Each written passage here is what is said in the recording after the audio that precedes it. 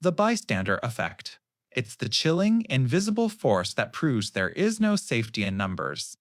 In fact, it's the exact opposite. The psychological rule is simple and deeply uncomfortable. The more people who witness an emergency, the less likely any single one of them is to help. It's a paradox that short circuits our sense of community. Imagine you see someone collapse on a quiet, empty street. Your impulse to help, to call for an ambulance, is immediate and powerful.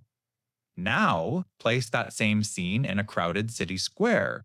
Suddenly, your brain performs a different calculation.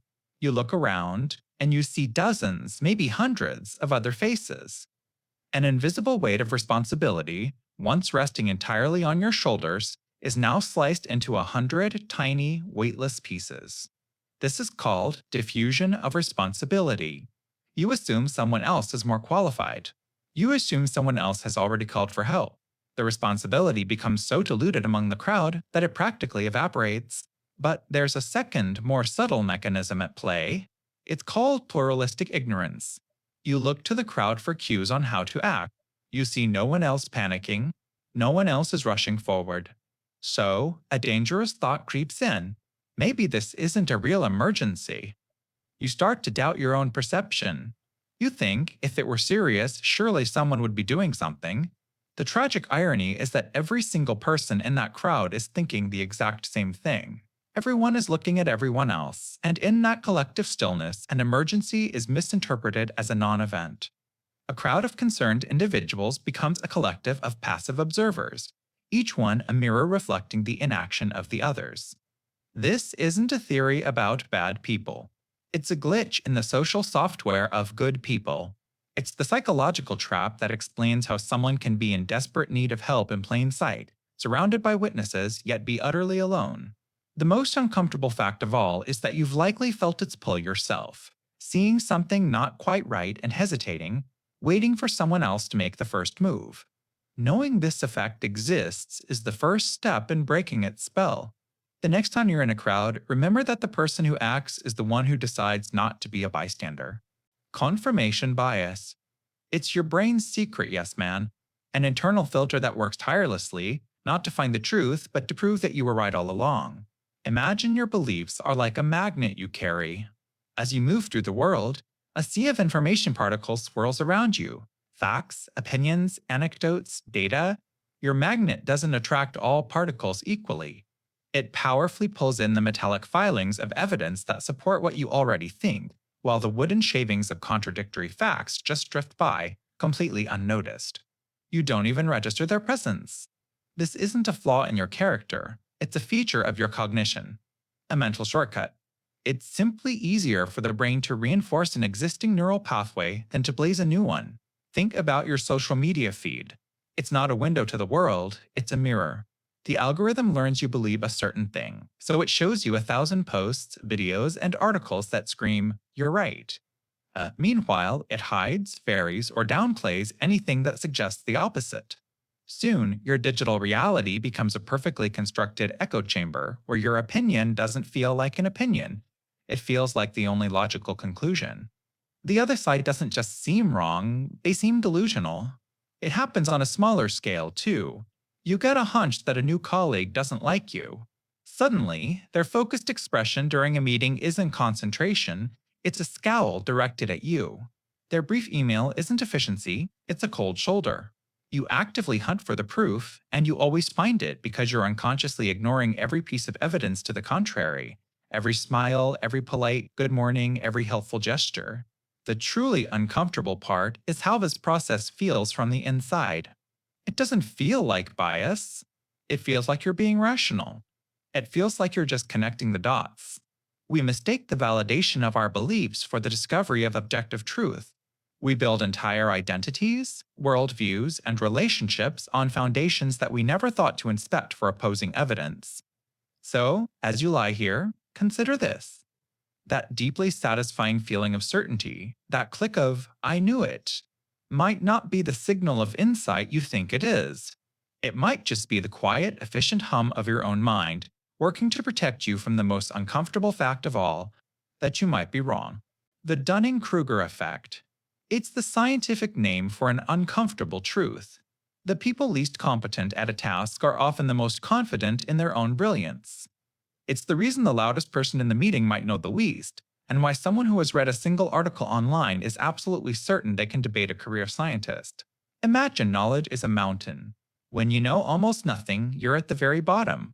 You learn one small thing, climb one tiny foothill, and you look up. From your limited perspective, you can't see the colossal snow-capped peaks hidden in the clouds of your own ignorance. You see only the small summit you've just conquered, and mistakenly believe you've reached the top. You are, as the saying goes, on top of Mount Stupid, blissfully unaware of the vast landscape you can't even perceive. The cruel irony is that the very skills required to be good at something are the same skills required to recognize your own incompetence. It creates a feedback loop of ignorance. It's like trying to proofread an essay for grammatical errors when you don't know the rules of grammar. You simply lack the tools to see your own mistakes. You don't just have the wrong answers. You're incapable of even recognizing what a right answer would look like. But there's a flip side to this coin, one that's just as unsettling. The truly competent, the experts who have failed the higher peaks, often do the opposite. They underestimate their own ability. From their vantage point, they can see the entire breathtaking mountain range. They are acutely aware of how much they still don't know. They see the endless peaks stretching into the horizon. And because the climb felt relatively straightforward to them, they incorrectly assume it must be that way for everyone. This can lead to a quiet humility, or even a crippling case of imposter syndrome. So, this is the paradox we live in. The moment you feel absolutely certain, the moment you believe you have it all figured out, is precisely the moment you should pause. True knowledge isn't the feeling of being right. It's the quiet, humbling realization of how much you have yet to learn. It's understanding that the wisest people in the room aren't the ones with all the answers, but the ones most comfortable saying, "I don't know." And that quiet uncertainty might be the most reliable sign of intelligence there is. Fundamental attribution error. It's the reason you assume the driver who cut you off is a self-centered jerk, but when you do the exact same thing, it's because you're desperately late for a vital appointment. It's a glitch in our social software, a cognitive shortcut that whispers a deeply biased story into our ear. When others mess up, it's because of their character. When we mess up, it's because of our situation. Think of your life as a movie for which you have the complete script. You know your character's backstory, every motivation, every external pressure pushing you into a scene. You know you snapped at your partner this morning because you were awake all night worrying about a bill. The context is rich and detailed. But when you look at anyone else, you're watching their movie on mute with no subtitles, and you've only walked in for a single 5-second scene. You see the cashier with a sour expression. You don't have their script, you don't know if they're grieving, in pain, or just found out their rent was doubled. Without that context, your brain takes the easy path. It doesn't invent a complex situational story. It just writes a character label, rude person, and here is the uncomfortable truth this reveals about society. This isn't just about traffic and checkout lines. This error operates at scale. It's the invisible architect of our harshest judgments. We see someone experiencing homelessness, and the shortcut is to attribute it to their character laziness, poor choices. We ignore the script filled with job loss, medical debt, mental health struggles, or just a string of devastatingly bad luck. We attribute their situation not to what has happened to them, but to who we assume they are kana. It allows us to create a world of simple heroes and villains, where we are the complex protagonist and others are just poorly written side characters. It's easier to blame a person's disposition than to grapple with the messy, unpredictable, and often unfair nature of circumstance. The fundamental attribution error isn't a sign that you are a bad person. It's a sign that you have a human brain, one that evolved to make quick, efficient judgments to survive. But we no longer live in a world that requires such brutal simplicity. The truly uncomfortable work, then, is to consciously fight this default setting. It's the discipline of pausing before judgment. It's the quiet, internal question: what part of their script am I not seeing? It's the choice to grant everyone the same complex, context-rich story that you grant yourself, even when it's difficult, even when you're tired, and especially when it makes you uncomfortable. The just world hypothesis. It's the quiet, comforting lie we tell ourselves to make it through the day. It's a deep-seated cognitive bias, a fundamental assumption that the world is a fair and orderly place where people get what they deserve and deserve what they get. Think of it like an invisible cosmic scoreboard. In this view, the universe is a meticulous bookkeeper. Good actions add points to your tally, and bad actions subtract them. Success, wealth, and happiness are seen as rewards for a high score. Suffering, poverty, and tragedy? Well, that's just the universe balancing the books for someone else's low score. This belief gives us a powerful illusion of control. If the world is just, then all you have to do is be a good person, and you can insulate yourself from disaster. You can believe that your hard work will inevitably lead to success, and that your moral character is a shield against misfortune. But here is the deeply uncomfortable part. This internal need for a predictable, fair world has a dark and insidious side effect: victim blaming. When we see something terrible happen to someone else, a victim of a crime, someone falling into poverty, or a person battling a sudden illness, our just world hypothesis kicks in to protect our own sense of safety. It's a mental reflex. Instead of confronting the terrifying randomness of the universe, that awful things can happen to good people for no reason at all, it's easier to find a flaw in the victim. We start looking for reasons. The assault victim was in the wrong neighborhood or dressed provocatively. The person who lost their job must have been lazy or not smart enough. The homeless man on the street must have made bad choices. We do this not necessarily out of malice, but out of a desperate subconscious need to reassure ourselves. We need to believe they did something to deserve their fate, because if they didn't, then it means the same random tragedy could strike us, no matter how carefully we live our lives. The just world hypothesis forces us to choose between two thoughts. Either the world is chaotic and unjust, or that person somehow deserved what happened to them. And for our own peace of mind, we too often choose the latter. It's a psychological defense mechanism that preserves our sense of order at the expense of our compassion. The truth is, the universe keeps no score. There is no grand equation that ensures fairness. And that might be the most uncomfortable fact of all: the placebo effect. It's the uncomfortable truth that a sugar pill, prescribed with conviction, can be as powerful as a real drug. Not just all in your head, it's a genuine biological event, a testament to the fact that your belief is a potent chemical agent. Imagine your brain as a pharmacy, fully stocked with its own powerful painkillers, mood elevators, and anti-nausea medication. When a doctor you trust gives you a pill, even a fake one, and tells you it will stop your pain, that act of belief, of sheer expectation, is the prescription slip. Your brain receives it and begins dispensing its own drugs, like endogenous opioids, flooding your system and genuinely reducing your pain. You feel better because, on a chemical level, you are better. Your mind has written a prescription that your body has filled. This is where the discomfort sets in. In rigorously controlled clinical trials, patients have undergone sham surgeries, where an incision is made but no actual procedure is performed, and a stunning number of them reported the same level of pain relief as those who got the real operation. Think about that. The idea of being fixed was enough to physically fix them. It makes you question everything. How much of any cure is the drug, and how much is the powerful ritual surrounding it? The white coat, the serious diagnosis, the simple act of swallowing a pill, it's all part of the spell. The placebo effect reveals the flimsy barrier between your mind and your body. It shows that your brain is a storyteller, and your body listens, obediently. This isn't a failure of science, it's a profound and slightly unnerving feature of our own biology. It means we are all profoundly suggestible, capable of healing ourselves through sheer expectation. But it also means we are deeply vulnerable to the stories we are told, and more importantly, the stories we tell ourselves. So, as you lie here, drifting off, consider the narrative your mind is weaving. What instructions are you giving your body right now in the quiet of this room? What prescriptions are you writing for yourself without even knowing it? The Ash conformity experiments. It's the invisible force that makes you nod along at a meeting when you disagree or laugh at a joke you didn't quite get. It's the deep primal fear of being the odd one out, given a laboratory setting. Here's the setup. Psychologist Solomon Ash invites you into a room with a handful of other people for a vision test. You're shown two cards. One has a single vertical line. The other has 3 lines of varying lengths. Your task is simple. State which of the 3 lines matches the original. It's incredibly easy. The answer is obvious. The first couple of rounds go smoothly. Everyone gives the correct answer. But then, on the third trial, something strange happens. The first person confidently calls out a blatantly wrong answer. You might smirk, thinking they made a mistake. But then the second person agrees with them, and a third, and the fourth.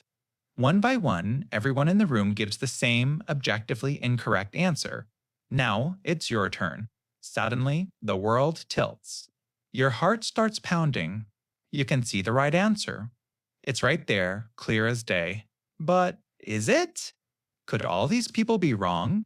Are you the one who's crazy? Pressure is immense, a physical weight in the room. You can feel their eyes on you. Do you trust what you see, or do you trust the group? This is the uncomfortable truth Ash uncovered. A staggering 75% of participants conformed to the wrong answer at least once. Overall, people sided with the group's incorrect majority about a third of the time. They weren't paid to lie. They weren't threatened. They simply buckled under the quiet, unspoken pressure of the group. The reasons are twofold. Some people experienced what's called informational influence. They genuinely began to doubt their own perception, believing the group must know something they didn't. Others knew the group was wrong but went along anyway to avoid the discomfort of standing out. That's normative influence.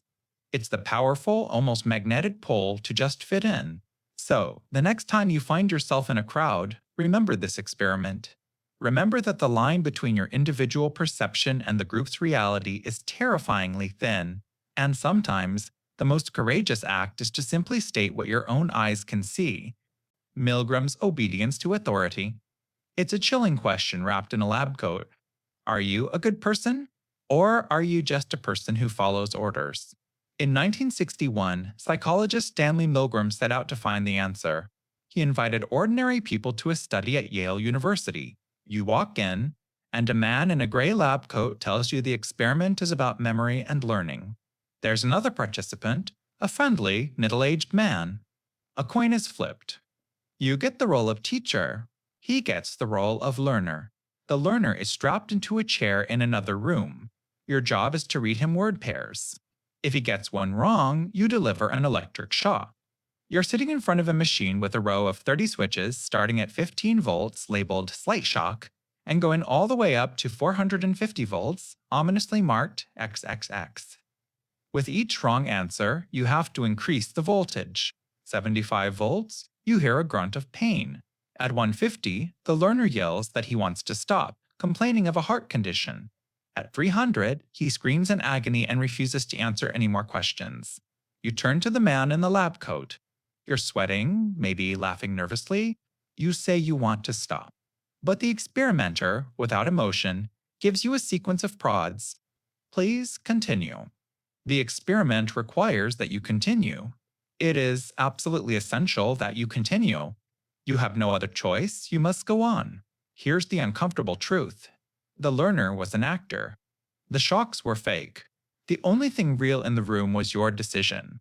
And the results? Nearly 2/3 of participants, 65% of ordinary people just like you, followed orders and administered the final, massive 450-volt shock. Milgram showed that the problem isn't evil people. The problem is the situation. It's like we have a switch in our brain. When a legitimate authority figure gives an order, we flip into an agentic state. We stop seeing ourselves as responsible for our actions. We become an instrument, a tool. Our only responsibility becomes doing the job we were assigned. The moral weight of the outcome? That belongs to the person in the lab coat. This experiment holds a dark mirror to society. It suggests that the veneer of civilization is terrifyingly thin, and that most of us, under the right kind of pressure from the right kind of authority, have a capacity for cruelty we don't dare imagine. The lab coat is just a symbol. It could be a uniform, a title, or a system. And the most uncomfortable question it leaves us with is this: who is wearing the lab coat in your life, and what are they telling you to do? The halo effect. It's the uncomfortable truth that your brain is a terrible judge of character, especially when someone is good-looking. This cognitive bias is a mental shortcut, a glitch in our social software. When we see one positive trait in a person like physical attractiveness, charisma, or a confident speaking voice, our mind automatically assumes they have other positive traits, like intelligence, kindness, and competence. We let one good quality cast a golden halo over our entire perception of them. Think of it like a single powerful spotlight on a dark stage. That one bright light, their great smile, their sharp suit is all you can see. It's so dazzling that it convinces you the rest of the stage, hidden in shadow, must be just as impressive. Your brain doesn't bother to check the dark corners for flaws or complexities, it just fills in the blanks with positive assumptions. It's a lazy but efficient way to make a quick judgment. And this happens everywhere. It's why taller political candidates tend to get more votes. We subconsciously associate height with leadership and authority. It's why in the workplace, the articulate and well dressed employee is often perceived as more capable than their quieter, less polished, but perhaps more brilliant colleague. Brands do this constantly. The sleek, minimalist design of a smartphone creates a halo of high tech innovation and reliability, whether it's true or not. You trust the product because it looks trustworthy? The truly unsettling part is the flip side, the horns effect. If your first impression of someone is negative, maybe they have a weak handshake or they're dressed sloppily, your brain casts a dark shadow over them. You're now primed to assume they are also lazy, unintelligent, and untrustworthy. That one negative detail becomes the lens through which you see everything else they do. The halo effect is an uncomfortable fact of our social lives because it proves how easily our judgment can be hijacked by the superficial. It means we constantly reward people for things that have no bearing on their actual ability or character. So the next time you feel an instant connection or an immediate dislike for someone, pause for a moment. Ask yourself, are you seeing the whole person? Or are you just being blinded by the light of a single, powerful halo? The Pareto principle. It's the uncomfortable truth that most of what you do doesn't really matter. Also known as the 80-20 rule, it's a quiet observation about the fundamental imbalance of the universe. It states that for many outcomes, roughly 80% of the consequences come from 20% of the causes. The idea first took root in a garden. In the late 19th century, an Italian economist named Vilfredo Pareto noticed something peculiar about his pea plants. He found that 80% of the healthy peas he harvested came from only 20% of his pea pods. A simple, trivial observation. But then he looked up from his garden and saw the same lopsided pattern everywhere. He discovered that 80% of the land in Italy was owned by just 20% of the population. The pattern held. And it holds for you too. Think about the carpet in your home. 80% of the wear and tear is likely on the 20% of its surface that forms your daily pathways. Open your closet. You probably wear 20% of your clothes 80% of the time. The rest just hang there, waiting. Look at your phone. You use a tiny fraction of your apps for the vast majority of your screen time. This isn't just about possessions. It's about your effort. It's the unsettling realization that 20% of your work tasks likely produce 80% of your valuable results. The other 80% of your time is spent on tasks of trivial importance, the busy work that feels productive but ultimately contributes very little. It's in our relationships, where a small handful of people provide the vast majority of our emotional support. It's in our economy, where a few companies dominate a market and a few customers generate most of the revenue. The 80-60 rule isn't a life hack, it's a law of nature. It's a mathematical fingerprint of inequality that appears in everything from the distribution of wealth to the cratering on the moon. It reveals a world that is not linear, where cause and effect are not evenly matched. It whispers that effort does not equal reward. Instead, the universe has a clear and ruthless bias for the vital few over the trivial many. The truly uncomfortable question it forces you to ask is this: what is the critical 20% in your own life?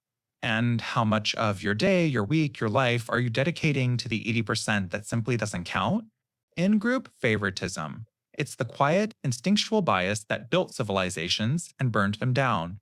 It's the simple, almost invisible tendency you have to favor people who are like you. And the most uncomfortable part? You don't even have to like your group. You just have to belong to it. Scientists discovered this in a fascinatingly bleak way. They brought people into a lab and divided them into two groups based on completely arbitrary criteria, like whether they preferred one abstract painting over another, or literally the flip of a coin. These people were strangers. The groups meant nothing. Yet, when given the chance to distribute rewards, people consistently gave more to members of their own, meaningless, freshly minted group. They didn't even know them. Think of your brain's social software. In-group favoritism is a default setting, a background process that's always running. It's not necessarily about hating the outgroup. That's a different, more vicious program. This is subtler. It's not about punishing the other team, it's about making sure your team gets the water bottles first. It's a cognitive shortcut that whispers, familiar is safe, different is risky. You've seen this play out 1,000 times. It's why a hiring manager might choose a candidate who went to the same college, describing them as a good culture fit. It's why you feel a flicker of connection with a stranger in a foreign country who shares your accent. It's a pull towards the familiar, a gravity that organizes our social worlds. This ancient survival instinct was incredibly useful when we were small tribes competing for scarce resources. Trusting your own was a matter of life and death. But today, that same ancient hardware is running in a globally connected world, and it creates silent, invisible barriers. It ensures that opportunities, trust, and benefits flow more easily along pre-existing lines, reinforcing the status quo. It's a glitch in our moral code, inherited from ancestors who needed it to survive. So, as you drift off, consider this. How many doors in your life were opened not by merit, but by a shared jersey you never even chose to wear? And how many doors remained quietly closed for someone else for the very same reason? The availability heuristic. It's a glitch in your perception, a mental shortcut that convinces you the world is far more dramatic and far more dangerous than it actually is. It's the reason you can be persuaded to fear the wrong things. Your brain isn't a perfect supercomputer, logically calculating probabilities. It's more like a lazy archivist. When you need to make a judgment, say, about how risky something is, it doesn't dig through every file to find the most accurate data. Instead, it just grabs the file on top of the pile, the one that's easiest to access, the most available, and what makes a memory available? Two things: recency and emotional intensity. Think of it like this. You hear a vivid, terrifying news report about a plane crash. For the next few weeks, the thought of flying feels incredibly dangerous. The memory is fresh, emotional, and therefore highly available. Your brain concludes that because the thought is easy to retrieve, the event itself must be common. Yet, you don't feel that same jolt of fear getting into your car, even though statistically it is orders of magnitude more dangerous. Car crashes are so common they've become background noise. They aren't emotionally vivid enough to stay on top of the pile. And here is the deeply uncomfortable part. Our entire modern information system is a machine built to exploit this glitch. The 24-hour news cycle, the endless scroll of social media, they don't show you a representative sample of reality. They show you the most shocking, violent, and unusual events precisely because those are the ones that capture your attention. They are serving your brain a constant diet of the most available information.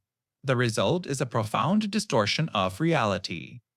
You begin to believe that crime is always rising, that political division is at an all-time high, and that catastrophe lurks around every corner. Your brain mistakes the availability of the story for the probability of the event. You build your model of the world not on data, but on anecdotes. So, as you try to quiet your mind, consider your own private map of fears. Are they based on a rational assessment of risk? Or are they simply echoes of the most recent, most frightening story you were told? The uncomfortable truth is that your intuition is a terrible statistician, constantly tricked by the illusion that what is easiest to remember is most likely to be true. The hedonic treadmill? It's the ghost in the machine of your happiness, the invisible reason why lasting satisfaction always seems just out of reach. Think of it like this. You're on a psychological treadmill. When you get that promotion, that new car, that perfect relationship, you get a jolt of euphoria. You start running faster, and for a moment, it feels incredible. You're moving forward, you're getting somewhere. But then, your baseline adapts. That new, faster speed quickly becomes your new normal, the new 0 point. And to feel that rush again, you have to find something else, something bigger, to make you run even faster. This is a very real phenomenon called hedonic adaptation. It's our built-in and frankly frustrating tendency to return to a relatively stable level of happiness, regardless of what happens to us. That dream vacation? It provides a temporary spike, but the data shows that a few months later, your self reported happiness is right back where it started. The new salary that felt like a fortune is now just the baseline you use to pay your bills. The excitement has been absorbed into the ordinary. Your expectations have risen to meet your new reality, and in doing so, have erased the gain.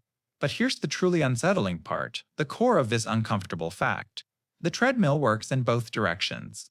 Studies on major life events show something astonishing. People who win the lottery and people who suffer a life-changing accident, after about a year, both report happiness levels surprisingly close to where they were before the event. Our resilience is a double-edged sword. It protects us from being permanently crushed by tragedy, but it also prevents us from being permanently elevated by triumph. The very mechanism that saves us from despair also robs our greatest victories of their permanence. Why are we built this way? From an evolutionary perspective, a creature that was easily and permanently satisfied wouldn't have survived. Our ancestors needed to be perpetually motivated to find more food, build a better shelter, always strive. Our brains aren't wired for a state of arrival. They're wired for the state of pursuit. The modern world has simply weaponized this ancient impulse, selling us an endless stream of things that promise a finish line that doesn't exist. It's a system built on a psychological glitch. The uncomfortable truth is that you are running a race where the endpoint is an illusion, constantly moved just beyond your grasp. You're not meant to arrive. You're just meant to keep running. Diffusion of responsibility. It's the invisible mathematical force that dictates that the more people who witness an emergency, the less likely it is that any single one of them will help. It's a chilling paradox of social psychology. Your personal sense of responsibility isn't a fixed thing. Instead, it's like a finite resource that gets divided among the number of people present. If you're the only bystander, you hold 100% of the pressure to act. With 2 people, it drops to 50%. With 100 people watching something unfold, your individual share of the moral duty is a mere 1%. Imagine you're holding a single heavy stone. You feel its weight, its texture, its demand to be either held or put down. Now imagine that stone is shattered into 100 tiny pebbles, and one is placed in your palm. It's almost weightless. You might forget it's even there.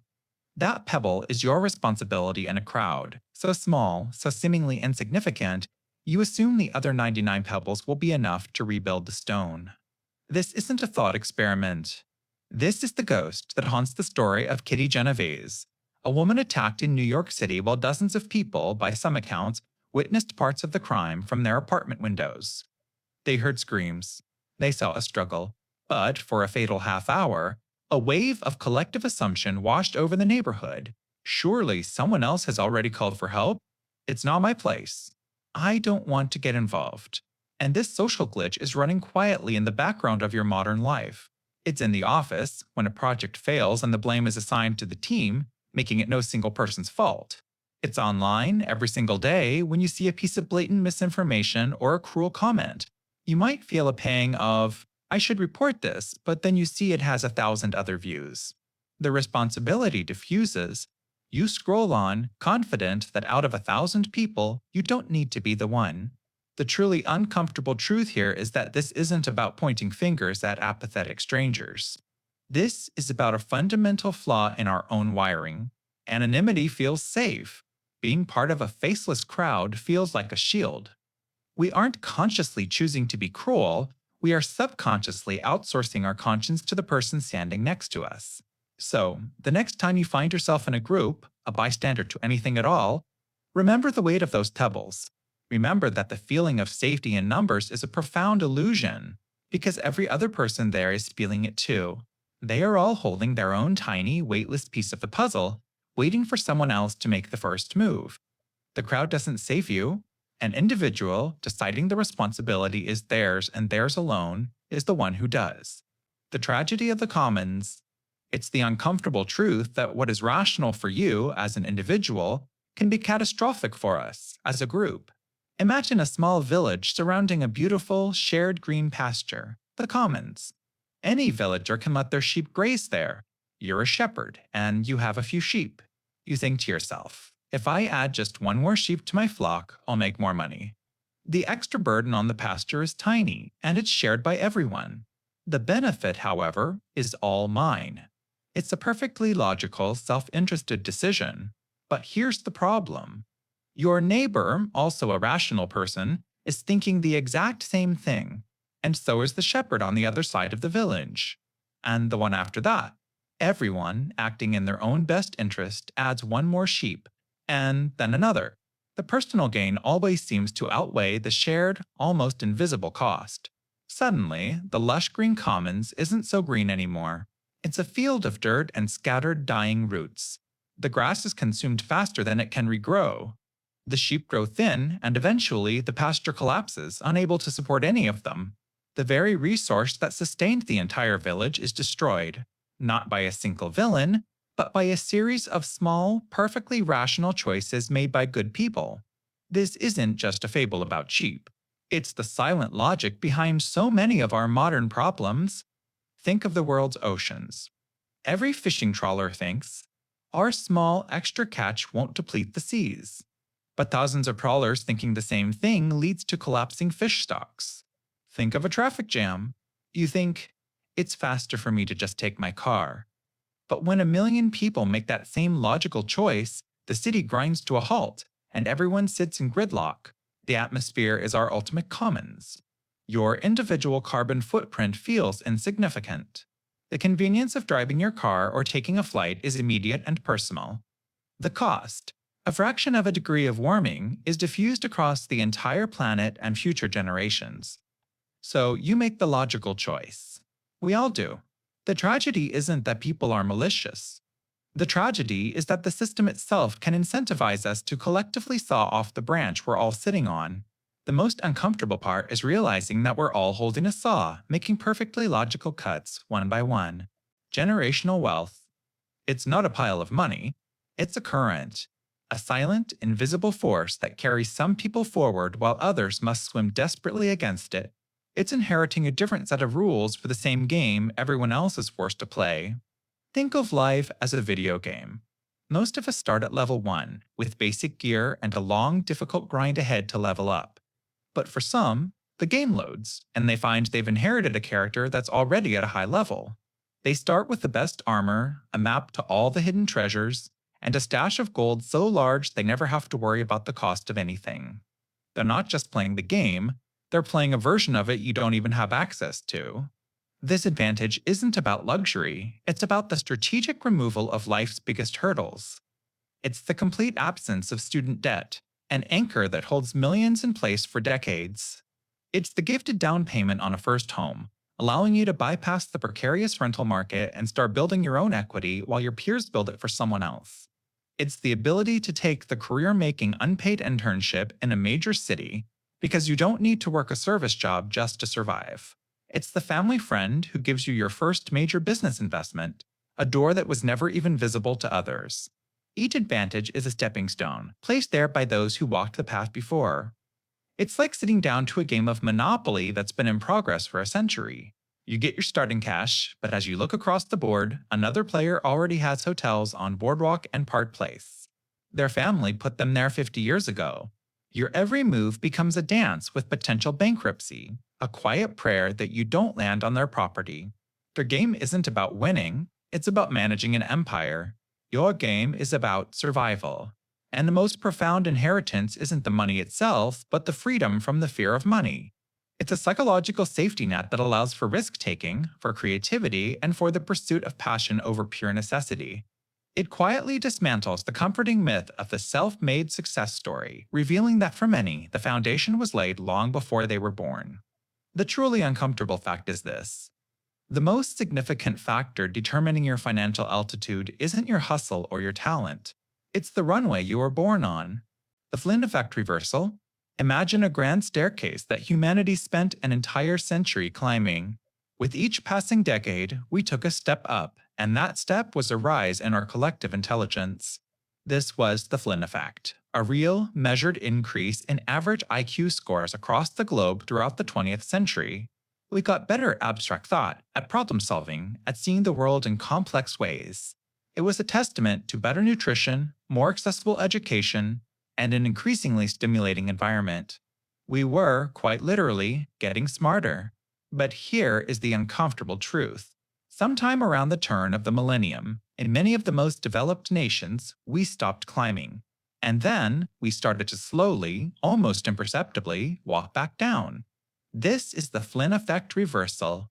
The cognitive tide that lifted so many boats for so long is now pulling away from the shore. The very countries that led the climb are now leading the decline, with average IQ scores dropping by a few points each decade. It's not a dramatic, overnight collapse. It's a quiet, creeping regression. A slow leak in our collective intellectual horsepower. So, what's happening? The theories are as complex as the problem. Some researchers point to our changing environment. Think of your mind like a muscle. The 20th century was a new kind of gym. The rise of scientific thinking and complex work forced us to build up our abstract reasoning muscles. But today's gym is different. Perhaps the shift from deep, focused reading to rapid, fragmented scrolling is letting those muscles atrophy. We're training for mental sprints, not marathons of thought. Our ability to sustain focus and engage in deep, critical analysis may be weakening. It's like we spent 100 years perfecting a powerful operating system for the human brain, one capable of incredible feats of logic and reason. But the latest societal update seems to have introduced a bug. The world isn't getting any simpler. Our problems, from climate change to political polarization, are getting more complex. And the deeply uncomfortable question this reversal forces you to confront is, are we, the people who must solve these problems, becoming fundamentally less equipped to do so? Planned obsolescence. It's the secret death date whispered into your devices the moment they're born. It's the reason the smartphone in your hand, a marvel of engineering, will feel frustratingly slow in 2 years, and why your printer suddenly refuses to work, claiming its ink cartridge is empty when you know it isn't. This isn't a bug, it's a feature. It's the business strategy of designing a product with an artificially limited useful life so it will become obsolete, unfashionable, or no longer functional after a certain period. You're not just buying a product, you're buying a temporary subscription to its use. Think of it like a story from a spy novel, except it's real. Back in the 1920s, the world's leading light bulb manufacturers formed a secret cartel. Their goal? To engineer light bulbs that would burn out faster. Before this, bulbs were being made to last for thousands of hours. One in a fire station in California has been burning for over a century. But that was bad for business. So, they secretly agreed to limit the lifespan of their bulbs to just 1,000 hours, ensuring you'd have to keep coming back for more. They created a problem so they could sell you the solution over and over again. This strategy has evolved into a dark art. Sometimes it's physical, a non-replaceable battery that will inevitably die, or a crucial plastic gear that's designed to wear out right after the warranty expires. Other times, it's about making repairs impossible. Companies use proprietary screws, glue components together, and refuse to sell spare parts, forcing you to buy a whole new device when a single tiny part fails. It's a fortress designed to keep you out of the very thing you own. But the most powerful form is psychological. It's the perceived obsolescence that convinces you that your perfectly functional phone is a dinosaur because a new one just launched with a slightly better camera and a new color. Through relentless marketing, we are taught to be dissatisfied with what we have. We are conditioned to crave the new, not because we need it, but because we're told the old is inadequate. And here's the uncomfortable part to drift off to. This cycle isn't just emptying your wallet, it's filling our landfills. We are drowning in a sea of electronic waste, discarded gadgets, phones, and computers that were deliberately designed to be thrown away. It's a conveyor belt from the factory, to your home, to the junkyard, all running on a carefully engineered schedule. You're not just a consumer, you're a managed part of a cycle, designed to keep the gears of consumption turning, whether you like it or not. The paradox of choice. It's the reason you can scroll through 1,000 movies and end up watching nothing, feeling vaguely exhausted. It's the modern anxiety that suggests the freedom you treasure is actually a cage of your own making. The theory is simple, but its consequences are profound. More options don't lead to more happiness. They lead to paralysis. Think about it. When your grandparents bought a phone, they had maybe 2 choices. You have hundreds, each with different cameras, processors, and screen resolutions. So you research for weeks, drowning in reviews, terrified of making the wrong decision. This is analysis paralysis. The sheer volume of choice freezes you, making the simple act of choosing a monumental task. But the discomfort goes deeper. With every choice you make, you're haunted by the ghosts of the choices you didn't. This is called opportunity cost. When you finally pick that phone, your brain doesn't celebrate the features you got, it mourns the features you gave up. The slightly better battery life of another model, the superior camera on a third. Furthermore, with so many options, your expectations skyrocket. You don't just want a good-to-call phone, you expect a perfect phone. And when it inevitably falls short because perfection doesn't exist, the disappointment is crushing. It's not the phone's fault. It's the fault of the illusion that a perfect choice was even possible. And here is the truly uncomfortable fact. This isn't just about phones or Netflix. It's about your career, your relationships, your life. We live in a world that tells us we can be anything, go anywhere, love anyone. This infinite menu of lives creates an unbearable pressure to choose the single, optimal path. And when your life is merely good, not the flawless highlight reel you feel you should have engineered, you blame yourself. You had all the options after all. The paradox of choice is the quiet, creeping suspicion that, in a world of endless possibilities, your own life is a story of missed opportunities.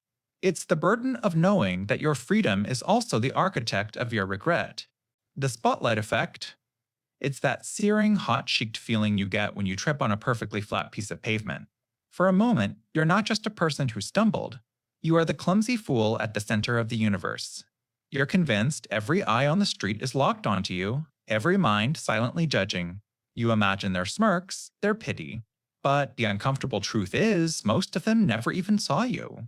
This is the spotlight effect, our profound tendency to overestimate how much other people notice our appearance or behavior.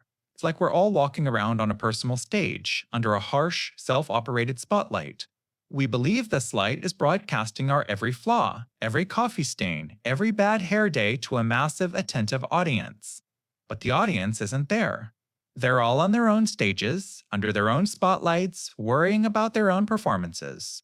It's not narcissism, it's a fundamental glitch in our perspective. Your entire world is experienced from a single point of view, yours. You are the protagonist of your own story, so you naturally assume you're at least a supporting character in everyone else's. A classic psychology experiment proved just how wrong we are. Researchers had a student walk into a classroom full of their peers while wearing what they deemed an embarrassing t-shirt, one with a giant picture of Barry Manilow on it. Afterward, they asked the student to estimate how many people noticed the shirt. The student guessed around 50%. The actual number? Less than 25. The spotlight they felt was twice as bright as reality. This is happening to you constantly. That time you fumbled your words in a meeting? The weird jacket you wore to a party? The awkward wave you gave to a stranger? The social fallout you braced yourself for was almost entirely a phantom. It never materialized because the people you thought were judging you were too busy worrying about the weird thing they just said or the stain on their own shirt. So here is the uncomfortable and perhaps liberating fact. You are far more invisible than you think. The spotlight you feel isn't real. It's a projection powered by your own self-consciousness. For the most part, we walk through the world in the comfortable, quiet dark, blissfully and completely unnoticed. Manufactured demand. It's the art of selling you a key for a lock that was never there. It's the practice of making you feel a hunger for something you never knew you were missing.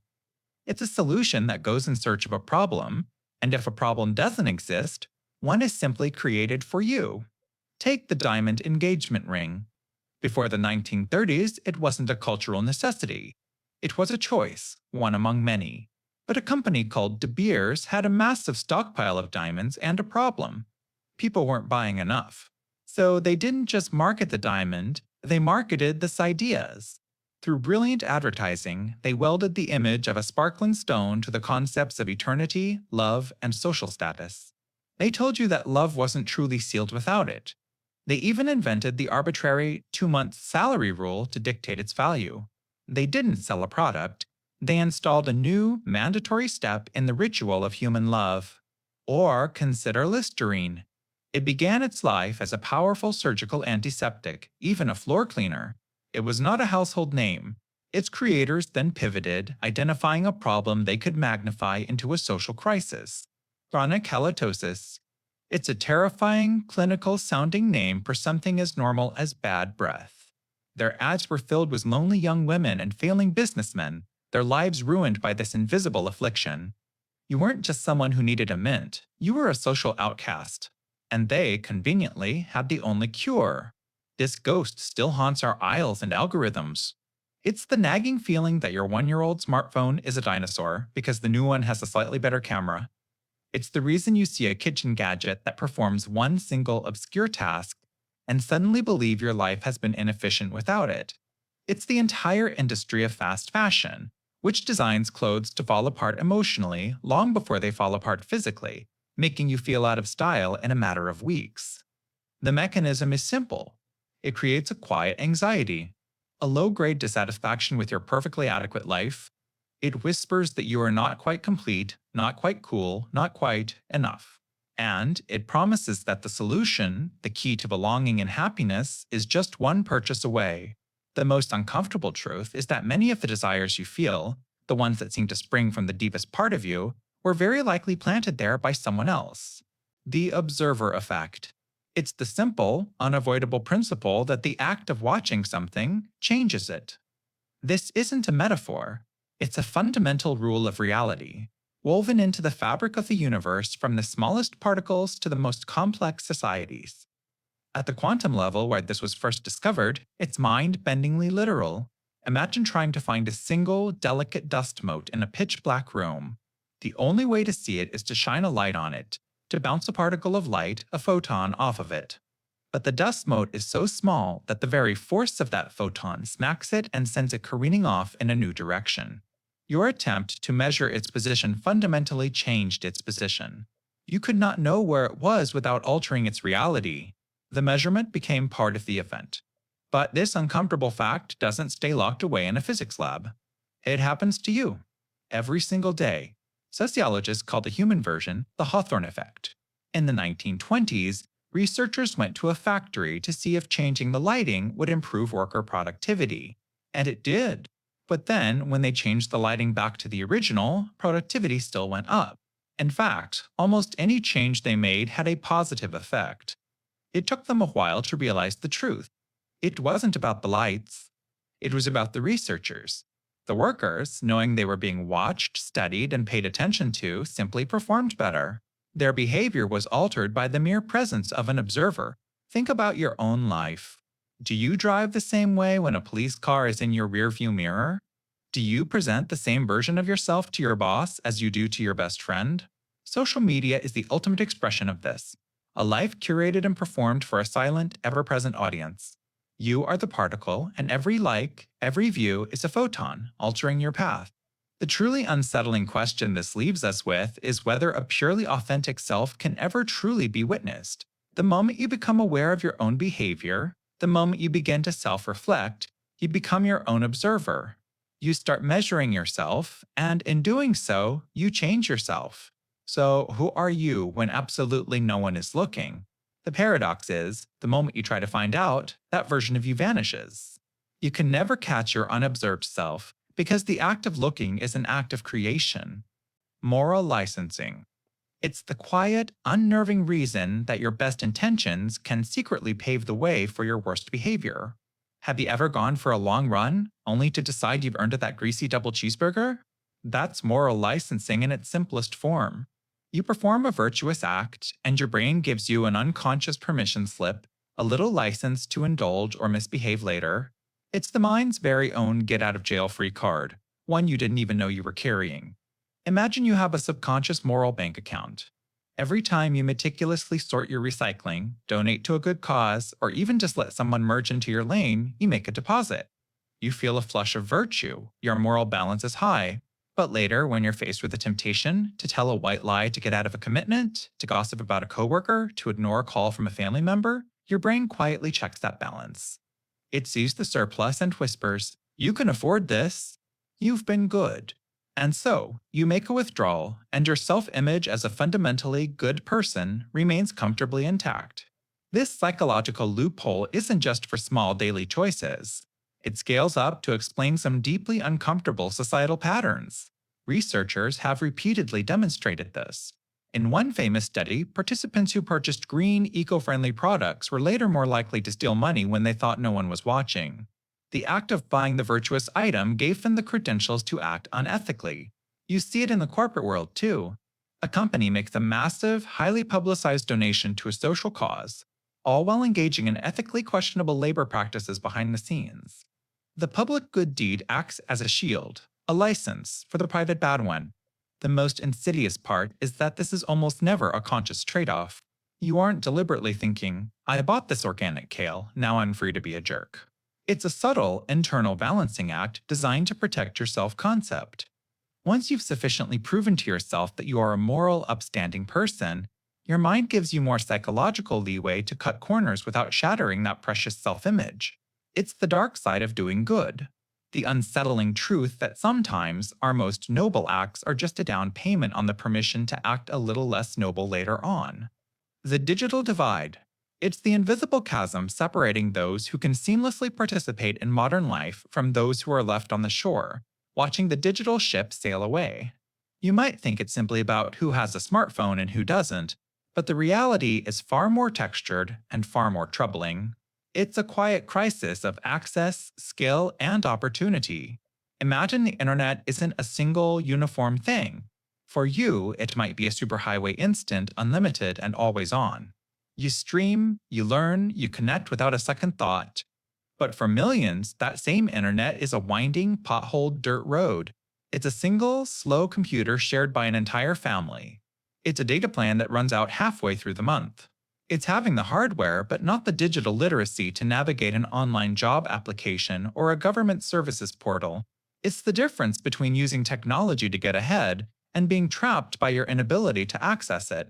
This divide creates a devastating feedback loop. A student without reliable home internet falls behind in school, unable to complete online homework. They have to sit in a library or a fast food parking lot just to keep up. A senior citizen misses a crucial telehealth appointment because they can't figure out the video conferencing software. A skilled worker is locked out of the job market because they can't afford the broadband connection required to even search for openings. It's like society has rebuilt its front door with a digital lock, but has neglected to give everyone a key. We've made participation in the economy, in education, and even in democracy contingent on a resource that is far from universal. And this isn't a problem that's simply fading away with time. As technology accelerates, the goalposts keep moving. While one part of the world discusses the ethics of AI and the metaverse, another is still fighting for a basic, stable connection. The chasm doesn't shrink, it widens. The uncomfortable fact is that the digital world, promised as the great equalizer, has become one of society's most effective and insidious tools for reinforcing old inequalities. It's an invisible wall that determines who gets a chance to build a future and who is left behind in a world that no longer waits for them. The Semmelweis reflex. It's the story of how a man saved countless mothers with a simple bucket of chlorinated water, and in return, the world's greatest minds had him committed to an asylum where he was beaten to death. In the 1840s, a prestigious Vienna hospital had a dark secret. In its first maternity clinic, staffed by the finest doctors and medical students, new mothers were dying at an astronomical rate from something called childbed fever. But right next door, in the second clinic run by midwives, the death rate was a fraction of the first. A young Hungarian doctor named Ignaz Semmelweis became obsessed with this deadly mystery. He watched everything, and he noticed one chilling difference. The doctors in the first clinic would often come directly from performing autopsies in the morgue to delivering babies. Semmelweis hypothesized that invisible cadaverous particles were being transferred from the dead to the living. His solution was radical in its simplicity. He mandated that all doctors disinfect their hands in a chlorine solution before entering the maternity ward. The results were immediate and miraculous. The death rate plummeted by over 90%. He had found the cure. He had saved lives.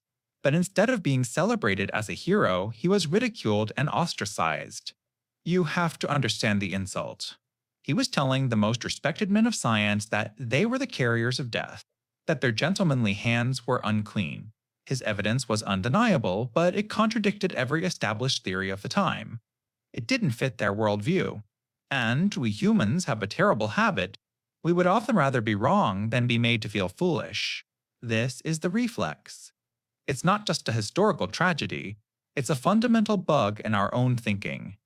It's that deep, gut level rejection of new information that conflicts with our cherished beliefs. It's like someone presenting you with irrefutable proof that a core part of your diet, your politics, or your career is fundamentally flawed. Your first instinct isn't gratitude, it's defensive. It's anger. Because accepting the new truth requires the painful admission that your old reality was built on a mistake. The medical establishment drove Semmelweis out. His life-saving hand-washing practice was abandoned.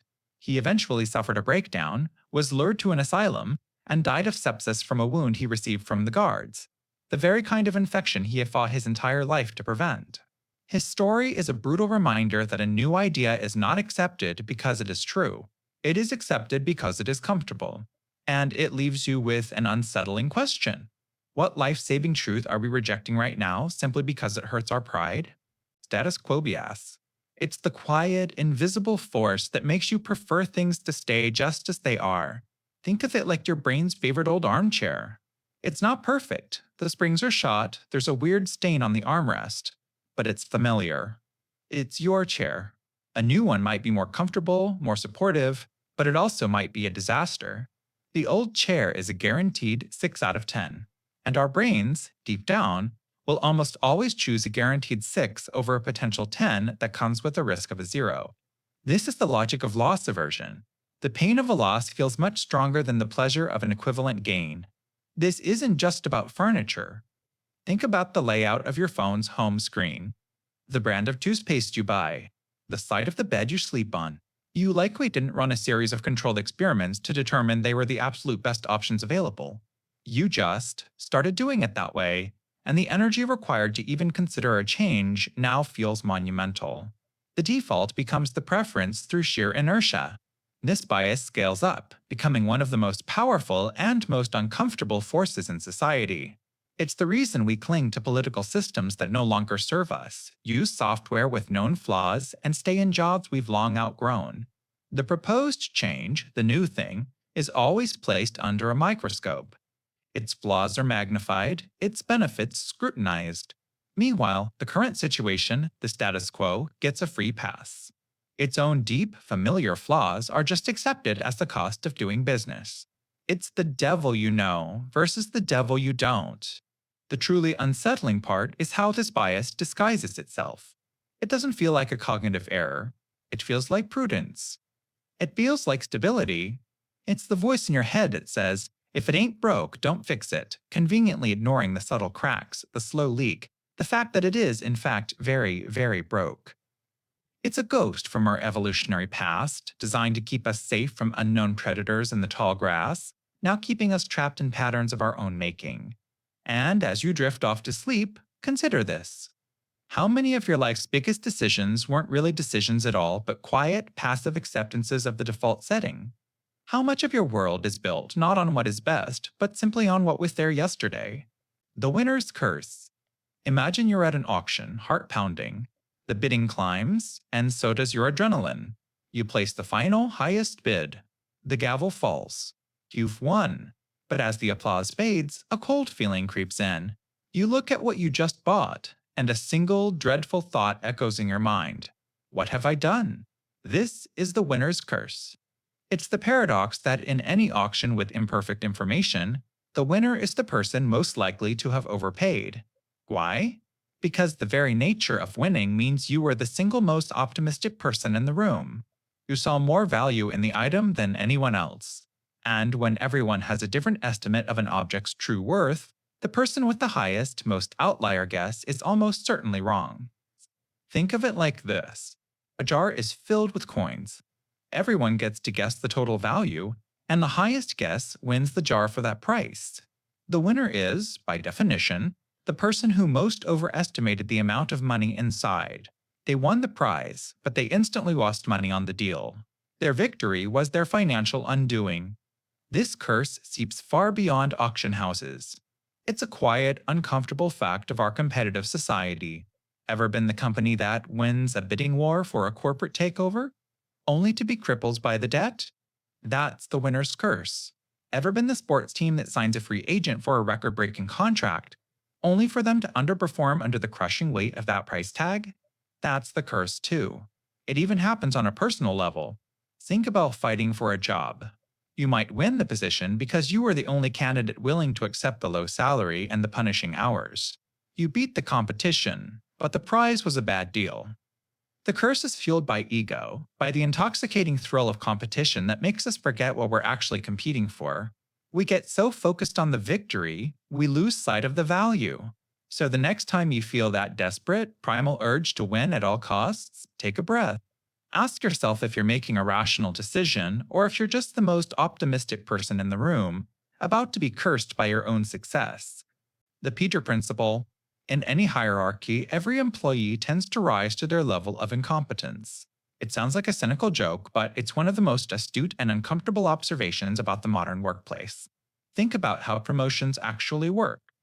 You do your job well, you exceed expectations, and you are rewarded. That reward is a promotion to the next level. If you succeed at that new job, the cycle repeats. You keep climbing, rung by rung. But the climb only stops when you finally land in a position that you can't do well, a job where your unique skills no longer apply. And there you stay. You have arrived at your final destination, your personal level of incompetence. The classic example is the brilliant salesperson. They can sell anything to anyone. They know the product, they know the people. They smash every target. So the company promotes them to sales manager. But the skills of a manager mentoring, strategic planning, budgeting, handling interpersonal conflicts have almost nothing to do with the skills of a salesperson. Suddenly, the company's star player is a floundering, miserable manager. In one move, the organization has lost its best salesperson and gained a terrible manager. It's like being an expert at a video game. You master every level, so they promote you to a game from a completely different genre. You were a master of a first-person shooter, and now you're playing a complex city-building simulator. Your old high score is meaningless. The truly unsettling part isn't about individual failure. The Peter Principle reveals a fundamental flaw in the system itself. We promote people based on their performance in their previous job, not on their aptitude for the next one. It's a reward system, not a talent scouting system. And the logical endpoint of this is that, over time, most management and leadership positions in a mature company will be filled by people who are not good at their jobs. So when you look up the chain of command and wonder how certain people ever got there, the Peter Principle offers a chillingly simple answer. They were good at something else. They were promoted one too many times, and they are now permanently stuck, operating at the very peak of their inability. The most uncomfortable fact of all? That same ladder is waiting for you. Normalcy bias. It's the voice in your head that whispers, everything is fine, even when the evidence is screaming that it isn't. It's a dangerous mental blind spot, our profound inability to accept that a disaster is currently happening simply because it never has before. Imagine you're in a tall building and the fire alarm starts blaring. What's your first honest thought? Is it a rush of adrenaline as you sprint for the stairs? Or is it an annoyed sigh and the assumption that someone just burned their lunch again?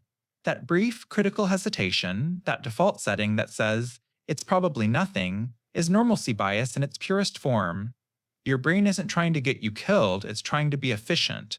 To prevent you from living in a constant state of paralyzing anxiety, it creates a baseline for reality. The sun rises, the floor is solid, the alarm is always a drill. This cognitive shortcut works perfectly 99 or 9% of the time. The problem is that last fraction of a percent. This mental feature becomes a fatal flaw the moment the rules of reality actually change. This isn't a new phenomenon. It's why the citizens of Pompeii likely watched Vesuvius spew ash for days, going about their business because the mountain had always been quiet before. It's why many passengers on the Titanic initially reacted to hitting an iceberg with curiosity, not terror. Their worldview had no room for an unsinkable ship sinking, so their minds rejected the possibility, treating a catastrophe like a minor inconvenience. This bias is the quiet engine behind our collective inaction on so many slow-motion disasters. A slightly warmer year doesn't feel like a climate emergency, it just feels like a nice spring. A shaky economy doesn't feel like an impending crash, it just feels like a rough patch. We are psychologically hardwired to believe that the future will look very much like the recent past. The truly uncomfortable fact is that your brain's instinct for comfort is your greatest vulnerability in a crisis. It ensures that for most people, the moment things truly fall apart won't feel like a dramatic scene from a movie. It'll just feel like a slightly unusual Tuesday, right up until it's too late. So, as you lie there tonight, consider the steady, predictable rhythm of your own life. How certain are you that it will be the same tomorrow? And what would it take for you to believe it when it's not? Benford's law in fraud. It's a strange mathematical observation that, in most naturally occurring sets of numbers, the number 1 will appear as the leading digit about 30% of the time, while the number 9s will appear less than 5% of the time. This might sound like a useless piece of trivia, but it's one of the most powerful lie detectors ever discovered. And the uncomfortable truth behind it is that our brains are fundamentally bad at faking reality. Think of it like this. Imagine a lily pad in a pond that doubles in size every day. To go from 1 square meter to 2, it has to grow by 100%. It spends an entire day with its area starting with the digit 1. But to go from 8 square meters to 9, it only needs to grow by 12, 5%. It zips through the 8s much faster. This pattern of logarithmic growth is woven into the fabric of our world. River links, street addresses, stock prices, the numbers on your electricity bill, they all have to pass through 100 before they can get to 200. They linger in the low numbers. Now, here's where the deception comes in. When a person decides to invent data faking an entire company's financial records, creating phony invoices, or even manipulating election results, they don't think logarithmically. They think randomly. If you were asked to make up a list of expenses, you'd probably try to spread the first digits out evenly. You'd sprinkle in some 7s, 8s, and 9s because you believe that's what a natural or unpatterned set of numbers looks like. You're trying to create your idea of chaos. But nature already has a pattern for its chaos, and your fake version doesn't match. Forensic accountants and data scientists use this as a secret weapon. They run a company's ledger through a Benford's law analysis. If the numbers are organic, they'll see that familiar steep curve dropping from 1 down to 9. But if the numbers are fraudulent, the curve will be suspiciously flat. They'll see far too many 6s, 7s, and 8s. They'll spot the ghost of a human hand trying, and failing, to imitate the universe's natural rhythm. It's a quiet, mathematical whisper that exposes a very loud lie. It reveals that even when we think we're being clever, our minds are hardwired with a flawed intuition for randomness. We leave behind a numerical fingerprint of our own deception, an invisible signature written in the very numbers we invented to hide the truth. The data itself becomes the star witness against us. The Cobra effect. It's the name for when your brilliant solution to a problem makes that problem catastrophically worse. Imagine you're a government official in colonial Delhi. The city is overrun with venomous cobras. It's a genuine public health crisis. So, you come up with a simple, elegant plan. Offer a cash bounty for every dead cobra. For a while, it works beautifully. The cobra population plummets. You're a hero. But then, you start noticing something strange. People are turning in more cobras than ever before. That's when you discover the uncomfortable truth. Enterprising locals have stopped hunting cobras. Instead, they've started farming them. They are literally breeding venomous snakes in their backyards just to kill them and collect the reward. You've inadvertently created a cottage industry for the very thing you wanted to eliminate. Horrified by this perverse incentive, you do the logical thing. You cancel the bounty program. The problem is solved, right? Gong. Now, all those cobra farmers are left with thousands of worthless and very dangerous snakes. So what do? They set them free. The final result of your brilliant plan is a city with far more wild cobras than when you first started. This isn't just a quirky historical anecdote, it's a blueprint for failure that we follow over and over again. It's like trying to put out a grease fire with water. Your good intentions create an explosion. You see it in business, when a company incentivizes salespeople to hit a high volume of sales, only to find they've signed up thousands of unprofitable customers who cancel their service in a month. You see it in well-meaning policies that accidentally create loopholes for the wealthy to pay less tax, increasing the burden on everyone else. The truly uncomfortable fact here isn't about snakes, it's about us. It's a stark reminder that we are often terrible at predicting the consequences of our own actions. We apply simple solutions to complex systems, forgetting that the most powerful variable is human ingenuity, especially when there's a reward on the line. We think we're fixing a leak, but we're actually building a pressure cooker. The Cobra effect reveals a fundamental mismatch between our intentions and reality, a glitch in our problem solving that ensures we are often the architects of our own disasters. Every time you try to control a system, you risk creating a new, unseen monster. And that's a thought to keep you company in the dark. Phantom vibration syndrome. It's the ghost in your pocket. The digital poltergeist that haunts your thigh. You know the feeling intimately. A distinct, buzzing vibration. You instinctively reach for your phone, your thumb already swiping upwards in your mind. But the screen is dark. No calls. No texts.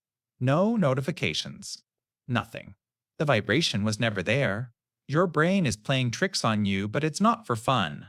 This is a neurological false alarm, a modern symptom of a brain rewired.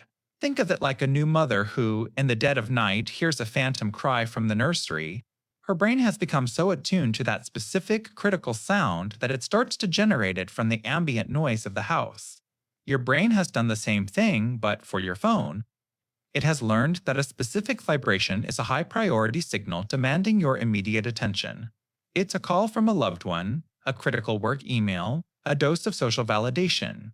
So, your brain goes on high alert. It starts actively searching for that signal, sifting through the noise of your daily life, the rustle of your clothes, the subtle contraction of a muscle. And it occasionally gets a false positive. It misinterprets a random, meaningless sensation as that all-important buzz. This isn't just a quirky glitch, it's a physical manifestation of our digital anxiety. It's Pavlov's dog, but for dopamine. We've been so conditioned to associate the buzz with a reward, a connection, a scrap of information, that our nervous system now anticipates it, even invents it. You are not alone in this. Far from it. Some studies suggest up to 90% of us have felt this digital ghost. It's an uncomfortable testament to how deeply our technology has integrated with our biology. Our bodies are now primed for digital input with the same urgency they once reserved for a predator in the grass. So the next time you feel that phantom buzz, take a moment. It's not your phone calling you. It's a tiny, silent message from your own nervous system, telling you just how connected you really are, right down to the bone. The Baader-Meinhof phenomenon. It's that eerie glitch in your reality. You learn a new word, a new concept, or hear about an obscure old film for the very first time. And then, within hours, you see it again. And again. It feels like the universe is suddenly conspiring to show you this one specific thing, as if it just popped into existence the moment you became aware of it. But it didn't. This isn't a cosmic prank. It's a quirk in your own wiring.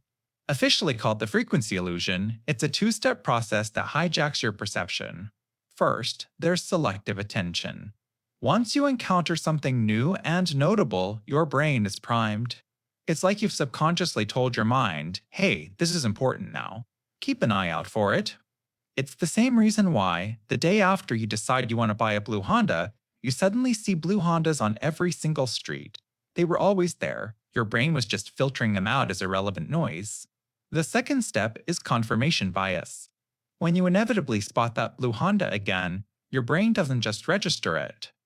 It celebrates. It says, see, I knew it. They're everywhere. This reinforces the initial belief, creating a powerful feedback loop. Each new sighting feels like profound evidence, when it's really just your brain confirming a pattern it decided to look for. The world hasn't changed at all. Your filter has. The name itself has a dark, random origin. A reader of a Minnesota newspaper wrote in after hearing about the West German terrorist group, the Baader-Meinhof gang, and then immediately encountering their name again in a completely unrelated context.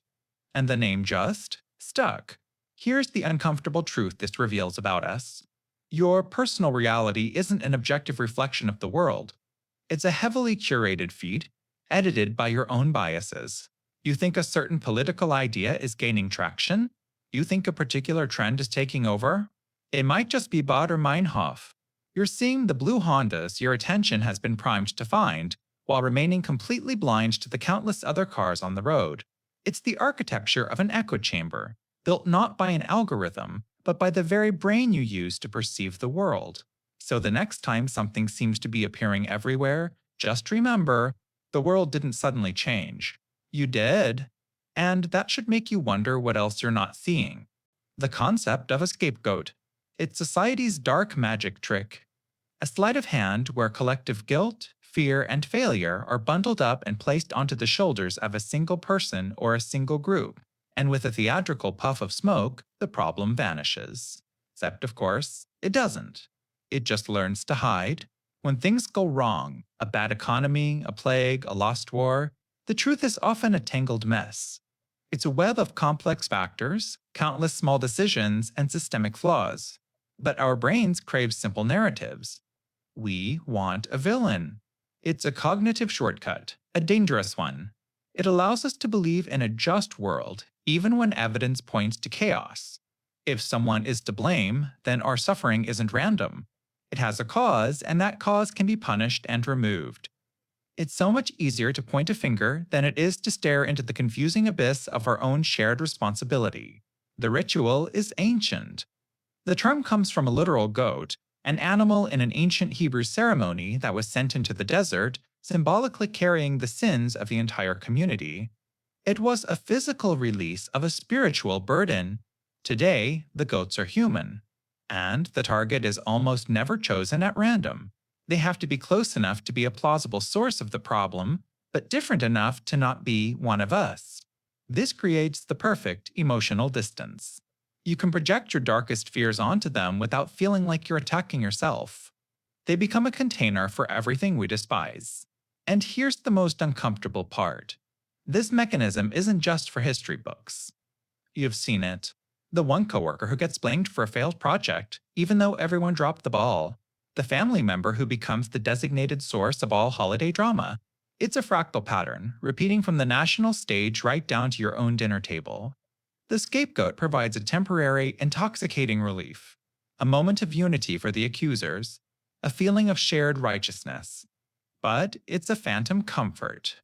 By outsourcing our problems, we never have to actually fix them. We just get better at finding new goats. So as you drift off, consider this. The scapegoat isn't just a victim of hatred. They are a casualty of our desperate need for a simple story in a complicated world. The real monster isn't the person we blame. It's the shadow in all of us that prefers an easy lie to a difficult truth. A shadow that, when faced with chaos, is always hungry for a name to call its own. The Fermi paradox? It's the simple, terrifying question asked over a lunch meeting in 1950. Where is everybody? Here's the math, and it's what keeps astronomers up at night. Our galaxy, the Milky Way, contains up to 400 billion stars. And there are perhaps 2 trillion galaxies in the observable universe. Even if a tiny fraction of those stars have Earth-like planets, and an even tinier fraction of those develop life, and a microscopic fraction of that life becomes intelligent, the numbers still scream that the cosmos should be absolutely teeming with civilizations. Billions of them, many of which should be millions of years older and more advanced than we are. Our galaxy should be a bustling metropolis of star-spanning empires, a cosmic freeway of signals and ships. But when you point your telescopes to the sky, you get nothing. Just silence. A profound, unbroken, eerie silence. That's the paradox. The high probability of alien life versus the total lack of evidence for it. So, where are they? This is where the uncomfortable part begins. One idea is the Great Filter, a theory that some evolutionary or technological barrier is so difficult to overcome that almost no species ever does. The terrifying question is, where is that filter? Is it behind us?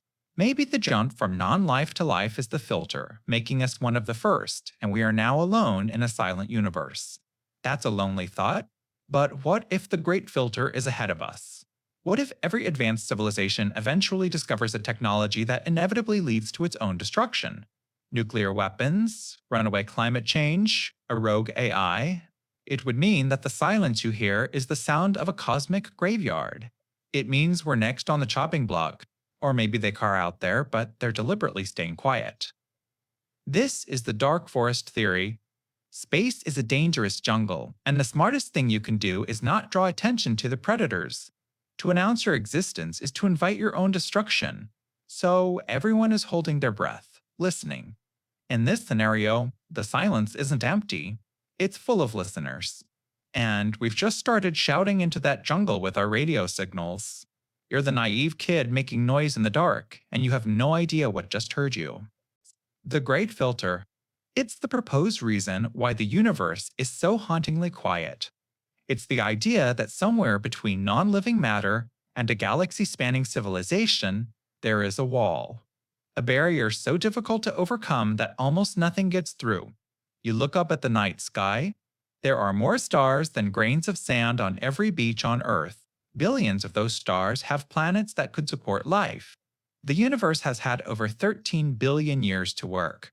So, where is everybody? This chilling silence is called the Fermi paradox, and the Great Filter is its most unsettling potential answer.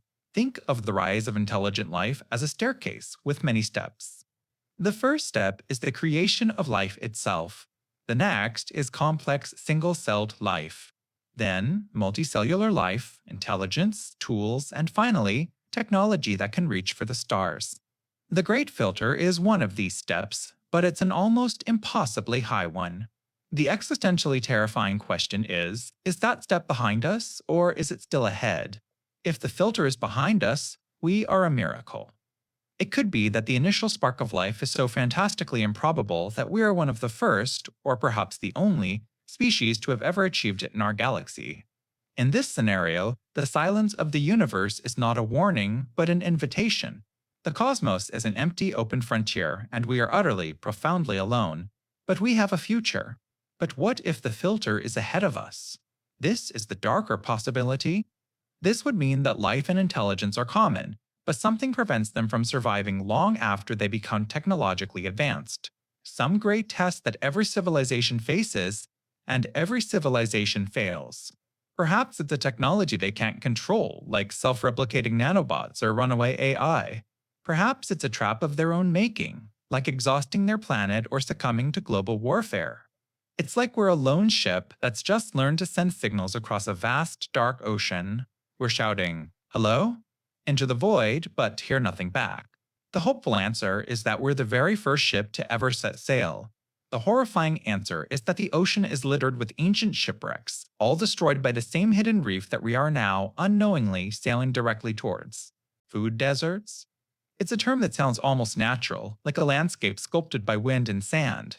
But these deserts are man-made, and the resource that's scarce isn't water, it's nutrition. A food desert isn't a place with no food at all. That would be a famine. Instead, it's an area where access to affordable, healthy food options, like fresh fruits, vegetables, and whole grains, is severely limited or completely absent. Think about your last trip to the grocery store. The walls of colorful produce, the aisles of choices. Now, imagine that entire building vanishes. In its place is a single gas station or a corner store. Your options for dinner tonight are suddenly limited to processed snacks, sugary drinks, and maybe a frozen burrito. For millions of people, this isn't a hypothetical scenario. It's their daily reality. It's like living in an information desert. Imagine needing to learn about the world, but the only reading material for miles consists of tabloids and old comic books. You have access to words, but not the knowledge you need to grow. In a food desert, you have access to calories, but not the nutrients your body needs to thrive. And these areas don't just spring up by accident. They are the quiet result of economic decisions. Large supermarket chains, chasing higher profit margins, often pull out of low-income neighborhoods. If you don't have a car and public transportation is unreliable, a 3-mile trip to a proper grocery store can become an impossible journey, especially for the elderly or a parent with small children. The consequences are a predictable and devastating public health crisis. When the only accessible food is high in fat, sugar, and sodium, diet-related diseases skyrocket. Communities trapped in food deserts see much higher rates of obesity, type 2 diabetes, and heart disease. It's a cycle where your environment dictates your health, creating a disadvantage that's passed down through generations. It's one of society's most uncomfortable truths. Your zip code can be a more powerful predictor of your health than your genetic code. So, while you might picture a vast, empty landscape, remember that the most desolate deserts are the ones we've built ourselves, aisle by aisle, right in the middle of our own cities. An oasis of fresh food just out of reach. The Rat Park experiment. For decades, we believed addiction was a simple chemical equation. A substance gets its hooks into you, and that's it. Game over. Proof seemed obvious. Put a rat alone in a tiny, empty cage with two water bottles, one with pure water, one laced with morphine, and the rat will drink the morphine water until it dies. It was a bleak but straightforward conclusion. The drug is an irresistible prison. But what if the prison wasn't the drug? What if it was the cage? In the late 1970s, a Canadian psychologist named Bruce K. Alexander looked at these isolated, miserable rats and had a radical thought. He decided to build what he called Rat Park. This wasn't a cage, it was a rat utopia. A spacious, lush enclosure filled with toys, tunnels, delicious food, and most importantly, other rats. It was a place for community, for play, for mating, for life. It was the difference between solitary confinement and a bustling, vibrant neighborhood. Then he offered the happy residents of Rat Park the same choice: plain water or the morphine-laced water. And what happened next changed our understanding of addiction forever. The rats in Rat Park almost completely ignored the drugged water. They had friends to play with, partners to court, and lives to live. They had connection. They had purpose. The allure of the drug just faded away. Even the rats who were forced into addiction before, entering the park largely weaned themselves off the morphine once they had a rich social life. The experiment poses an incredibly uncomfortable question that echoes far beyond a science lab. It suggests the opposite of addiction isn't sobriety, it's connection. It forces you to look around at our own world, at the rising tides of loneliness, anxiety, and deaths of despair, and wonder about the cages we float for ourselves. Cages of social isolation, of unfulfilling work, of digital distraction. The Rat Park experiment suggests that when we talk about addiction, maybe we're focusing on the wrong thing. We scrutinize the substance, the individual's lack of willpower. But perhaps the real villain isn't the drug. Perhaps it's the emptiness of the cage. And the most terrifying part is realizing that so many of us are living in one. The cost of living versus minimum wage. Imagine you're in a race, but for every one step you take, the finish line moves 2 steps further away. This isn't a nightmare. It is the quiet, mathematical reality for millions of people trying to build a life. It's the story of 2 lines on a graph that were once tied together but have now diverged so dramatically they barely seem related. The minimum wage wasn't created to make anyone rich. It was designed as a fundamental promise, a social contract. The idea was simple and powerful. If you work a full-time job, you should be able to afford a decent, simple life without falling into poverty. You could pay rent for a modest apartment, buy groceries for your family, and maybe even set a tiny bit aside. It was meant to be a living wage, the starting block in the race, positioned to give anyone willing to work a fair shot at reaching the finish line of basic economic security. It was a floor no one was supposed to fall through. But for decades, we've watched that floor crumble. While the minimum wage has inched forward, often frozen for years at a time, the cost of living, that ever-moving finish line, started sprinting. It wasn't just one thing. It was everything, all at once. Housing costs detached from reality, becoming the single greatest drain on income. Healthcare became a luxury item disguised as a necessity. The price of education, the supposed key to upward mobility, transformed into a lifetime of debt. It's as if the cost of participating in society began to rise on an express elevator, while the compensation for building that society was forced to take the stairs. And this isn't just an economic theory. It's a deeply personal, psychological weight. It's the constant, low-level hum of anxiety when you swipe your card at the grocery store. It's the exhaustion of working a second or third job, not for a vacation, but just to cover the basics. You feel like you're running faster and faster on a treadmill, only to watch the wall behind you get closer. The most uncomfortable realization isn't just that it's hard, it's the corrosive feeling that the system itself is no longer designed for you to succeed. that your full-time effort is no longer considered a full-time contribution. So you keep running. Because what choice is there? Stopping means falling off the treadmill entirely. The truly unsettling fact, the one to ponder in the quiet of the night, is that the prize for winning this exhausting, unwinnable race is simply getting to wake up and run it all over again tomorrow. The Stanford Prison Experiment. It's a study that asks a deeply unsettling question. Is there a monster lurking inside all of us, just waiting for the right uniform to wear? In the summer of 1971, psychologist Philip Zimbardo turned a basement at Stanford University into a mock prison. He recruited 24 mentally healthy, ordinary college students. A coin toss decided their fate. Half became prisoners, the other half became guards. They were all paid the same. The only real difference was the costume they were given. The prisoners got shapeless smocks and a number. The guards got khaki uniforms, billy clubs, and mirrored sunglasses. Sunglasses that made them anonymous, unreadable. The experiment was supposed to last 2 weeks. It didn't even make it to one. Within 36 hours, the first prisoner had a complete emotional breakdown. The guards, your fellow students just days before, had slipped into their roles with terrifying ease. They weren't instructed to be cruel, they just became it. They forced prisoners to do push-ups as punishment, sometimes with a guard's foot stepping on their back. They withheld bathroom privileges, stripped them of their clothes, and put them in solitary confinement, which was just a small, dark closet. The line between role-playing and reality didn't just blur, it evaporated. The uniform wasn't just clothing, it was a permission slip. The prisoners, in turn, became submissive and dehumanized. They started referring to each other by their numbers, not their names. They internalized the powerlessness of their role, some even siding with the guards against a rebellious peer. The roles became their reality, like a script they couldn't stop reading. It was an outsider who finally stopped it. Zimbardo's then-girlfriend, a fellow psychologist, visited the prison on day 6. While Zimbardo and his team had become part of the experiment themselves, lost in their roles as prison superintendents, she saw it with fresh eyes.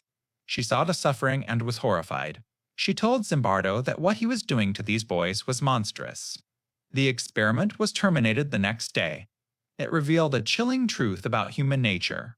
It suggests that the systems we create, the situations we put ourselves in, can be more powerful than our own character. It's the uncomfortable idea that your morality isn't a fixed point, but a fragile thing, easily swayed by a uniform, a title, or the illusion of power.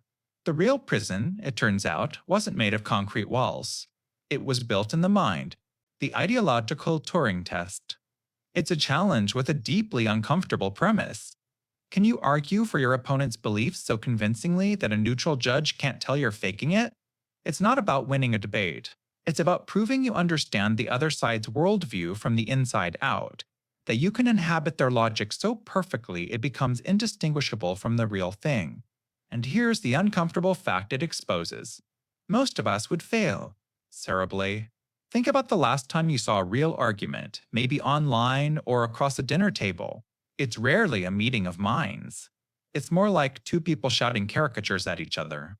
We don't engage with the strongest, most compelling version of our opponent's argument. We build a flimsy straw man and feel smug when we knock it over. The ideological Turing test is a demolition of that habit. It forces you to build a steel man, the most charitable, robust, and intelligent version of the belief you reject. It's like being a method actor for an ideology you despise. You can't just learn the lines. They believe X because of Y. You have to understand the emotional landscape that makes those lines feel true. You have to find the internal logic, the core values, the fears, and the hopes that animate their entire perspective. It requires you to temporarily suspend your own certainty, to walk around in a mental world that feels alien, maybe even dangerous, to your own. This isn't about agreeing. It's about intellectual empathy. It's the ability to say, I profoundly disagree with you, but I genuinely understand why you believe what you do. Our modern society, with its curated feeds and digital tribes, is an engine designed to make us fail this test. We are rewarded for misunderstanding, for flattening complexity into a simple us versus them. The algorithm doesn't want you to understand the other side, it wants you to be outraged by them, because outrage keeps you clicking. So, as you lie there, ask yourself, could you do it? Could you articulate your ideological opposite's position so well they'd nod and say, yes, that's it exactly? The silence that likely follows that question is the sound of the chasm between us. It's the quiet, uncomfortable truth that most of our divisions aren't born from malice, but from a profound and perhaps willful failure to simply understand. Post truth politics. Imagine you're in a debate and you present a verified, undeniable fact, a statistic, a historical record, a scientific consensus. And the other person simply looks at you and says, I don't feel like that's true.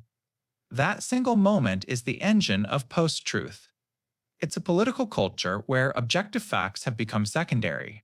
They are less influential in shaping our opinions than appeals to emotion, personal belief, and identity. This isn't just about lying.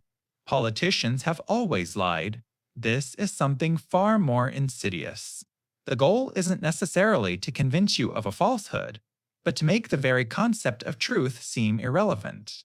It's about creating an alternative narrative, a parallel reality that feels more compelling to a specific group than the messy, complicated, and often uncomfortable world of objective data. If a policy feels right, if it aligns with your tribe's values, then the facts used to justify it don't really need to be factual. Think of it like a courtroom. For centuries, political arguments were like two lawyers debating the meaning of the evidence. They both look at the same set of facts, but draw different conclusions about what to do. In a post-truth world, one lawyer simply declares the evidence is fake. They insist the DNA sample was planted, the documents were forged, the eyewitness is a paid actor. The debate is no longer about interpretation, it's about the existence of a shared reality itself. Why does this work so well? Because it short-circuits our critical thinking. It speaks directly to our gut, to our identity, to our fears. It tells you that your feelings are more valid than an expert's analysis. It creates a powerful sense of us versus them, where our truth is pitted against their lies. The ultimate danger here is the erosion of common ground. How can a society solve monumental problems like climate change, economic inequality, or a public health crisis if it can't even agree on the basic facts of the problem itself? The strategy is to create so much noise, so much confusion, and so much distrust that you become exhausted. You start to believe that nothing is true, so you might as well just pick the story that makes you feel the best. And once that happens, the truth no longer has the power to set you free. It doesn't even have the power to get your attention. The Overton window. It's the invisible architecture of our consent, the silent gatekeeper that determines which ideas are fit for public discussion. It's the reason a concept can journey from being utterly unthinkable to becoming the law of the land, often without you ever noticing the walls of your political reality were being moved. Imagine the full spectrum of political ideas, from one extreme to the other. Now, picture a narrow window sliding along that spectrum. Only the ideas visible through that pane of glass are considered mainstream, sensible, or even worth debating. Everything outside of it on either side is dismissed as radical, absurd, or simply unthinkable. The true game of politics isn't about winning the argument within the window. It's about grabbing the frame and physically dragging it. So, how do you move it? It's a subtle, powerful strategy. You don't try to convince the mainstream that your radical idea is sensible. That's a losing battle. Instead, you start advocating for something even more extreme. By introducing a truly shocking proposal, you make your original, radical idea seem moderate and reasonable by comparison. You've pulled the edge of the window so far that your initial goal is now comfortably inside. The conversation shifts from, should we do this? To, how should we do this? The unthinkable has been made thinkable, which allows the radical to become acceptable. Consider the path of same-sex marriage. Not so long ago, in the minds of many, the idea was firmly unthinkable. But activists and advocates didn't just argue for that one policy. They pushed the boundaries of the conversation on every front, challenging definitions of love, family, and fundamental rights. More radical voices within the movement made the central proposition of marriage equality seem less extreme over time. The window began to slide. First, the idea moved from unthinkable to radical, then from radical to acceptable. Then it became sensible, then popular, and finally, it became national policy. The landscape of what was possible had been completely redrawn. The Overton window isn't inherently good or evil. It's a neutral tool, a social dynamic that explains how change happens. It works for causes you cherish and for ideologies you despise. The truly uncomfortable part is recognizing that it is constantly being manipulated by politicians, by activists, by the media, shaping the very limits of what you're allowed to consider. Now that you see the frame, you can't unsee it. You'll notice who's pulling, who's pushing, and in which direction. And as you drift off to sleep, you might just wonder, who built the window you're looking through right now? The decline of empathy. It's our ability to mentally step into someone else's shoes and walk around in them for a moment. To feel the world not as you see it, but as they do. And lately, it seems those shoes are getting harder and harder to find. Think of human connection as a vast radio dial. Every person is broadcasting their own unique frequency of joy, pain, and quiet experience. Empathy is the delicate, patient act of tuning your own receiver away from your default station to pick up on their signal. It requires focus and a genuine curiosity to hear a song you don't already know. But our modern world is a hurricane of digital static. We're bombarded by millions of signals at once, breaking tragedies, curated perfection, and algorithm-fueled outrage, all screaming for our attention. The systems that govern our lives have learned it's far more profitable to just keep us locked on our own station or one that plays the exact same tune, just a little bit louder. We end up in an echo chamber, a comfortable feedback loop where the only voices we hear are our own, reflected back at us. The result isn't just polarization, it's a fundamental breakdown in our shared humanity. When you can no longer tune into another person's frequency, they stop sounding like a person. They become just noise, a caricature, an avatar with a bad opinion, a headline you scroll past on your way to something more interesting.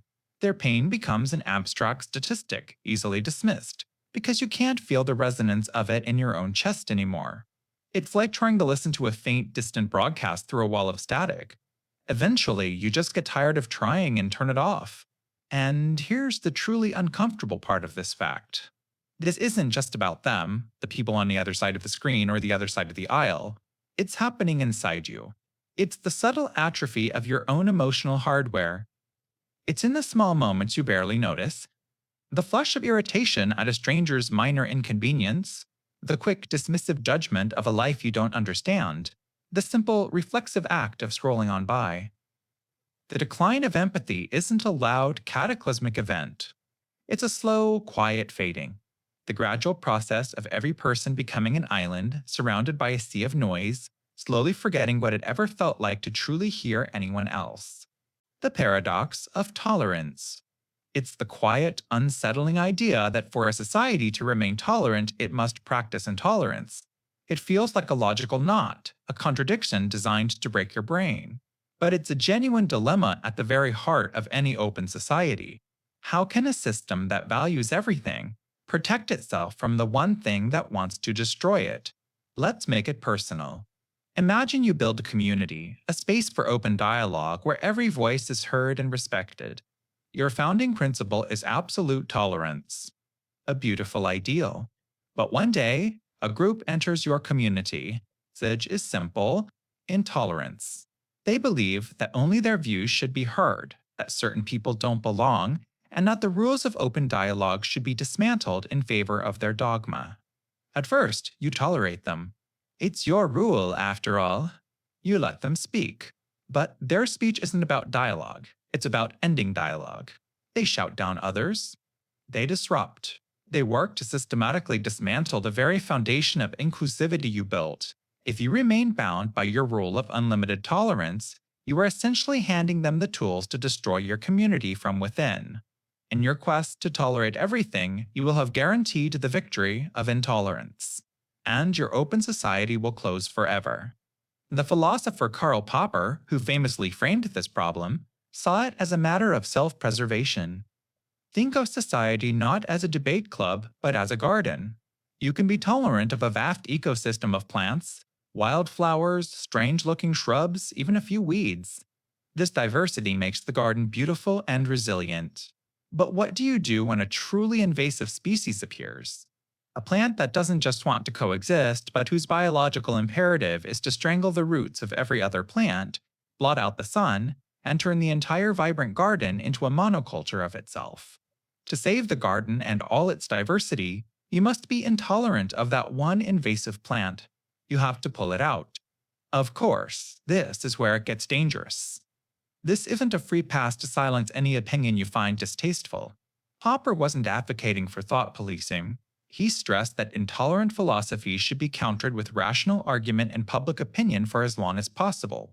The line is only crossed when the intolerant refuse to meet on the field of rational debate, when they forbid their followers from listening to reason, and when they begin to preach suppression and violence as their primary tools. And that's the truly uncomfortable fact to fall asleep on. Where, exactly, is that line? Who gets to be the gardener who decides which plant is an invasive weed? The paradox offers no easy formula.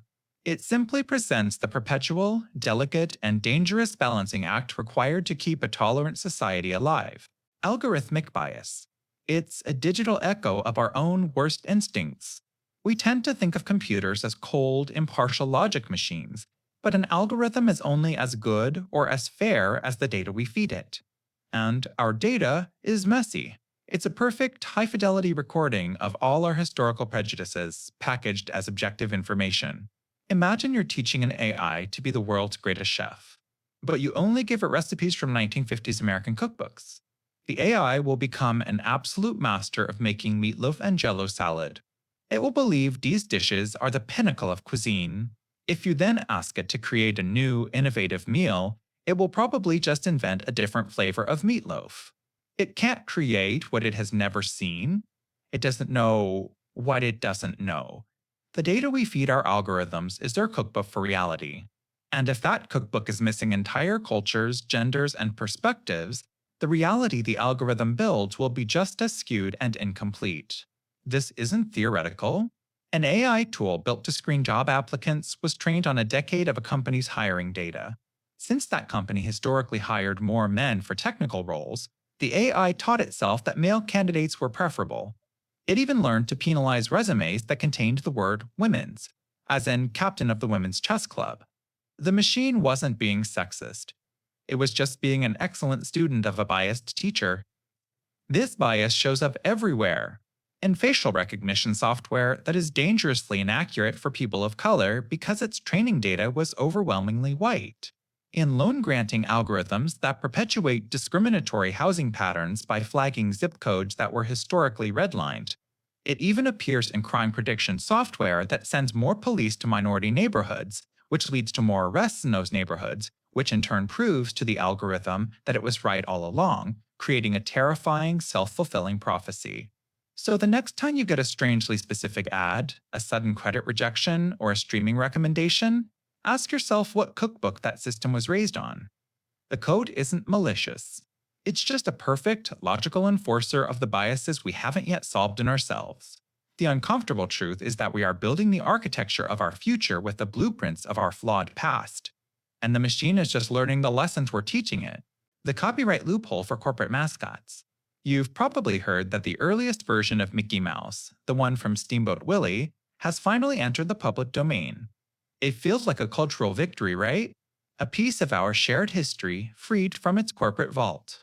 But if you think that means you can now slap that black and white mouse on a t-shirt and sell it, you are in for a very expensive lesson from a team of Disney lawyers. The reason why reveals a ghost in our legal machine. See, you're thinking about copyright. Copyright protects a specific work of art, a book, a film, a drawing, for a limited time. It's designed to have an end date so that culture can eventually be shared and remixed by everyone. But corporations don't play that game. They use a different, more powerful tool, trademark. Think of it like this. Copyright is like the blueprint for a unique, famous building. After 95 years, that blueprint becomes public, and anyone can build a house that looks just like it. But a trademark is the logo of the real estate company that first built it. That logo can be protected forever as long as the company is still in business. You can build the house, but you can't put their sign on the lawn, and that's the loophole. Over the decades, companies like Disney have masterfully transformed their characters from simple copyrighted creations into something else entirely, corporate symbols. Mickey Mouse isn't just the star of Steamboat Willie, he is the trademark for the entire Disney empire. He's the logo on the lunchbox, the symbol on the theme park ticket, the very face of the brand. So when you use that early version of Nikki, Disney's lawyers won't argue you're violating the copyright of an old cartoon. They will argue you're violating their trademark by confusing the public into thinking your product is associated with them. It's a brilliant and frankly unsettling strategy. It ensures that while a single dusty drawing might escape into the public domain, the character itself, the cultural icon you know, remains private property. It creates a kind of corporate immortality where our most beloved characters are never truly ours.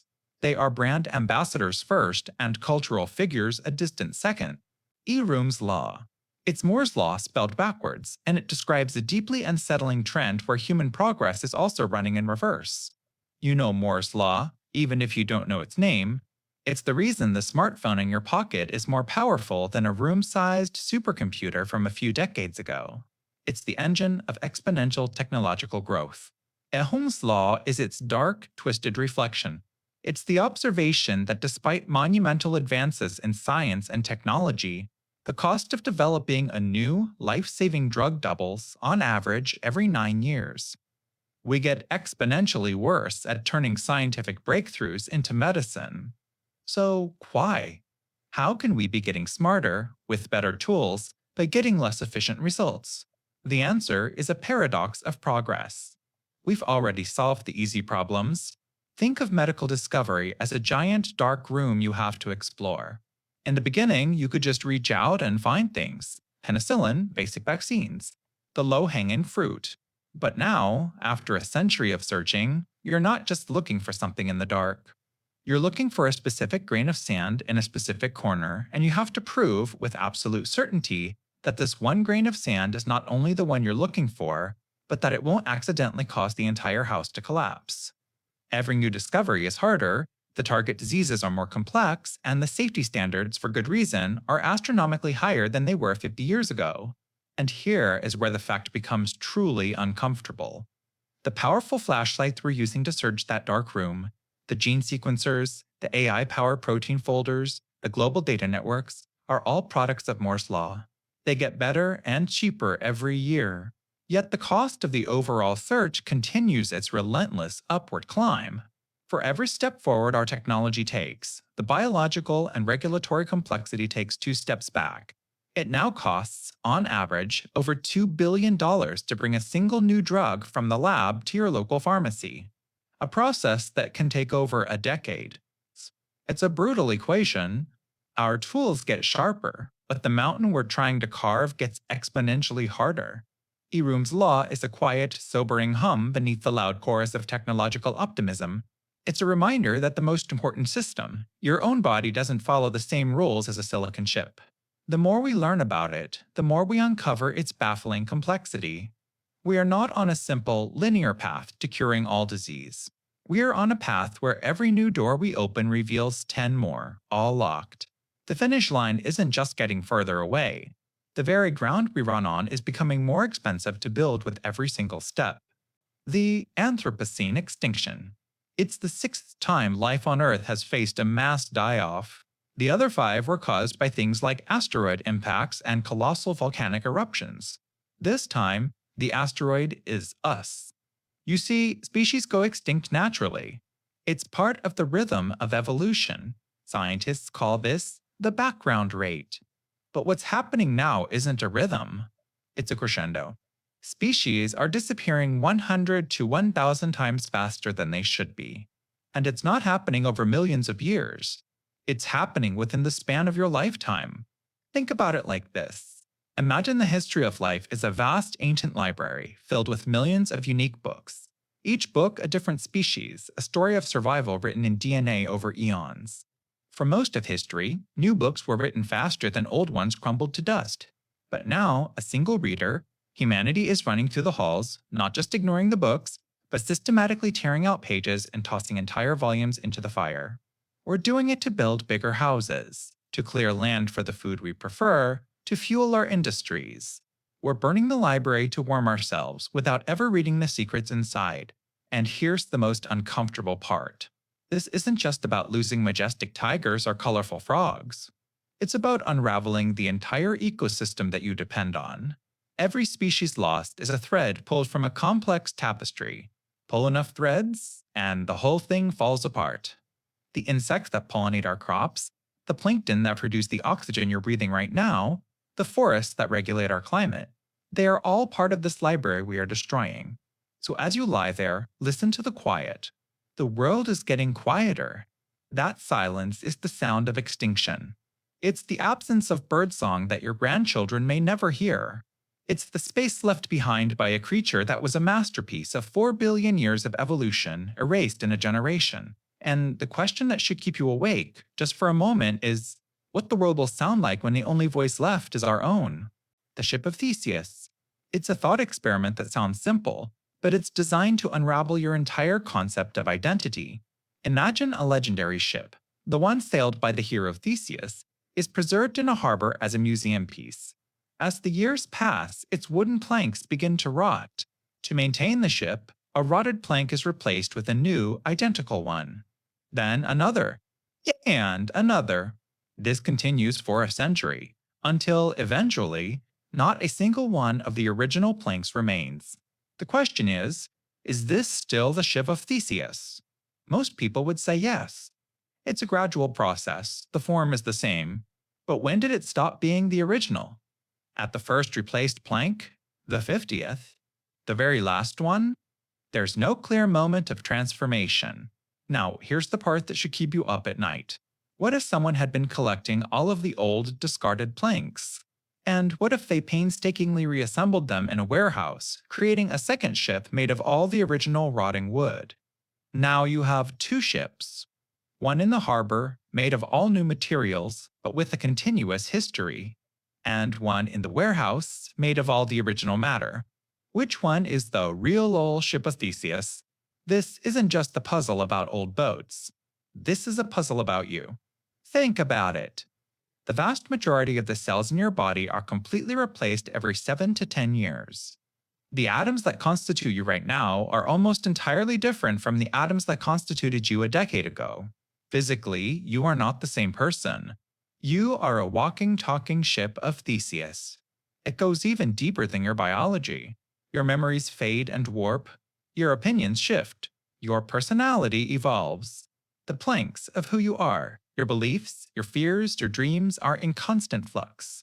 So what is the thread that connects the person you are today to the child in old photographs? Is your identity just a pattern? A continuous story you tell yourself to feel whole? The paradox doesn't give us an answer. It's not supposed to. It's designed to expose the seams in our reality.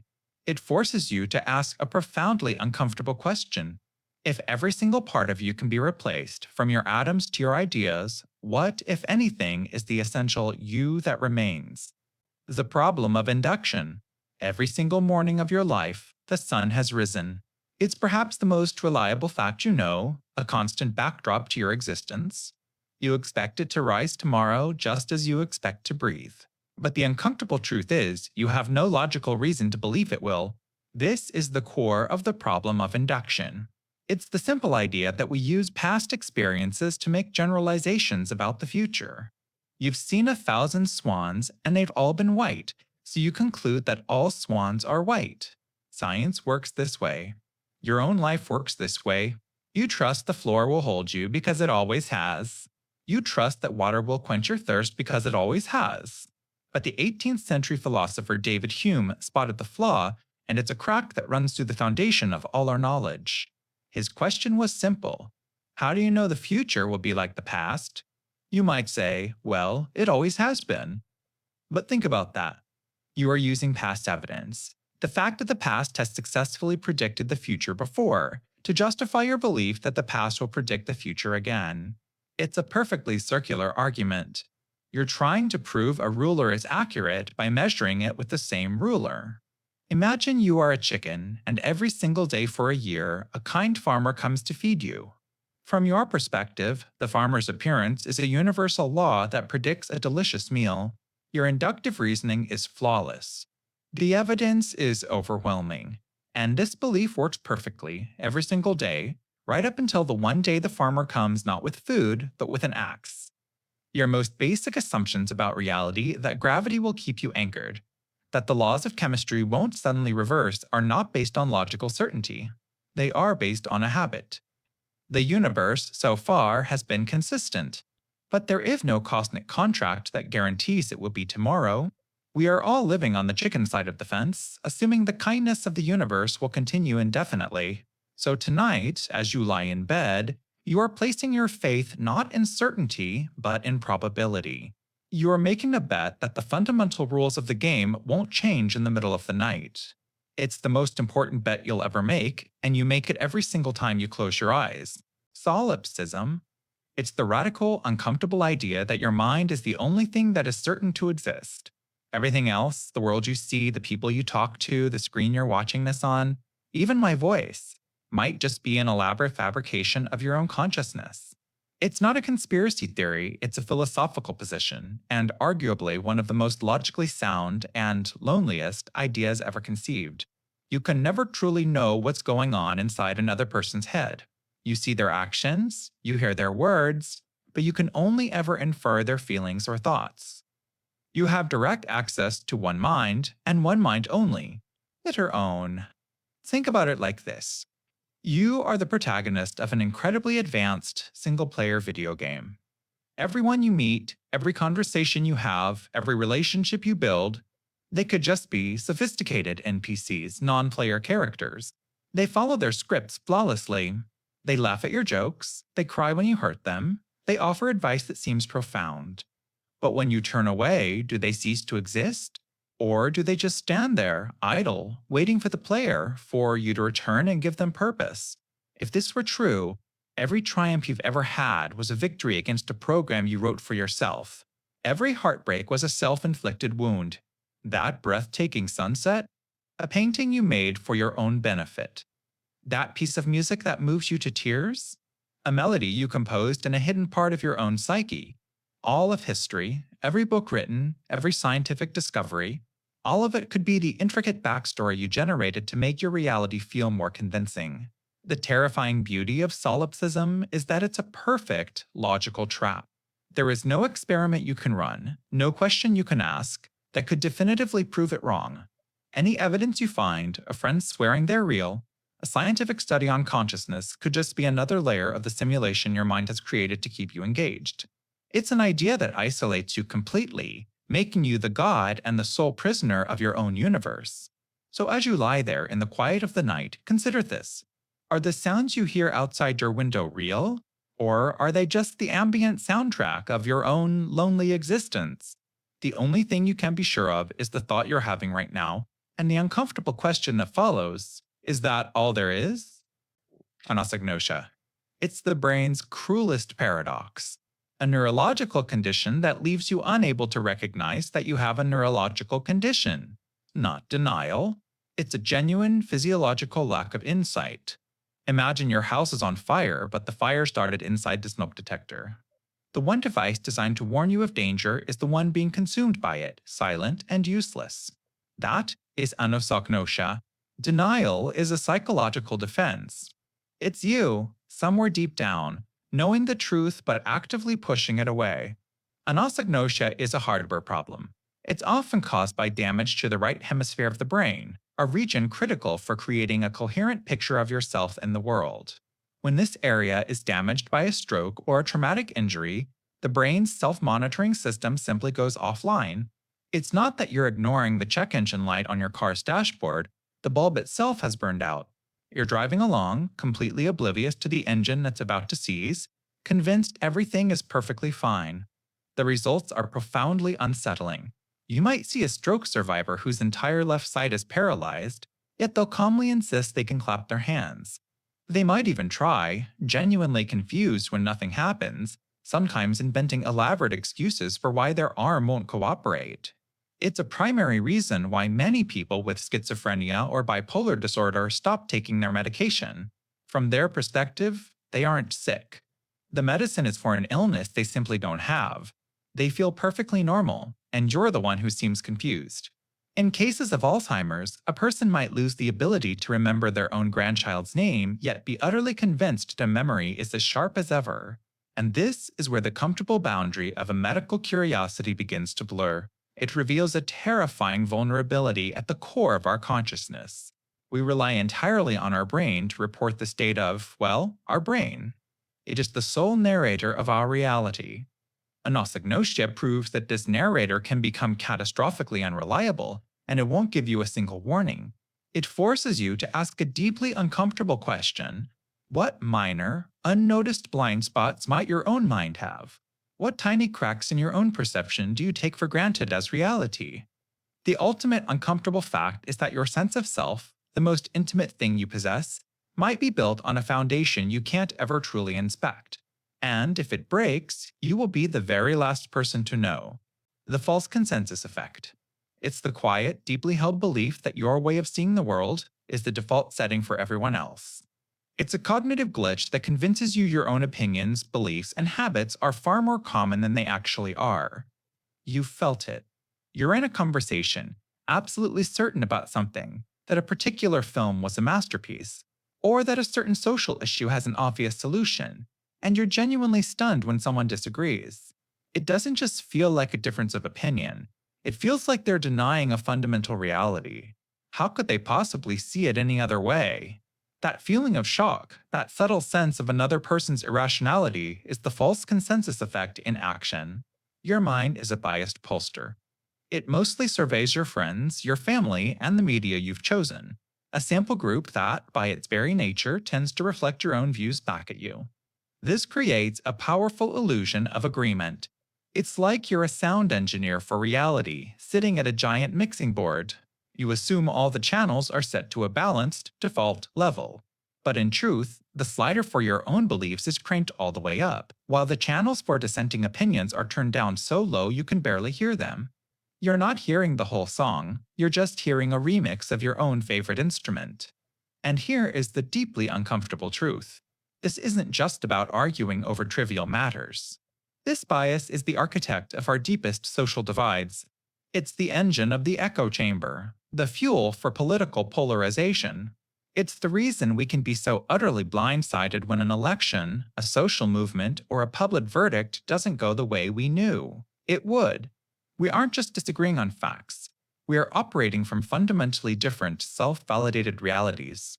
The effect convinces you that your moral compass is the universal north, and that anyone pointing in a different direction isn't just wrong, but deliberately lost. It's the quiet tragedy of the human mind, to be so certain of the crowd you're with, only to realize you've been walking in a hall of mirrors the entire time. The most uncomfortable fact is not that people disagree with you, it's that you have a built-in mechanism that makes it almost impossible to believe that they do. Your perspective, as clear and true as it feels from the inside, is just one voice in a choir of billions. And you've spent most of your life only listening to your own harmony. Learned helplessness. It was first observed in a lab with dogs.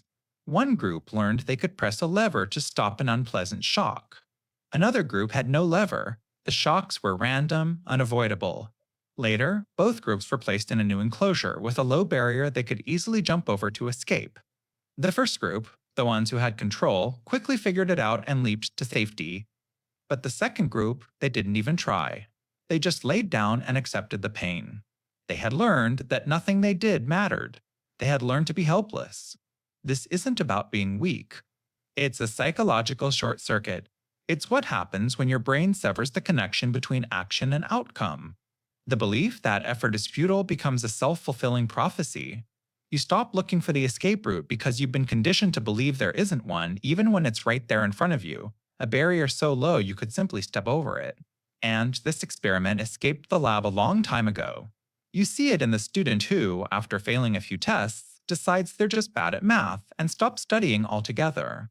You see it in the employee stuck in a dead-end job, who no longer applies for promotions because they've been passed over so many times before. It's the ghost of a chain. The original restraint might be long gone, but the mind still behaves as if it's there. It's an invisible cage built from past failures, where the door has been open the entire time.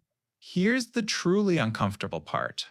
This isn't just an individual phenomenon. Societies can teach it. Systems can be designed, intentionally or not, to foster it. Think of cycles of poverty where every effort to get ahead is met with a new, insurmountable barrier. Think of oppressive environments where speaking up only leads to punishment until silence becomes the default. When people are repeatedly shown that the rules are rigged and their struggles are ignored, they don't just get tired. They learn that resistance is pointless. This isn't laziness, it's a calculated, learned response to a system that offers no lever to press. So, when you see someone who seems to have given up, who won't take the obvious solution, it's worth wondering, are they just not trying? Or are they living in a cage you can't see, conditioned by 1,000 shocks you never felt, simply waiting for the pain to stop on its own? The narrative fallacy. It's the comforting lie your brain tells you to make sense of a chaotic world. Your mind is a story-making machine. It detests randomness. It craves order, cause, and effect. So, when faced with a sequence of events, it doesn't just observe them, it weaves them into a coherent story. It connects the dots backwards, making the unpredictable seem inevitable. This tendency to impose a story on a set of facts is the narrative fallacy. It makes you feel like you understand the world, even when you're just looking at a mirage of your own making. Think about your last breakup.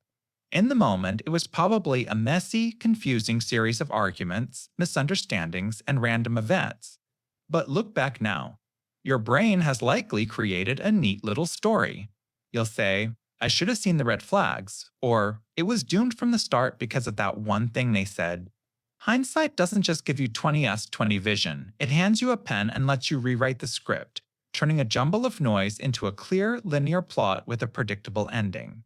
You weren't a character in a drama, you were just a person experiencing life. But the story feels better. It feels more manageable. This fallacy is everywhere. We see it in the news when a stock market plummets. In the morning, it's chaos. By evening, every analyst has a perfect, airtight story explaining exactly why it happened. We see it in biographies. We read about a successful CEO, and the story presents their life as a series of deliberate, brilliant steps leading to greatness. We conveniently ignore the thousands of other people who took the exact same steps and failed. We don't read their stories. We mistake a lucky survivor for a wise prophet because their story is the one that got told. The danger here is profound. These clean, simple stories make us wildly overconfident about our ability to predict the future. We start to believe that life, business, and history follow a script.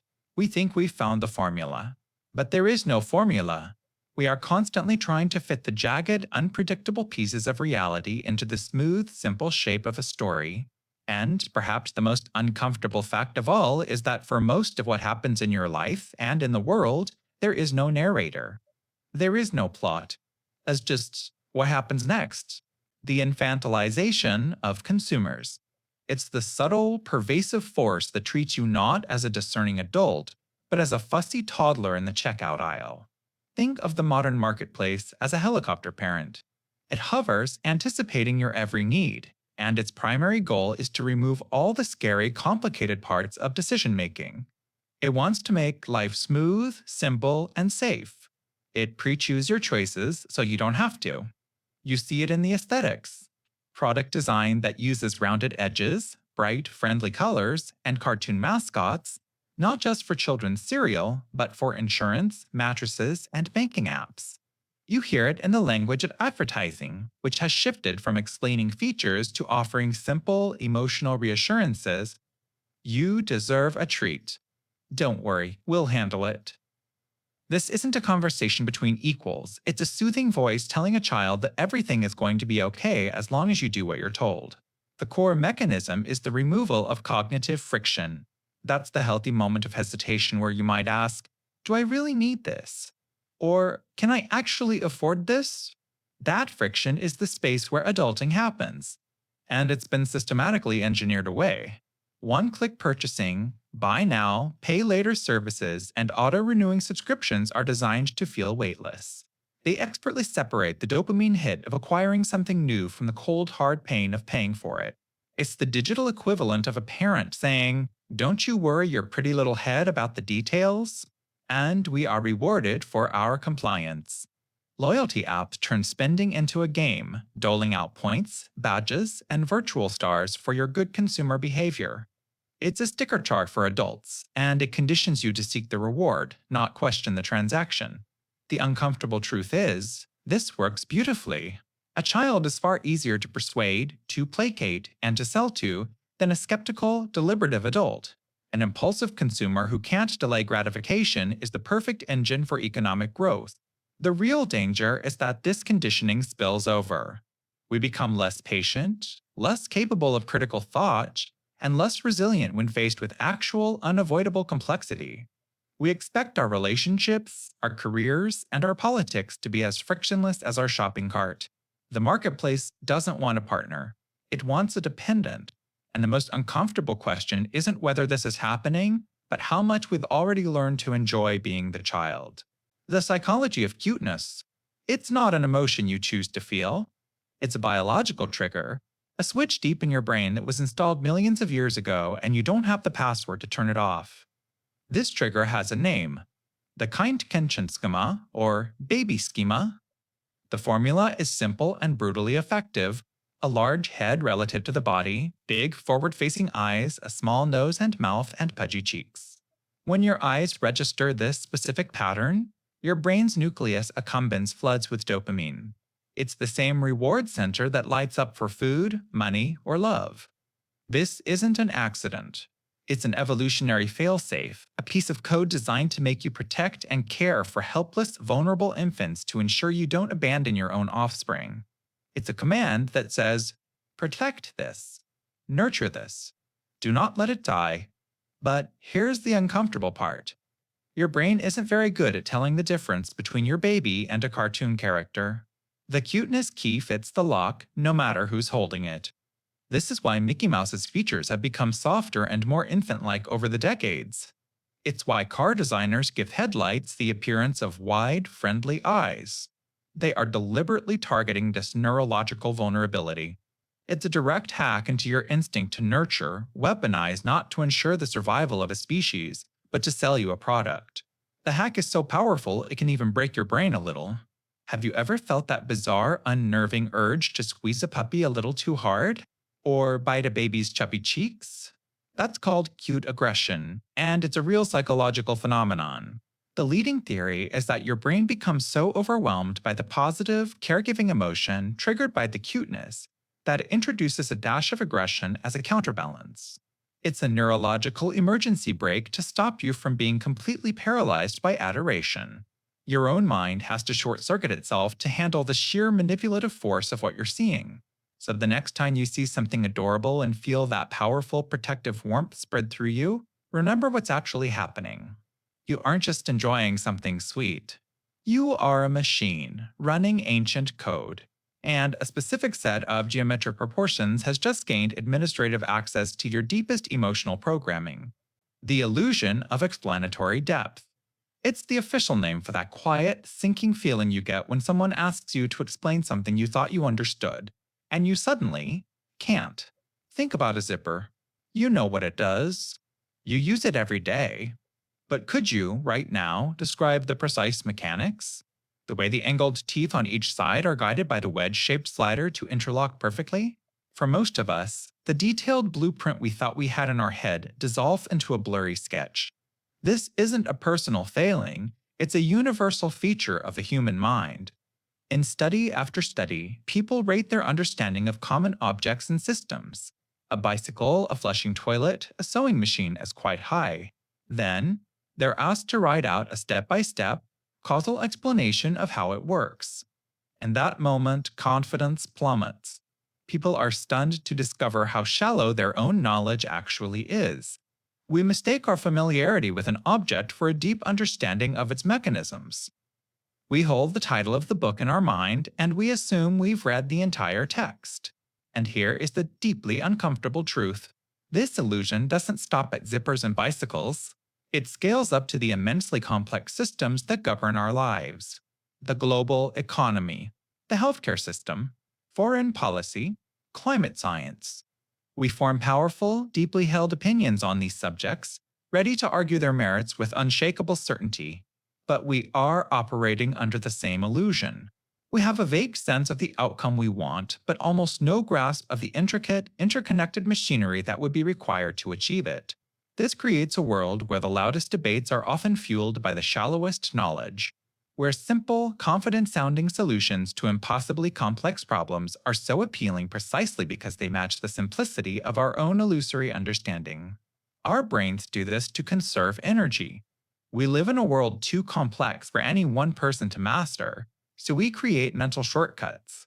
We outsource our knowledge, trusting that an expert somewhere holds the real blueprint. We function by relying on a vast, distributed network of intelligence. But the side effect is this illusion. We walk through life feeling like we understand the world, when in reality, we are merely skimming the surface, profoundly confident in a knowledge that is largely and terrifyingly hollow. The prevalence of loneliness. It's been declared a public health crisis, with a mortality impact equivalent to smoking 15 cigarettes a day. In a world more interconnected than ever, where you can speak to someone on the other side of the planet in an instant, a silent epidemic is unfolding in the spaces between our texts and video calls. We've built a civilization on communication, yet we've never been worse at connection. You might have thousands of friends or followers online, a constant stream of updates, likes, and comments. But this is often a gallery of connection, not a workshop for it. It's a performance of community where we display our polished lives, while the messy, vulnerable human parts of us remain tucked away, unseen. This creates a profound dissonance, the feeling of being surrounded by people, yet fundamentally invisible. Loneliness isn't the absence of others, it's the absence of a meaningful signal. Imagine you're a radio, capable of receiving 1,000 different frequencies, but all you hear is static. The broadcasts are there, the voices are speaking, but nothing is tuned to you. Nothing resonates. It's the feeling of being an outsider to your own life, watching conversations happen from behind a pane of glass. And this isn't a niche feeling. In many developed nations, more than a third of the population reports feeling seriously lonely. Think about that. In a room of 3 people, it's likely one of them feels a chronic, aching sense of isolation. This ache isn't just emotional, it's a biological alarm bell. Our species evolved to survive in tribes, and being cast out was a death sentence. Your body still reacts that way. Chronic loneliness triggers the same fight-or-flight stress hormones as a physical threat. It disrupts sleep, raises blood pressure, and accelerates cognitive decline. It's your ancient biology screaming that something is dangerously wrong. And perhaps the most uncomfortable fact of all is the deep irony at its core. This profoundly isolating experience, the feeling that you are uniquely and irrevocably alone, is one of the most common, shared human experiences on the planet. Millions of us all feeling alone, together. A silent, global tribe, connected only by our mutual disconnect. The golem effect. It's the dark, twisted shadow of its more famous twin, the Pygmalion effect. While Pygmalion shows how high expectations can elevate someone to greatness, the golem effect demonstrates a much more uncomfortable truth. That low expectations can become a cage. It's a self-fulfilling prophecy written in the ink of doubt. Here's how it works.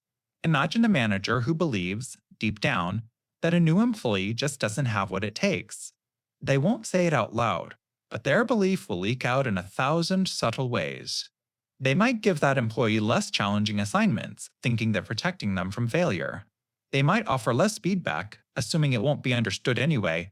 They might use a slightly more dismissive tone or make less eye contact in meetings. Now, put yourself in that employee's shoes. You're consistently given the simplest tasks. Your ideas are met with a non-committal shrug. Your boss seems to avoid you. Slowly, inevitably, you start to internalize that message. You start to think, maybe I'm not cut out for this. Your confidence erodes. Your motivation plummets.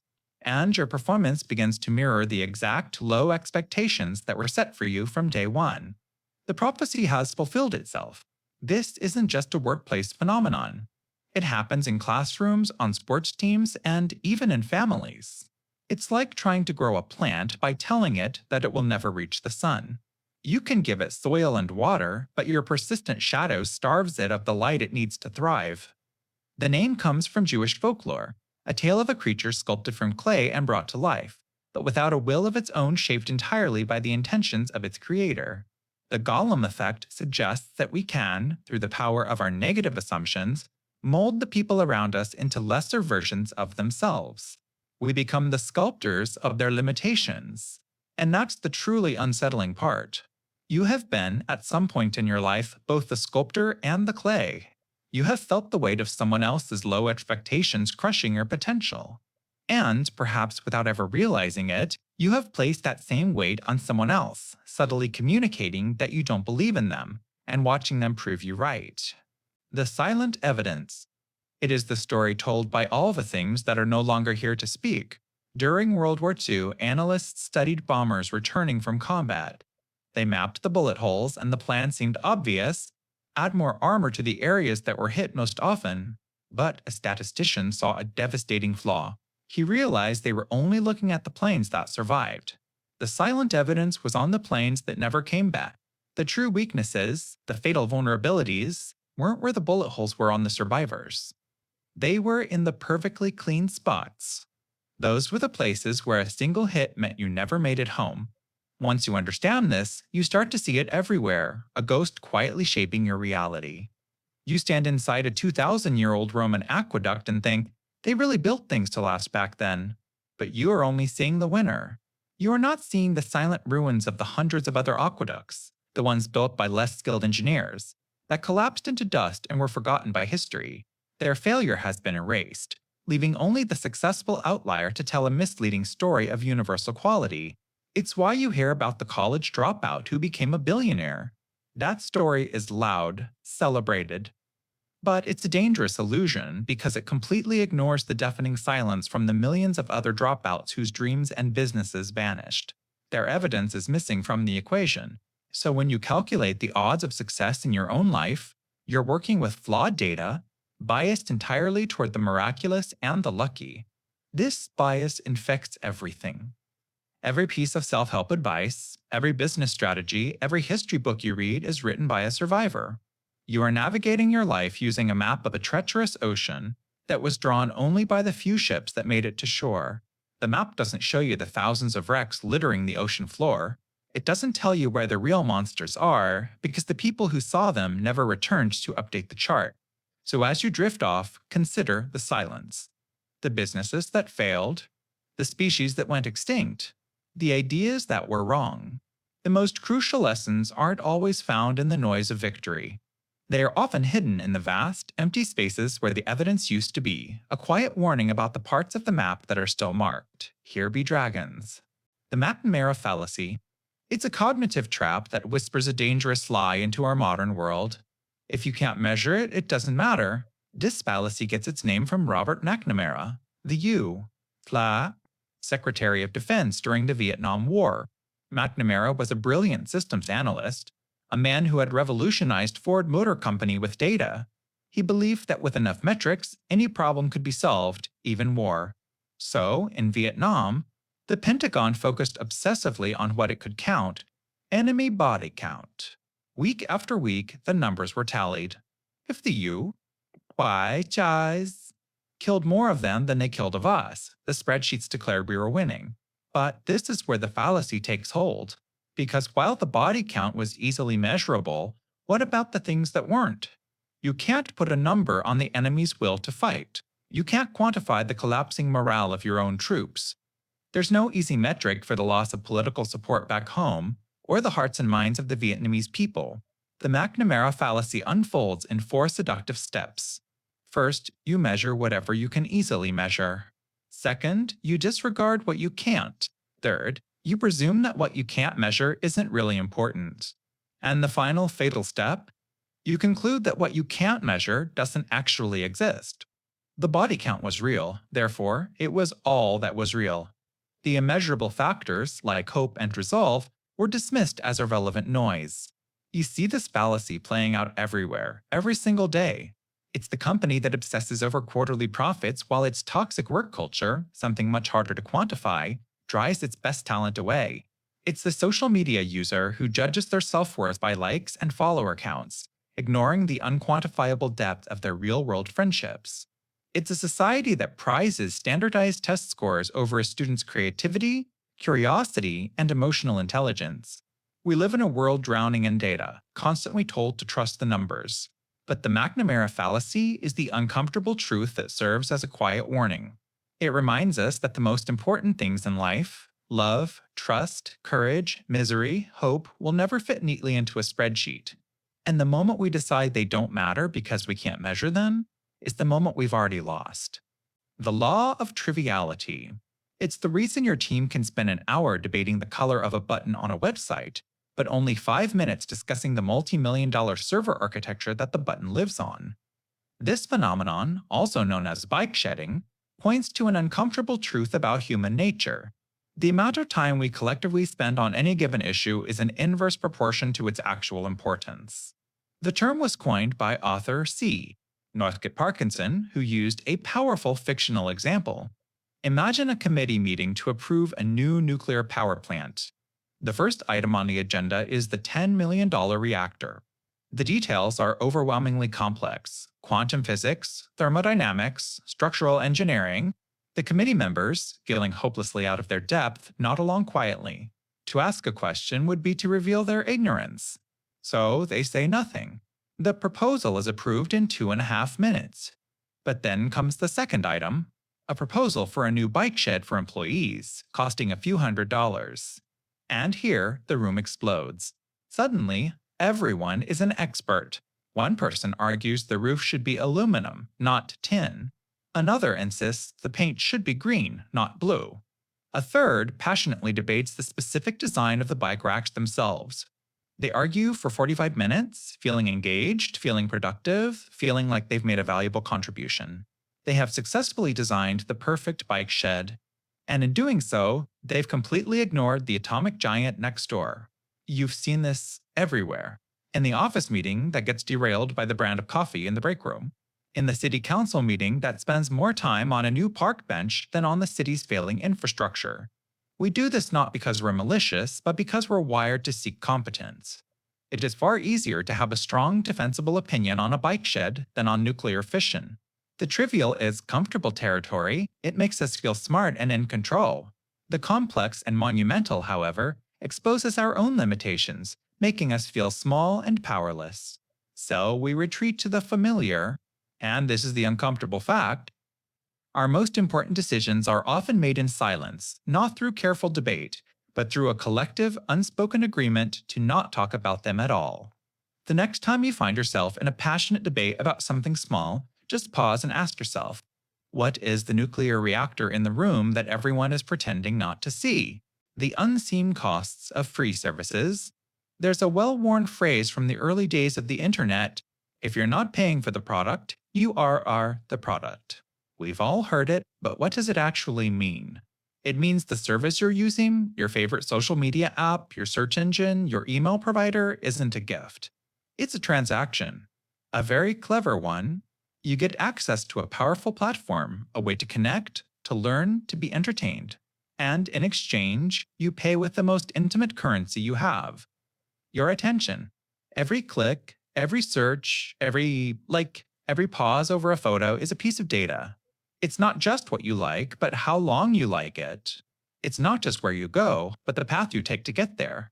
These companies are building a blueprint of your mind, a detailed schematic of your desires, your insecurities, and your impulses. Imagine you were given a personal assistant, completely free. This assistant follows you everywhere. It listens to your conversations, notes which friends make you happy, which news stories make you anxious. It knows what you buy, what you almost buy, and what you secretly want. It seems incredibly helpful. But then, this assistant starts whispering suggestions in your ear, not for your benefit, but for the benefit of companies who pay for the privilege. It subtly steers you towards certain stores, certain ideas, certain people. The free assistant isn't working for you, it's working for its highest bidder. That is the business model of the free's internet. The unseen cost isn't just seeing a few targeted ads for shoes you just looked at. The real cost is the subtle, algorithmic shaping of your reality. The newsfeed you scroll through is not an objective window onto the world. It's a meticulously crafted reality tunnel, engineered to keep you engaged, to make you feel a certain way, and ultimately, to guide your behavior. It's designed to turn your predictable patterns into profitable outcomes. This constant, low-level manipulation is the tax we pay for convenience. It creates echo chambers where our own beliefs are reflected back at us, amplified and validated. It erodes our ability to focus, making our attention a commodity to be mined and sold. The ultimate product isn't just your data profile. The product is a more predictable version of you. So the next time you use a service that costs nothing, remember the transaction. The price of free is a small piece of your own autonomy, paid in installments with every single scroll. The irony of automation. It's the modern-day genie in a bottle. We wished for a world without toil, and the genie granted it. But in a cruel twist, it seems we now work harder than ever, not doing the work itself, but managing the wish. Think about the promise you were sold. The 20th century dream of a future where robots would handle everything, leaving us with endless leisure. We imagined ourselves as the Jetsons, pushing a button for breakfast and spending our days painting or writing poetry. The goal was to free humanity from the grind. But that's not what happened, is it? Instead, we've entered an age of meta work. We don't spend hours filing papers, but we spend hours troubleshooting the digital filing system. Your washing machine saves you from scrubbing clothes by hand, but it turns you into a part-time technician, researching error codes and deciphering its strange beeps. It's like a self-cleaning oven that requires you to buy special pods, read a manual, and then wipe down the residue it leaves behind.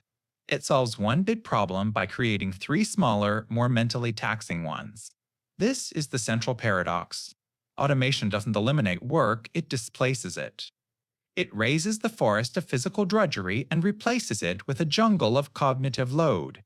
The simple, repetitive tasks are gone. In their place are complex systems that demand our constant attention, our perpetual upskilling, and our 24/7 availability. The same technology that automates a factory floor also pushes work notifications to your phone at dinner. Consider the self-checkout kiosk. It's presented as a convenience. But what it really does is shift the labor of a paid cashier directly onto you for free. You are now the unpaid scanner, the bagger, and the troubleshooter for that unexpected item in the bagging area. You've been seamlessly integrated into the machine of retail logistics, all under the banner of progress. And that's the most uncomfortable fact of all. The ultimate goal of automation wasn't necessarily to free you. It was to make the entire system more efficient, more productive, and more relentless. We built the machines to serve us, but we ended up redesigning our lives, our schedules, and even our brains to better serve the unforgiving logic of the machines. We wished for freedom from the assembly line, only to find we've put the entire world on one, shifting baseline syndrome. It's the quiet, creeping amnesia that affects an entire society. It's the reason we can stand in a degraded world and not even realize what we've lost. Here's how it works. Imagine a fisherman born in 1940. He tells you stories of rivers so full of massive salmon, you could practically walk across their backs. His son, born in 1970, remembers fishing in that same river, but the salmon were smaller and fewer. Still, a good day's catch was his normal. Now, you go to that river. You might spend all day to catch one small, lonely fish. To you, this is the river. This is your baseline. You have no living memory of the teeming abundance, so you don't feel its absence as a profound loss. The world changes, and our memory collectively resets with each new generation. This isn't just about fish. It's about the night sky. How many of us have truly seen a sky so dark that the Milky Way looks like a brushstroke of clouds? Most of us accept the hazy orange glow as night. It's about the sound of a forest. We might think a quiet wood is peaceful, but an ecologist from a century ago would find it terrifyingly silent, missing the chorus of insects and birds that have since vanished. We have no frame of reference for the richness we never knew, and this syndrome seeps deep into our social fabric. Think about our expectations. The idea of a single-income family comfortably buying a home, of a pension, of privacy being the default. For many today, these concepts sound like historical fiction. The baseline has shifted. We've grown accustomed to a level of economic precarity, political polarization, and constant digital surveillance that would have been an outrage to our grandparents. We adapt to the world we're born into because it's the only world we know. The most unsettling part is how this process neutralizes our sense of urgency. It's a form of societal gaslighting, where time itself is the manipulator. How can you fight to reclaim something you don't even know is missing? It's like trying to describe the color red to someone who has only ever seen in shades of gray. The syndrome creates a blind spot, not in our eyes, but in our collective memory. It's a quiet thief that doesn't just steal from our future, it erases our past, convincing us that this diminished present is all that has ever been and all we should ever expect. The backfire effect. It's that maddening paradox you've almost certainly experienced. You present someone with solid, irrefutable evidence that contradicts one of their core beliefs, and in response, they don't just reject the facts, they cling to their original belief even more fiercely. You've come to enlighten, but you've only made it worse. This happens because our beliefs aren't just sterile files of information we store in our minds. They're more like the load-bearing walls of our identity. When you present a fact that challenges a deep-seated belief, you're not just suggesting a minor edit. To the other person's brain, it feels like you're taking a sledgehammer to their foundation. The brain's immediate, panicked response isn't to calmly evaluate your new building material. It's to protect the structure at all costs. This is our defense against cognitive dissonance, that deeply uncomfortable feeling of holding two contradictory ideas at once. The easiest way to resolve that tension isn't to rebuild your worldview. It's to label your evidence as an attack and double down on what feels safe. Think of it like a psychological immune system. The challenging facts are perceived as a virus. Your logical arguments, your charts, your expert quotes, they aren't seen as medicine. They are seen as the infection itself.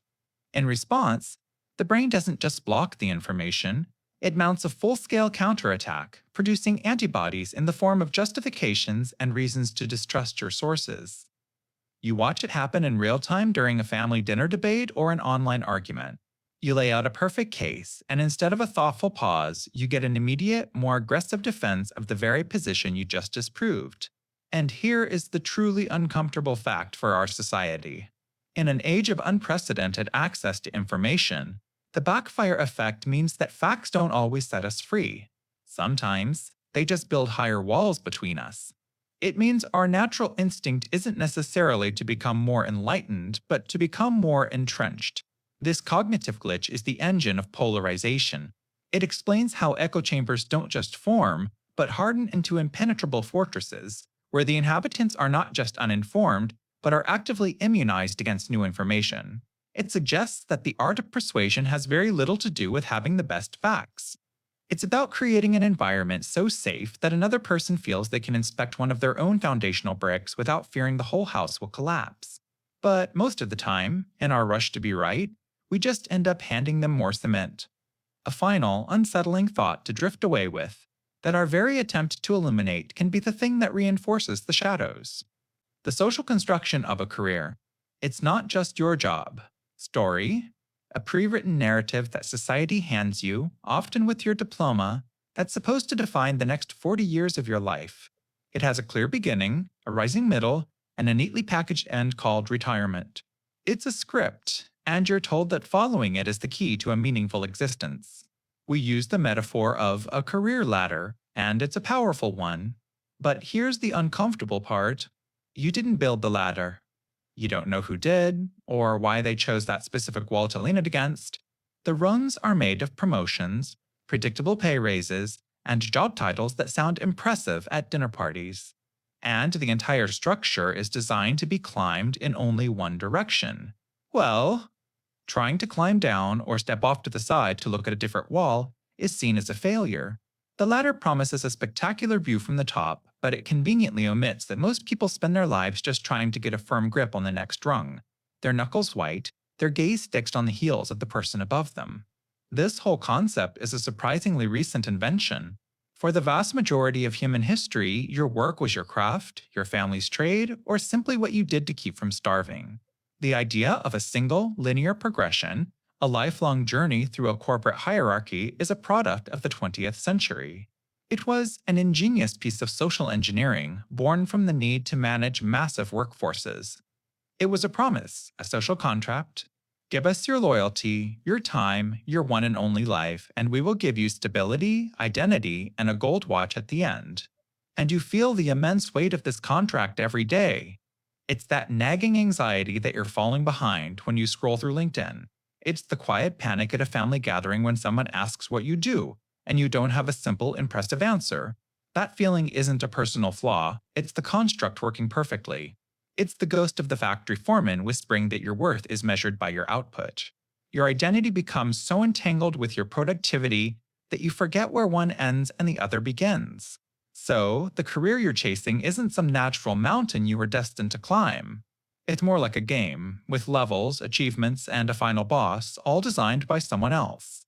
And the most uncomfortable fact to fall asleep to is this: that deep, intrinsic need you feel for a linear, successful path, it might not be your need at all. It's an echo.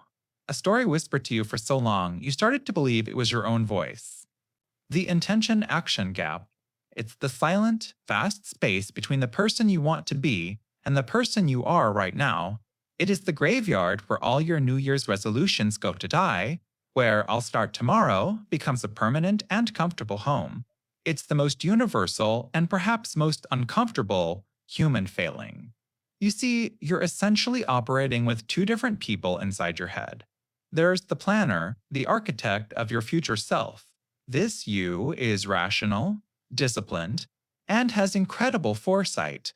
This is the you that buys the healthy groceries, signs up for the gym, and promises to call your mother more often. This you lives in a world of pure logical potential.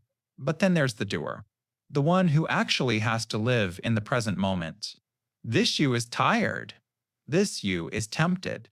This you is governed by the ancient, impulsive part of your brain that doesn't care about six-pack abs in 6 months. It wants the dopamine hit of a cookie right now.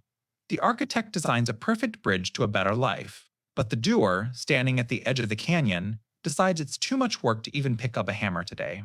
That canyon is the gap. On one side, where you stand, is your noble intention. Across the chasm, you can see the other side, clear as day: the completed action, the marathon run, the novel written, the apology made. We fool ourselves into thinking that having the intention is the same as being on the other side. We admire the view, but we never build the bridge. We forget that crossing requires materials, effort, and taking that first unsteady step into the empty air of doing. And this isn't just a personal failing, it's the engine of hypocrisy that runs the modern world. It's the uncomfortable truth behind why we know what we need to do about monumental problems, from climate change to social inequality. But our collective action lags so painfully far behind. We are a species of brilliant architects living in half-finished houses.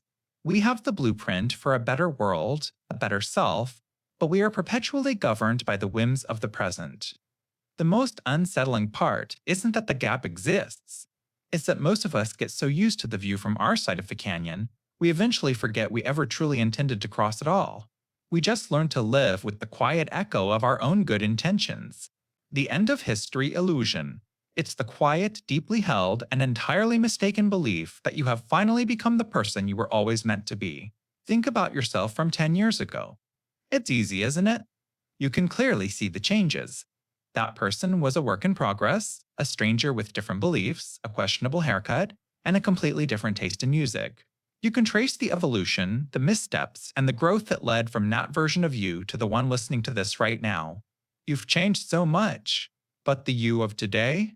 This version feels final, stable. The finished product? You might acquire new skills or hobbies, sure, but you believe your core personality, your values, and your fundamental preferences are now set in stone. This is the illusion. In 10 years, the person you will become will look back at the you of today and see just another stepping stone, another temporary draft. This happens because recalling the past is easy, while imagining the future is hard. It's like driving a car at night. The rearview mirror clearly shows the miles of road you've already traveled, every twist and turn illuminated. But looking through the windshield, your headlights only reveal the next 50 feet. The rest is darkness. So, you unconsciously assume you've basically arrived at your destination. This isn't just a personal quirk, it's a fundamental error in how we perceive time and self. We are all walking, talking rough drafts, convinced we've just read the final page. And this has consequences. It makes us less open to change because we believe we've already figured ourselves out. It makes us misjudge our own potential for growth and forgive ourselves less for past mistakes, seeing them as failures of a different person. On a societal level, it's the same story. We look back at past eras and see radical transformation. Yet we often feel our current society is the logical endpoint of progress. We struggle to imagine a future that is as different from our present as our present is from the past. The uncomfortable truth is that the person you are right now is just as transient, just as temporary as all the previous versions you've been. You are not at the end of your story. You are, and always will be, in the middle of it. And that constant, unending change is both the most unsettling and the most beautiful part of being human. The imposter syndrome. It's the secret, nagging suspicion that your life is a performance and you've forgotten all your lines. It's not a simple lack of confidence, it's the profound, gut level conviction that your accomplishments are the result of luck, timing, or some elaborate deception you're accidentally pulling off. You're perpetually waiting for the tap on the shoulder, the email that starts with, "We need to talk," the moment everyone in the room suddenly turns and realizes you don't belong here. And here's the truly uncomfortable fact: this feeling doesn't prey on the incompetent. It thrives in the minds of the high achieving. It's the PhD student who thinks their dissertation is a joke, the programmer who is sure their clean code was a fluke, the new parent who feels like they're just playing house. It's a paradox of knowledge. The more you learn about a subject, the more you become aware of the vast, humbling ocean of what you don't know. Meanwhile, you look at others and see only their confident surface, their polished, finished product. You're comparing your chaotic internal monologue to everyone else's curated highlight reel. Imagine you've been handed the controls to a fantastically complex and important machine. Everyone looks to you as the expert operator. But there was no manual. So you start pressing buttons, pulling levers, and by some miracle, the machine works. It produces incredible things. People applaud. They call you a genius. But you stand there, heart pounding, sweating. You're not enjoying the success. You're just deeply relieved you haven't been caught yet. You know you were just guessing, and you're terrified that someone who actually knows how it works will walk in and expose you for the fraud you believe you are. This isn't just a personal failing, it's a quiet symptom of our society. We've built a world that celebrates effortless perfection and hides the messy, trial and error reality of every success story. We reward the answer, not the agonizing struggle to find it. So people feel like frauds for having a struggle at all. The most unsettling part of the imposter syndrome is that it's a silent epidemic of competence, a secret handshake between people who care enough to be afraid they're not good enough. And perhaps the greatest irony, as you drift off to sleep, is that feeling like an imposter is one of the most authentic signs that you probably aren't one. It's the heavy price you pay for self-awareness. The concept of luxury beliefs. These are ideas and opinions that confer status on the wealthy and educated while often inflicting real-world costs on the less fortunate. Think of it like this. In the past, you'd show off your status with a designer handbag or an expensive watch. But today, when material goods are more accessible, the new status symbols are beliefs. They are ideas that signal you're part of a sophisticated, enlightened class, but they come with a hidden price tag, a price you don't have to pay. Consider the call to radically defund the police. For someone living in a safe, gated community with private security, this belief is a low-risk way to signal their compassion and progressive credentials. It's a moral accessory. But for a family in a high-crime neighborhood, the consequences of a reduced police presence aren't theoretical. They are terrifyingly real. The luxury is being insulated from the consequences of your own ideals. Or take the belief that the traditional two-parent family structure is an outdated, non-essential concept. For the highly educated and affluent, they have the vast social and financial safety nets to make alternative arrangements work. They have the resources. For lower-income communities, however, decades of data show that family stability is one of the single greatest predictors of a child's success and upward mobility. Advocating for its dissolution is a luxury belief, because the advocates are shielded from the instability it can create for those without their privilege. So why do these beliefs exist? Because the elite will always find new ways to distinguish themselves. When anyone can buy a knockoff designer bag, you have to find a new, more exclusive way to signal your status. Luxury beliefs are that new frontier. They demonstrate that you've attended the right schools, read the right books, and hold the right fashionably radical opinions. They're a membership card to the cognitive elite. And here's the truly uncomfortable part. These beliefs allow the privileged to feel virtuous without bearing any of the costs. The cost is outsourced to people who can least afford it. It's a modern form of class stratification, not based on what you own, but on what you can afford to believe. It's a reminder that sometimes the most expensive things in the world aren't objects at all. They're the ideas you're wealthy enough to be wrong about, the limited capacity of directed attention. It's the invisible currency you spend every second of your waking life, and you only have a finite amount to get you through the day. Think of your awareness as a single, powerful spotlight in a pitch-black infinite warehouse. That warehouse is filled with everything you could possibly perceive. The subtle pressure of your back against the chair, the distant sound of traffic, the memory of what you ate for breakfast, the complex anxieties about your future, the very words I'm saying right now. Your directed attention is the act of consciously grabbing that heavy spotlight and pointing it. When you decide to focus on a task, you are physically wrestling that beam onto one specific object, holding it steady against 1,000 other things that want to pull it away. Everything outside that small circle of light effectively ceases to exist for you in that moment. This isn't a bug in your system, it's a crucial feature. It's the only way your brain can filter an impossibly noisy reality without completely shutting down. The problem, the uncomfortable truth, is that holding that spotlight steady is metabolically expensive. It's a mental muscle and it gets tired. Really tired. Every notification that buzzes on your phone, every pop-up ad, every colleague who asks, "Got a quick second?" They aren't just asking for your time. They are engaged in a battle to violently wrench the spotlight out of your hands. They are fighting for control over your subjective reality. This is why you can feel so utterly exhausted at the end of a day filled with digital distractions, even if you've barely moved. You haven't been resting, you've been in a constant, low-grade tug-of-war for your own mind. This is the source of decision fatigue, when the muscle that aims the spotlight is so worn out it can't even choose what to have for dinner. Have you ever driven your regular route home and suddenly found yourself in the driveway with no real memory of the last 10 minutes of the journey? Your body was on autopilot, but your spotlight, your conscious attention, was pointed somewhere else entirely. The most unsettling fact isn't just that your attention is a limited resource. It's that the entire architecture of modern society is being redesigned to mine it from you, leaving you with just enough to function, but never enough to truly focus on what matters. The trolley problem. It's a philosophical emergency drill for your brain, and you're at the controls. Imagine you're standing beside a set of train tracks. In the distance, a runaway trolley is hurtling towards 5 people who are tied up and unable to move. You can't shout to warn them, but next to you is a lever. If you pull it, the trolley will switch to a sidetrack. The catch? There is one person tied up on that sidetrack.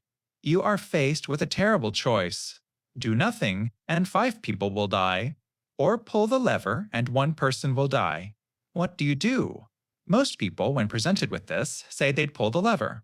It feels awful, but the logic is brutal and clear. Saving 5 lives at the cost of 1 is the better outcome.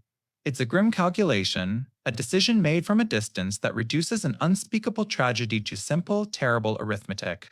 The greatest good for the greatest number. But let's change one detail. This time, there's no lever and no sidetrack. You're standing on a bridge overlooking the tracks as the same trolley barrels towards the same 5 people. Next to you is a very large stranger. You know with absolute certainty that if you were to push him off the bridge and onto the tracks below, his body would be enough to stop the trolley. He would die, but the 5 people would be saved. Do you push him? The math is identical.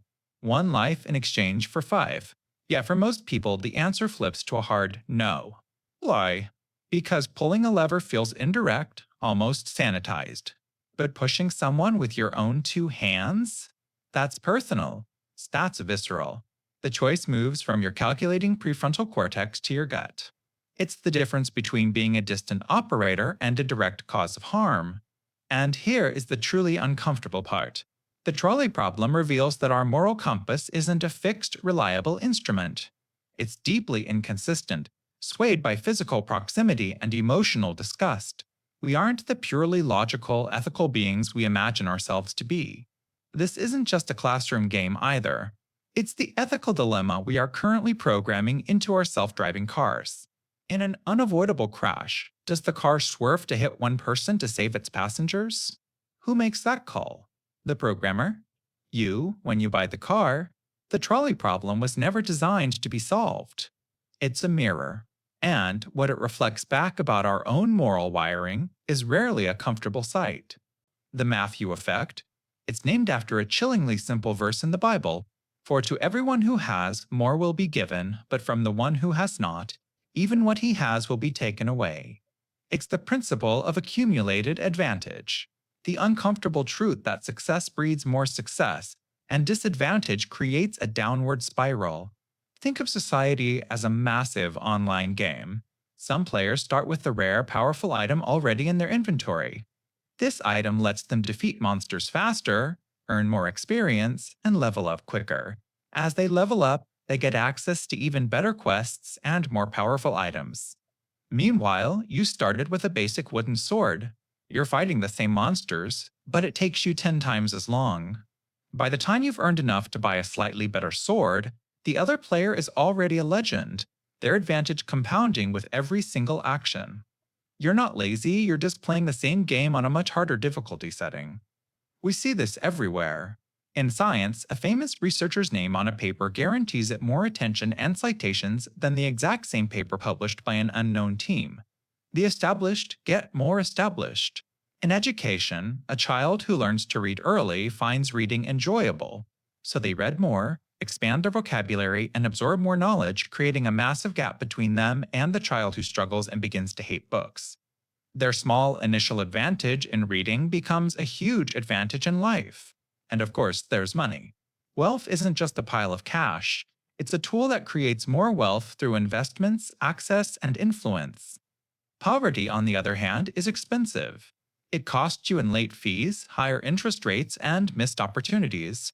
The Matthew effect is so unsettling because it whispers a difficult truth against our most cherished belief, meritocracy. It suggests that the game might be rigged from the start. That hard work is essential, but your starting line matters just as much, if not more. It's the invisible force that concentrates success at the top, making it look like a natural outcome of talent, when in reality, it's often the predictable result of an initial, unearned lead. It's a feedback loop woven into the very fabric of our society. A quiet, relentless engine that ensures the snowball of advantage, once it starts rolling, rarely stops growing, while the pebble of disadvantage is easily ground into dust. And it operates all around you, every single day, whether you notice it or not. The Gell-Mann amnesia effect. It's the peculiar, unsettling process where you, an expert in one field, read an article about your own subject and see it's riddled with errors.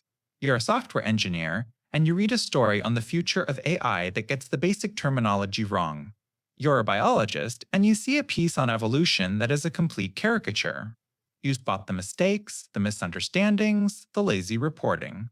You know with absolute certainty that this article is fundamentally broken, a mess of half-truths and embarrassing inaccuracies. And then you do something strange. You turn the page or scroll down to a story about international trade policy or a complex political situation overseas, subjects you know next to nothing about. And you read it and you trust it. You absorb it as fact. The profound skepticism you had just seconds ago vanishes completely. You forget that the very same source just proved itself to be unreliable, and you grant it a credibility it has done nothing to earn.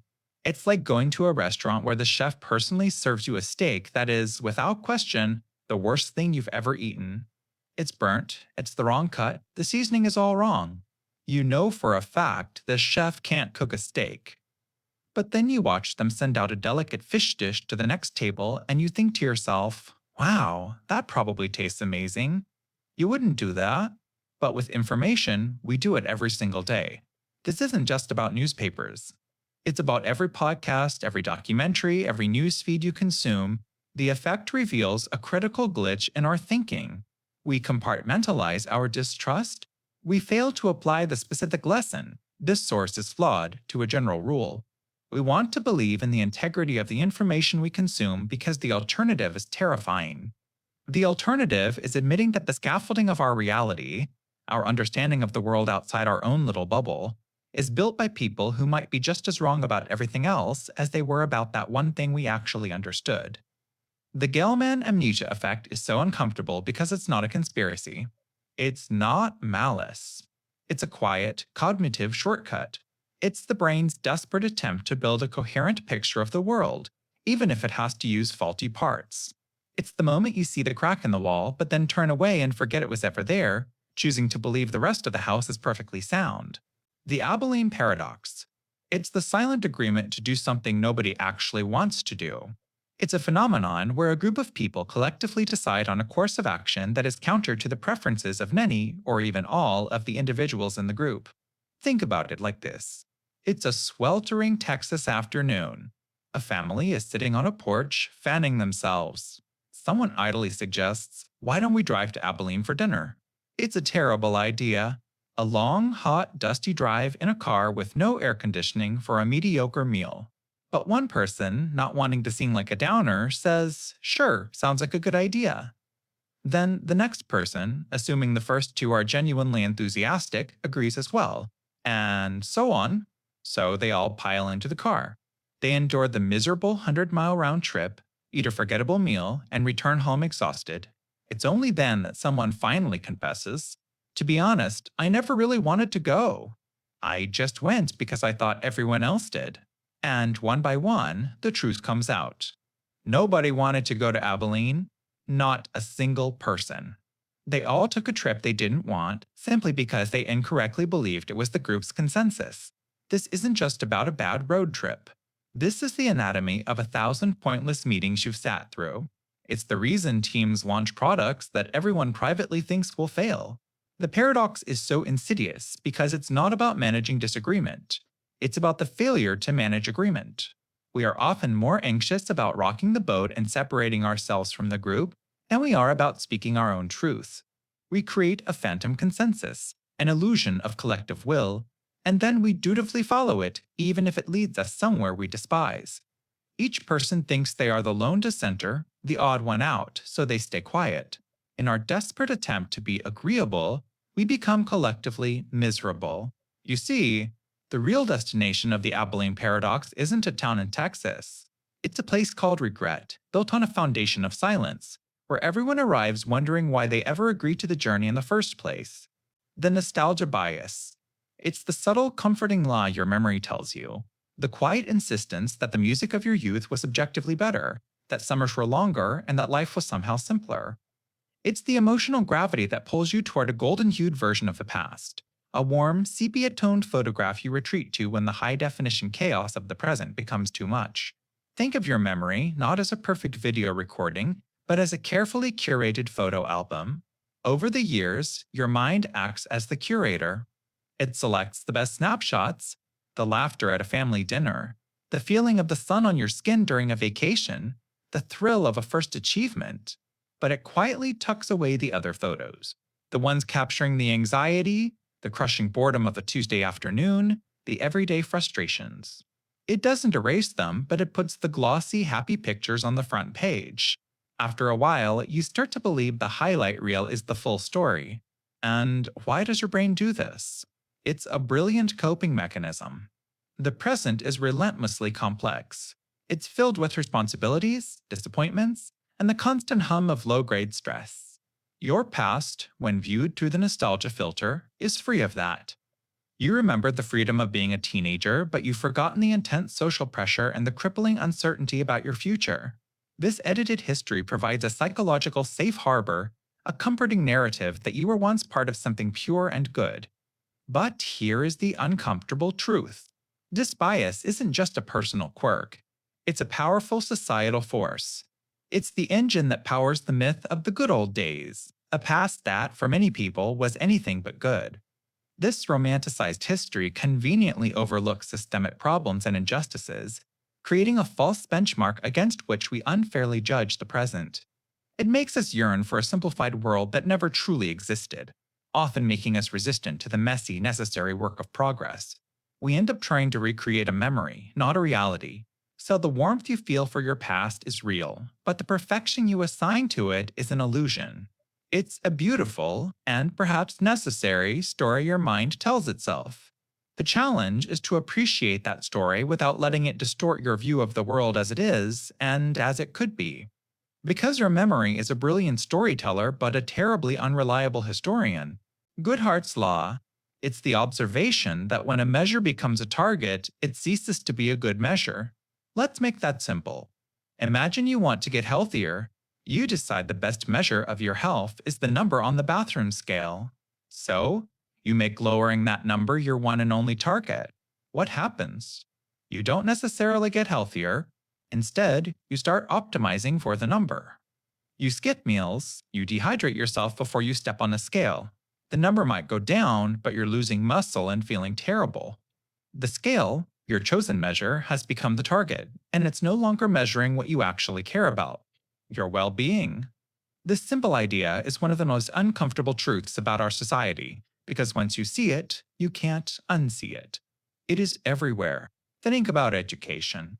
We decided that standardized test scores were a good measure of a school's success. So, those scores became the target. Schools, under immense pressure, began to shift their focus from genuine learning and critical thinking to simply teaching the test. They trained students to pass an exam, not to understand the world. The test scores might go up, but did the quality of education? The measure was corrupted. You see this in the corporate world.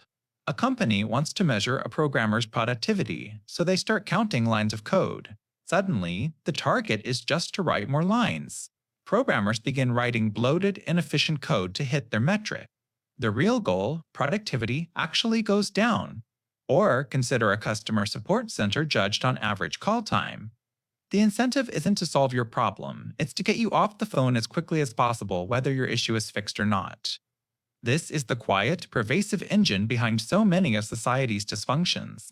We are surrounded by systems that reward gaining the numbers over achieving the actual goal.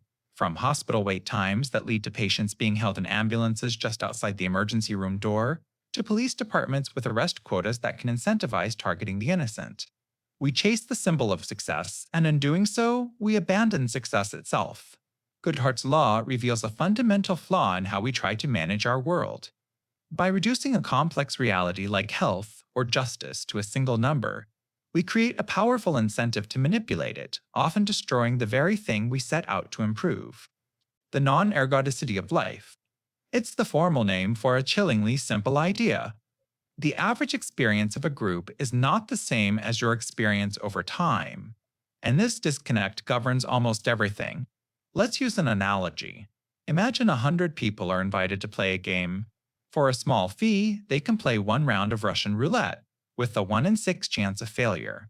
The prize is $10 million. After the game is played, about 83 people walk away as multimillionaires. 16 don't walk out at all. From a group perspective, the average outcome is fantastic, a collective gain of over $800 million. A statistician looking at the group would say it's a wildly profitable venture. Now, change the rules. It's just you. You have to play the game 100 times in a row. What is your average outcome? It isn't millions. Your average outcome is an absolute certainty of failure. You cannot average your winnings after the round that eliminates you. This is the core of non-ergodicity. To continue playing, you must first survive. The survival of the individual is irrelevant to the statistics of the group, but it is everything to the individual. This isn't just a thought experiment, it's the operating system of your life. You are not an average of all possible human outcomes. You are a single, sequential path. The path you walk is unforgivingly path-dependent, meaning the sequence of events matters immensely. A single event can be an absorbing barrier, a state from which you cannot recover. Think about it. A pilot can't be 99% successful. That 1% failure is an absorbing barrier for them, even if the airline as a system survives. You can't average out your financial performance after you've gone bankrupt. Ruin is a one-way street. You can't average out your reputation after a single, catastrophic scandal erases decades of trust. We are told to look at the averages, to take risks based on the success of the many. But we don't live in the statistical average. We live in our own timeline. And in that timeline, avoiding complete ruin is infinitely more important than chasing the average win. You are not a spreadsheet of probabilities. You are a single, fragile story, and your first job is to make sure you get to write the next page. The burdensome nature of secrets. A secret isn't just a piece of information you don't share. It's a weight you choose to carry. At first, it feels like nothing, a small, smooth stone you slip into your pocket.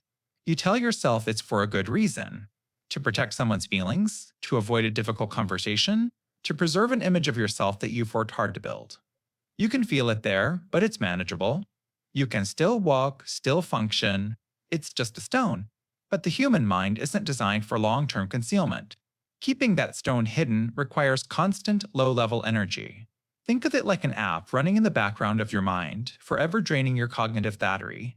You have to perform constant mental gymnastics, remembering who knows what, carefully curating your sentences, steering conversations away from dangerous territory. This active suppression of truth is exhausting. It's a quiet, invisible tax on your attention and your peace, fragmenting your focus into 1,000 tiny pieces. Your brain is working overtime, not on the present moment, but on policing the past. This is where the isolation begins. A secret builds a wall, brick by invisible brick, between you and the people you're closest to.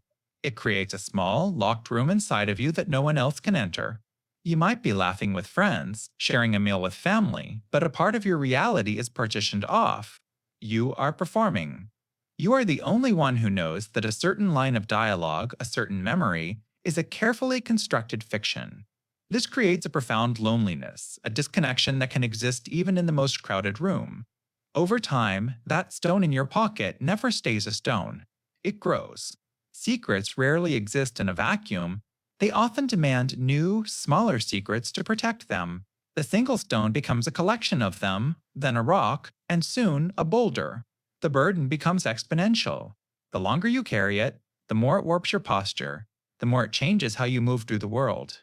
The true, uncomfortable fact about secrets is that their weight isn't just in the information itself, but in the relentless, silent, and lonely labor of carrying them.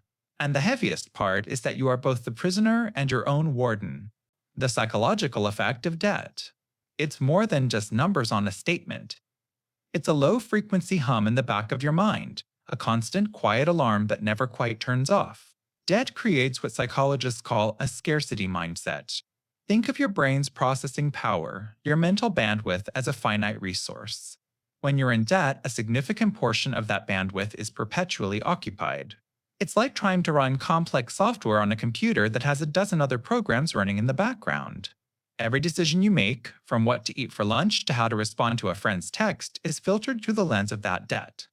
This constant cognitive load doesn't just make you tired, it measurably impairs your ability to plan, to focus, and to resist temptation, often leading to the very short-term decisions that keep you trapped. Then there is the emotional corrosion. Debt is intrinsically linked to feelings of shame and guilt. You begin to see your financial state not as a circumstance, but as a reflection of your character, a personal failure. This shame is isolating. You might find yourself avoiding social invitations, not just because you can't afford them, but because you can't bear the feeling of being the person who can't afford them. This triggers a chronic stress response, flooding your body with cortisol. Over time, this isn't just a feeling of anxiety, it's a physical state that can lead to high blood pressure, weakened immunity, and depression. Your body keeps a literal score of your financial stress. Debt also rewires your relationship with the future. It acts as an anchor, tethering your present self to the mistakes or misfortunes of your past. Hope becomes a luxury you can't afford, as your mental horizon shrinks from years down to the next payment due date. This feeling of being trapped, of having your future possibilities foreclosed upon, is profoundly damaging to your sense of self. You stop being a person who is moving forward and become a person who is simply trying not to fall further behind. It changes the fundamental narrative you tell yourself about your own life, shifting it from one of growth to one of maintenance and repair. And that psychological shift, from seeing a future of opportunity to a future of obligation, is the quietest, most uncomfortable truth of all: the marketing of insecurity. It's the subtle, constant whisper in our culture that tells you you're not quite enough, but for a small price, you could be. It's the art of selling you a cure for a disease you never knew you had, primarily because the seller invented the disease in the first place. This isn't about selling you a better product, it's about convincing you that your current self is fundamentally flawed. Your skin isn't smooth enough, your car isn't prestigious enough, your kitchen isn't photogenic enough. Brands excel at creating a void, a tiny crack in your self-esteem, and then positioning their product as the only thing that can fill it. They don't sell you a watch, they sell you status. They don't sell you makeup, they sell you confidence. Think of it like a locksmith who walks through your neighborhood at night, putting a microscopic, custom designed jam in every single lock. The next morning, when you're frustrated and can't get into your own home, who's there handing out flyers? The same locksmith offering a unique, patented solution. They didn't solve a pre existing problem, they manufactured the crisis and then sold you the exclusive branded relief. Our digital world is that neighborhood. Every scroll through your social media feed is a walk past perfectly curated houses you can't enter. You see flawless skin, exotic vacations, and effortless success. And that little feeling of inadequacy starts to set in. Why isn't my life like that? And right on cue, there's the targeted ad for a skin clearing regimen, a flight deal, or a productivity app that promises to make your life just as perfect. It's a brilliant, almost diabolical business model because it's a cycle designed to be unbreakable. The purchase provides a temporary fix, a fleeting dopamine hit of feeling complete. But the feeling always fades because the underlying insecurity was never organic. It was an implant.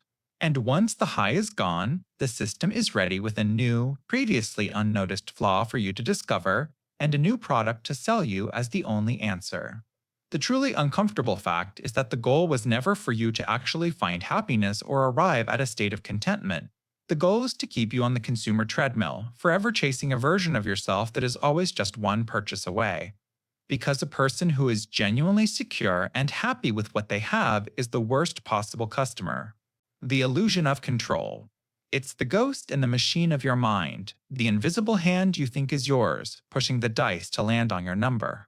It's the deep-seated, gut-level belief that you can influence outcomes that are, in reality, completely random. You felt it. When you press the crosswalk button multiple times, as if your urgency could somehow speed up the traffic light, or when you choose your own lottery numbers, feeling they are somehow luckier than the ones a machine would generate.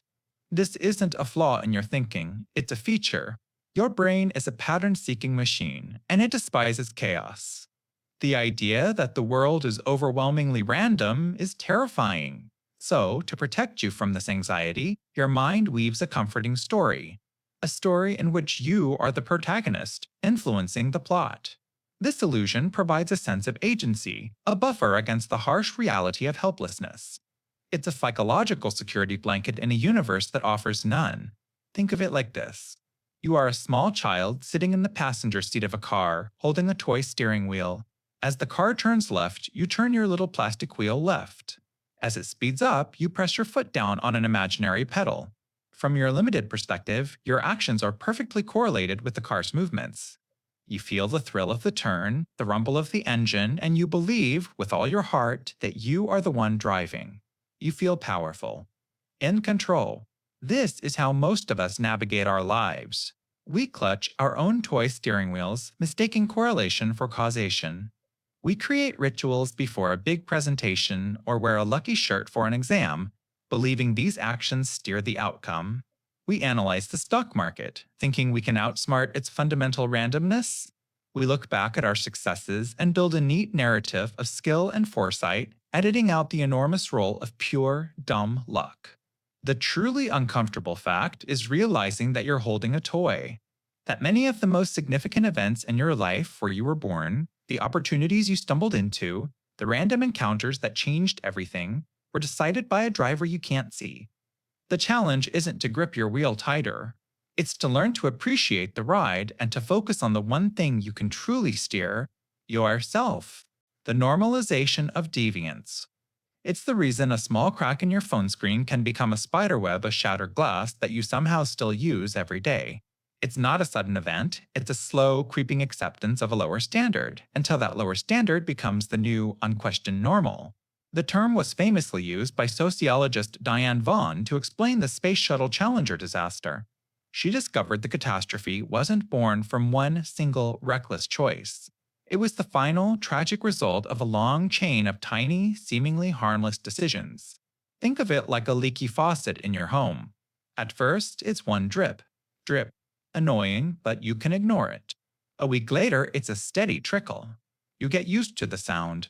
A month later, it's a constant stream, but by now, the silence would feel strange. You've slowly redefined what an acceptable faucet sounds like. The deviation, the leak, has become your new normal. NASA did the same with their O-rings. An engineer sees a tiny flaw. The official rule says no flaws. But they launch, and the shuttle is fine. So, a tiny flaw is now an acceptable risk. The next time, the flaw is a bit bigger. They launch again, and again, it's fine. Each successful launch with a faulty part didn't prove the system was safe. It just expanded the definition of what was considered acceptable risk. The boundary was pushed, redrawn without any formal decision. This process is a master of disguise. You see it in corporate cultures that slowly cut corners on safety, or in political systems where a small lie goes unchallenged, paving the way for bigger ones. It's in our personal lives too. You accept one slightly disrespectful comment, then another. Each step is so small, you barely notice the ground shifting beneath your feet, until you find yourself in a dynamic you never would have agreed to from the start. And that is the truly uncomfortable fact. The normalization of deviance is a silent architect of failure. It operates in the background of our lives, our institutions, and our societies. It's a gradual drift, not a sudden fall. You don't feel the standards slipping away. You just wake up one day, surrounded by the consequences, wondering how you ever let things get to this point. The unacceptable became acceptable, then normal, and finally, expected. And we almost never see it happening until we're looking back from the wreckage. The finite nature of fossil fuels. Think of it as a one-time inheritance. Not of money, but of energy. An inheritance left to humanity by millions of years of ancient life. Every swamp, every forest, every plankton bloom that died and was buried under immense pressure became a deposit in this planetary trust fund. For millennia, we lived on the surface, completely unaware of the liquid treasure buried beneath our feet. Then, a little over a century ago, we found the key. We learned how to drill. And we began to spend our inheritance with an abandon the universe has rarely seen. This energy isn't like sunlight or wind, which are daily income. Fossil fuels are the planet's savings account. It's buried sunlight, captured by plants and algae eons ago, a battery that took hundreds of millions of years to charge. We are draining that battery in a few frantic generations. And here's the quiet, uncomfortable truth of it all. Every single day, we burn through an amount of this ancient, compressed life that took the planet over 1 million years to create. Think about that. 1 million years of flow geological accumulation vaporized in 24 hours to power our commutes, light our screens, and ship our packages. The device you're listening on, the food you ate today, the very fabric of your home, it is all woven with the threads of this finite resource. Our entire global economy is an engine built to run on this one specific type of fuel. And the tank was never, ever meant to be refilled. It's not about the world suddenly running out tomorrow, like a car sputtering to a halt on the highway. It's more like a slow, creeping realization. The inheritance becomes harder to access. The easy-to-reach funds are gone, and now we have to spend more and more of the money just to get to the rest of the money. The returns diminish. The party quiets down. So, as you lie here in the glow of a world powered by this ancient sunlight, consider the silence it came from. Our entire, roaring, brightly lit civilization is a brief, explosive moment between the discovery of a treasure and its inevitable depletion. We are living inside the fire itself, a fleeting, brilliant spectacle, fueled by the ghosts of a world that came long before us. And every quiet hum of the modern world is a whisper from the end of that fire. The moral hazard.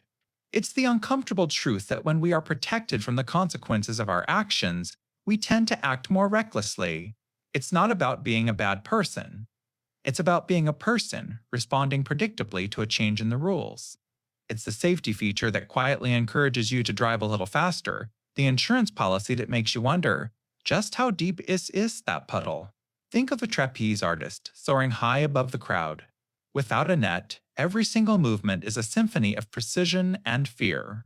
Their entire being is focused on one thing: survival.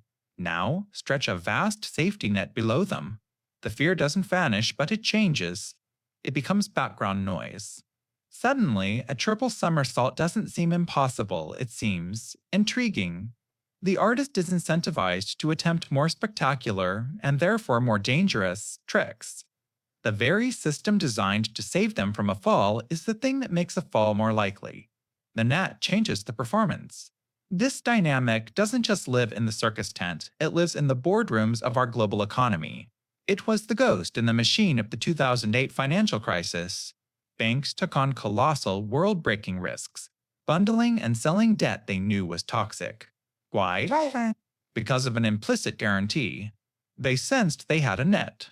They believed they were too big to fail, and that if their high wire act went wrong, the government and the taxpayer would be there to catch them.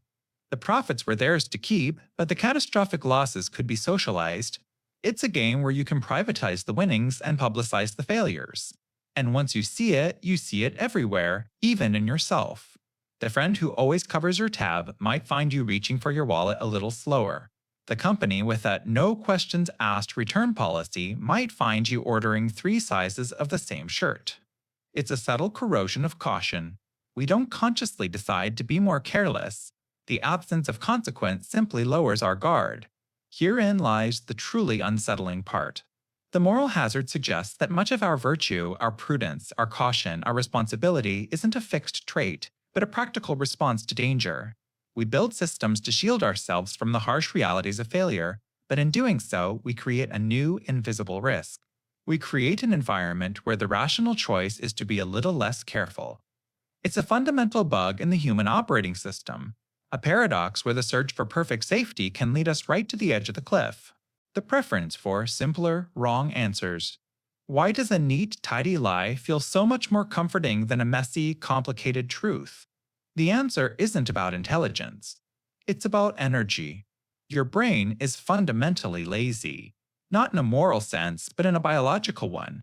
It's an energy miser, an organ that evolved to find the most efficient path, and deep, critical thinking is the scenic route with a dozen tolls. Think of a truly complex problem, economics, geopolitics, even a personal relationship. To understand it is to hold a tangled knot of threads in your mind. It's frustrating. It takes immense mental effort to trace each thread to its source. Now, imagine someone hands you a pair of scissors and says, "Just cut here." This one thread is the whole problem. The relief is immediate. The knot is gone. The single thread is a simple, elegant, and wrong answer. It's a cognitive shortcut that feels like a solution. But it's deeper than just saving energy. It's about seeking shelter. The real world is overwhelmingly complex and frighteningly random. Simple answer, even if it's wrong, provides a powerful illusion of control. It's a story with a clear villain, a simple motive, and an easy solution. It reduces the terrifying static of reality into a signal you can understand. This is why conspiracy theories are so seductive. They aren't just wrong answers. They are complete, satisfying narratives. They replace the chilling anxiety of the unknown with the certainty of a secret, and for many, that's a trade worth making every single time. The danger, of course, is that this comfort is a trap. When we build our worldview on a foundation of simple falsehoods, we can't solve complex truths. We become allergic to nuance. Anyone who points out the messiness of the real world becomes an enemy, someone trying to take away our comforting story. We divide ourselves into tribes based on whose simple lie we prefer, clinging to our answers like security blankets while the house is on fire. And so we find ourselves, a society of people who would rather feel right than be right. The most uncomfortable fact isn't that the truth is complicated. It's that we have a built-in biological and emotional preference for the beautiful, simple, and utterly wrong alternative. The dehumanization of statistics. It's the strange, quiet process where numbers meant to represent human lives end up erasing them. Think of it like this. One person's story can be a gut punch, a call to action that you feel in your bones. But a statistic about 1 million people? It's just a number. It lands in your brain not with an emotional impact, but with the sterile click of a calculator. The tragedy has been scaled up to the point of becoming invisible. Your capacity for empathy is like a single doorway. You can welcome a few people through it, truly connect with their joy, their pain. But when a crowd of 1 million shows up on the horizon, that doorway is useless. So your brain does something efficient. It climbs a watchtower, pulls out a pair of binoculars, and just counts. It's not malice, it's a deeply ingrained form of emotional self preservation, a circuit breaker designed to prevent a total system overload. If you tried to genuinely feel the weight of every single tragedy contained in a headline, you would be psychologically crushed. So, we turn people into percentages. We flatten them into data points. It's a defense mechanism against a world of overwhelming information. You see this performance of abstraction every single day. The news talks about collateral damage, a term that neatly sanitizes the image of a child who just lost their parents. We see charts on unemployment rates, which feel less urgent than the quiet desperation of a single father staring at a stack of unpaid bills. The language itself is designed to create distance. It's like describing a vibrant, living rainforest as simply X number of board feet of potential lumber. The number is technically accurate, but it betrays the fundamental truth of the forest, the life, the ecosystem, the sound of the wind in the leaves. The statistic is the lumber, the human story is the forest. And here's the uncomfortable truth to fall asleep to. This abstraction is a powerful tool for inaction. It's far easier to ignore a problem when it's a clean, manageable number on a screen. It's the reason a single, poignant photograph of a suffering child can raise more for a cause than a detailed UN report filled with devastating figures. We are wired for narrative, not for spreadsheets. And when we allow ourselves to see only the spreadsheet, we grant ourselves permission to turn the page, to change the channel, to look away. It allows policymakers to make sweeping decisions affecting millions, comforted by tidy data that conveniently papers over the messy, painful, and deeply human cost. So, what's the antidote? It isn't to try and force yourself to feel the pain of a million people at once. That's a recipe for burnout. It's a smaller, more conscious act of rebellion. The next time you hear a staggering number of refugees, victims of a plague, the unemployed, don't just let it wash over you like static. Pause. Take one single unit from that massive number and try to imagine the person. One home with pictures on the wall, one family with inside jokes, one story. It's about intentionally looking for a single face in the faceless crowd. Because that's the only way to remind ourselves that a statistic isn't just a number. It's a library of human stories, bound in a cover of cold hard data. The Benjamin Franklin effect. It's the unsettling truth that our actions often build our emotions, not the other way around. We don't simply do favors for people we like, we convince ourselves we like the people for whom we do favors. It's a quiet, psychological sleight of hand our own mind plays on us, a way of forcing our feelings to fall in line with our behavior. The name comes from Franklin himself. He had a fierce rival in the legislature who actively disliked him. Instead of trying to win him over with flattery, Franklin did the opposite. He asked his rival for a favor. He requested to borrow a very rare and valuable book from the man's personal library. The rival, likely surprised and flattered by the request, agreed. When Franklin returned it a week later with a simple thank you note, the dynamic had completely shifted. The man who was once an enemy became a lifelong friend, all because Franklin made him perform one small act of kindness. So, what's the logic behind this mental alchemy? It's a powerful psychological discomfort known as cognitive dissonance. Your brain is a consistency engine. It craves harmony between what you believe and what you do. When you perform an action that contradicts a belief, like helping someone you dislike, it creates a painful static in your head. Your mind must resolve this conflict, and it's far easier to edit a feeling than it is to undo an action. So, the brain runs a patch. It rewrites the code. The thought, I dislike this person, gets overwritten with, actually, they must be all right. Why else would I have gone out of my way for them? The favor becomes the evidence your brain uses to prove a friendship that didn't exist a moment before. And here is the uncomfortable part. Think about your own life. That person who constantly asks you for small things, to borrow a charger, to proofread an email, to spot them for coffee, is your fondness for them a natural connection? Or is it the result of 100 tiny favors that have forced your brain to justify the effort? You've made an investment of action, and your mind needs to believe it was a good one. It's a feedback loop. You do a favor, you like them more. Because you like them more, you're willing to do another bigger favor. Now, turn the lens on yourself.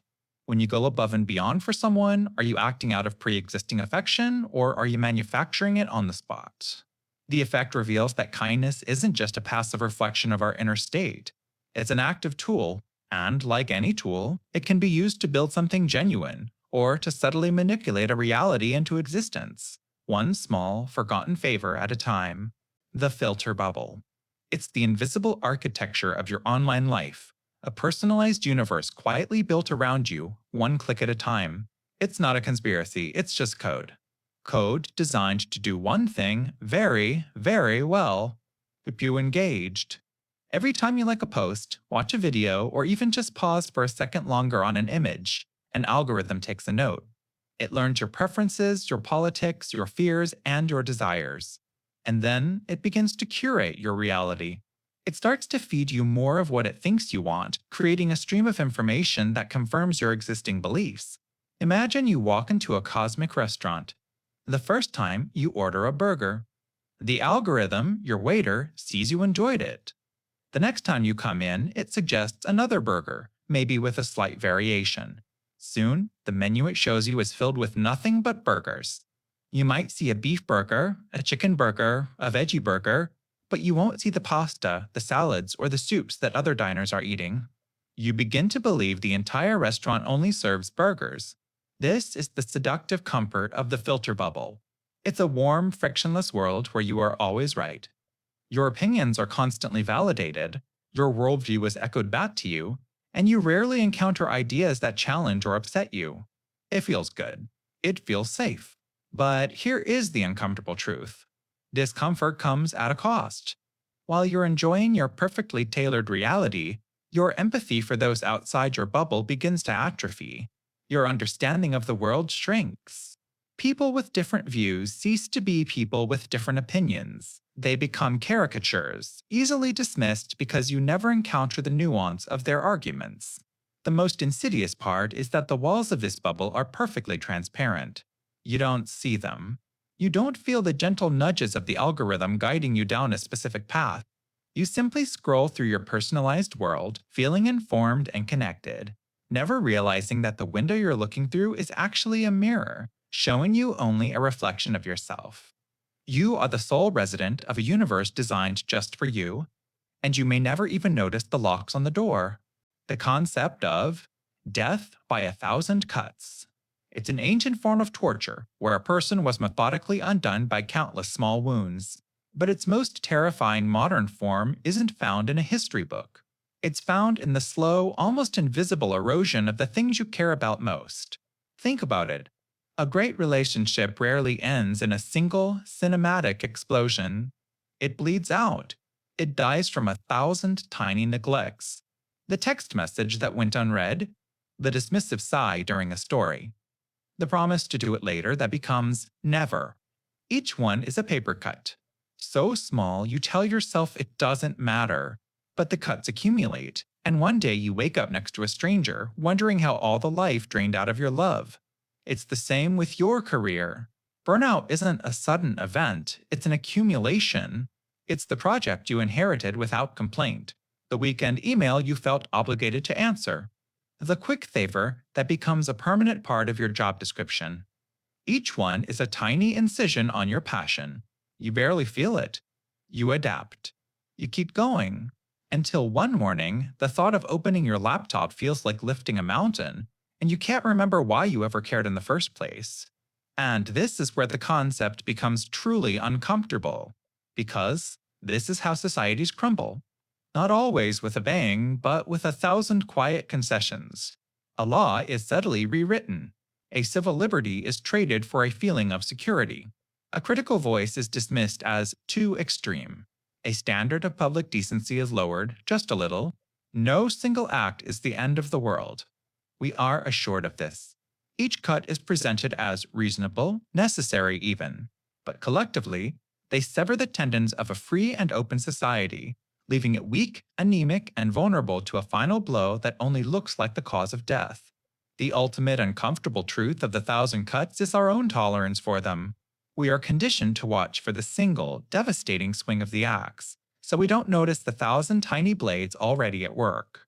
We ignore the small pains, the minor injustices, the slow decay, because it's easier than confronting each one.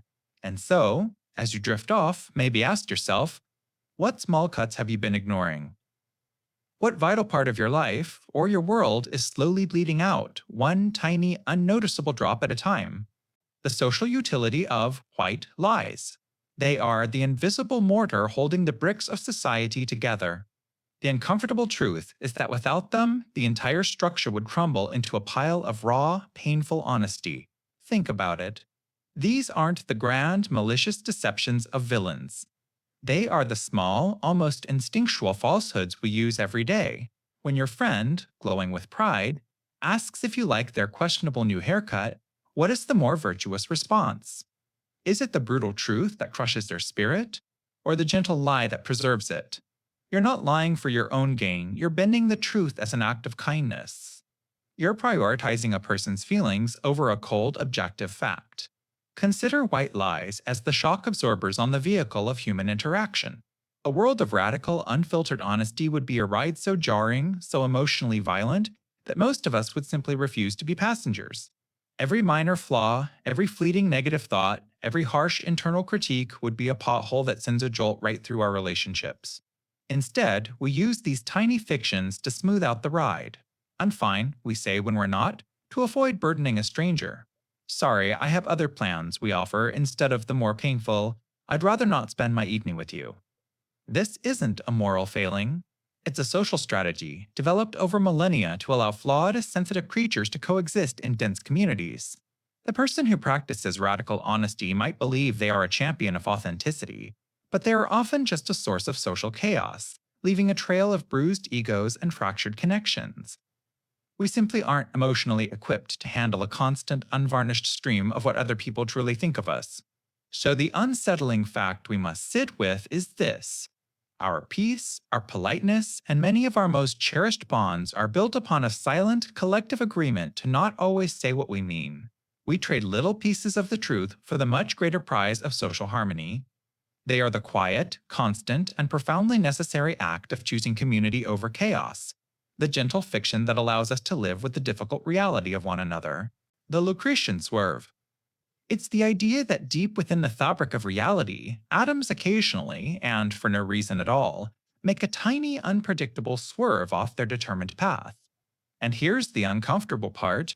This random, microscopic twitch might be the only thing separating you from being a complete automaton, a puppet whose every move was scripted at the dawn of time. Think of the universe as an infinite cascade of cosmic dominoes. The ancient atomists believed that everything from the formation of a star to the thoughts in your head was just atoms falling and colliding in a perfectly predictable chain of cause and effect. In this universe, your feeling of choice is a grand illusion. The decision you made to listen to this, the very words I'm saying right now, all of it was baked into the initial conditions of existence. In this view, you aren't the driver of your life, you're just a passenger in a car running on a fixed, invisible track.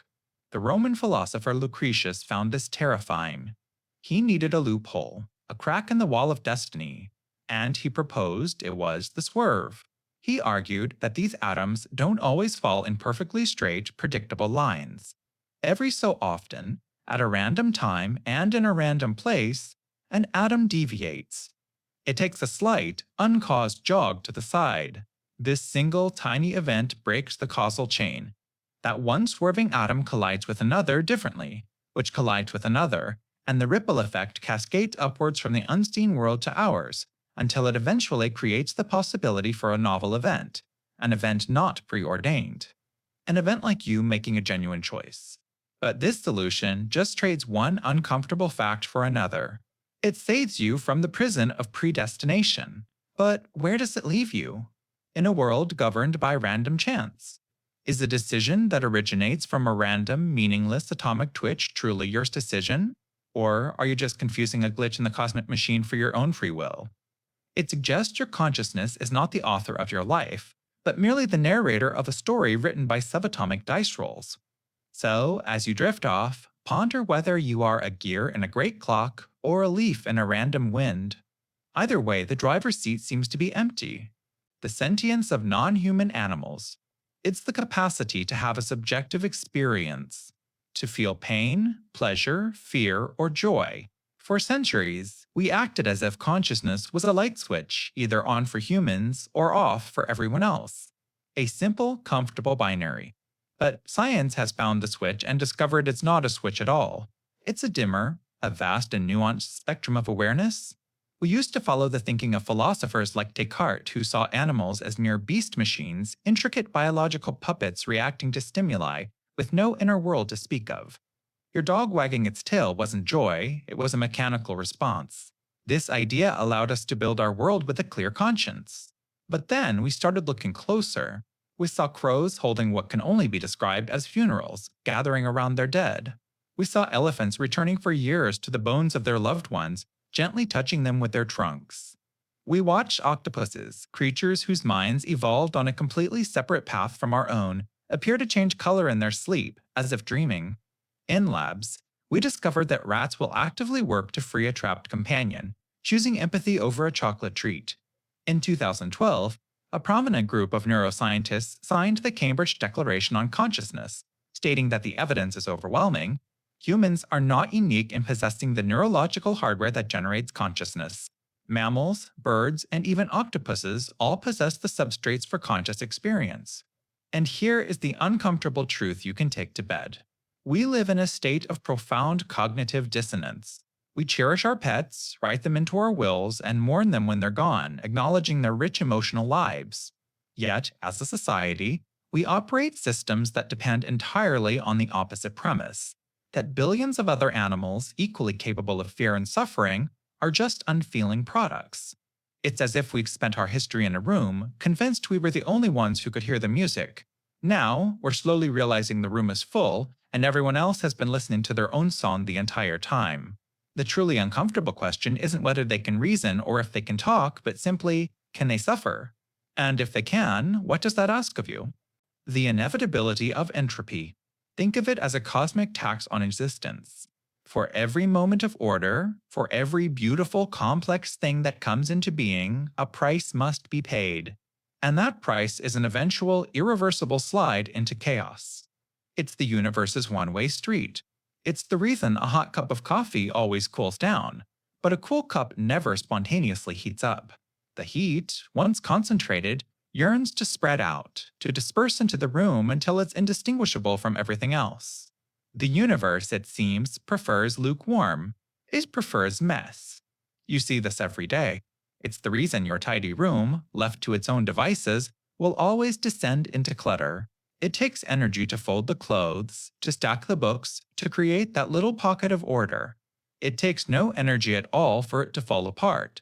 This isn't a moral failing, it's the second law of thermodynamics at work in your bedroom. Now, scale that up. Every star is a temporary, blazing furnace, burning through its fuel to create light and heat, pushing back against the cold, empty darkness. But it's a losing battle. Eventually, the fuel runs out. The star dies. Its organized energy dissipates into the void, a final, fading whisper. And here's the uncomfortable part. You are a walking, talking, thinking pocket of staggering order. You are a temporary masterpiece of low entropy. The intricate network of your cells, the firing of your neurons, the very thoughts you are having right now, it's all a frantic, beautiful struggle against this universal tide. Every beat of your heart is an act of defiance. But the taxman always comes. All of human effort, our cities, our art, our technologies, our relationships, is just an attempt to build more complex sandcastles. We draw lines, create systems, and build walls to keep the chaos at bay. But we are building them on a beach, and the tide is always, always coming in. Every civilization that has ever existed has eventually crumbled. Every life ends. Every memory fades. The universe doesn't have to clean its room, and one day, in the deep, cold, quiet future, there will be nothing left but stillness and equilibrium, the final, perfect, and eternal mess. The finite speed of light. It's not just a number they teach you in physics. It's the universe's strictest rule, and because of it, you have never, not once in your entire life, seen the present moment. You are fundamentally, permanently living in the past. Think about it. The light hitting your eyes from the person across the dinner table is a few nanoseconds old. The reflection you see in the mirror is a ghost of a slightly younger you.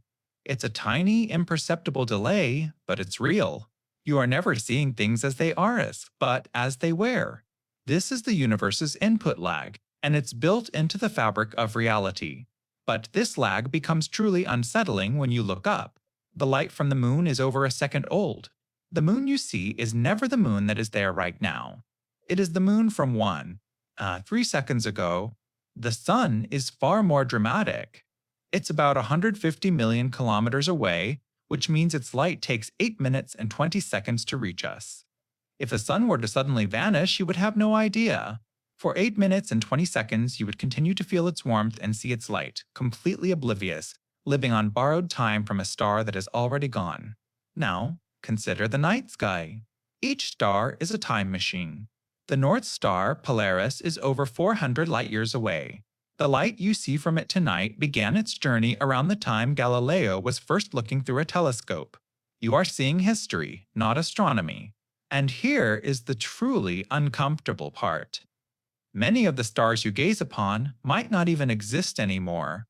A star 1,000 light-years away could have exploded in a supernova 500 years ago, and you would still have another 500 years of watching it twinkle peacefully in our sky before its death notice, traveling at the fastest speed possible, finally reaches us.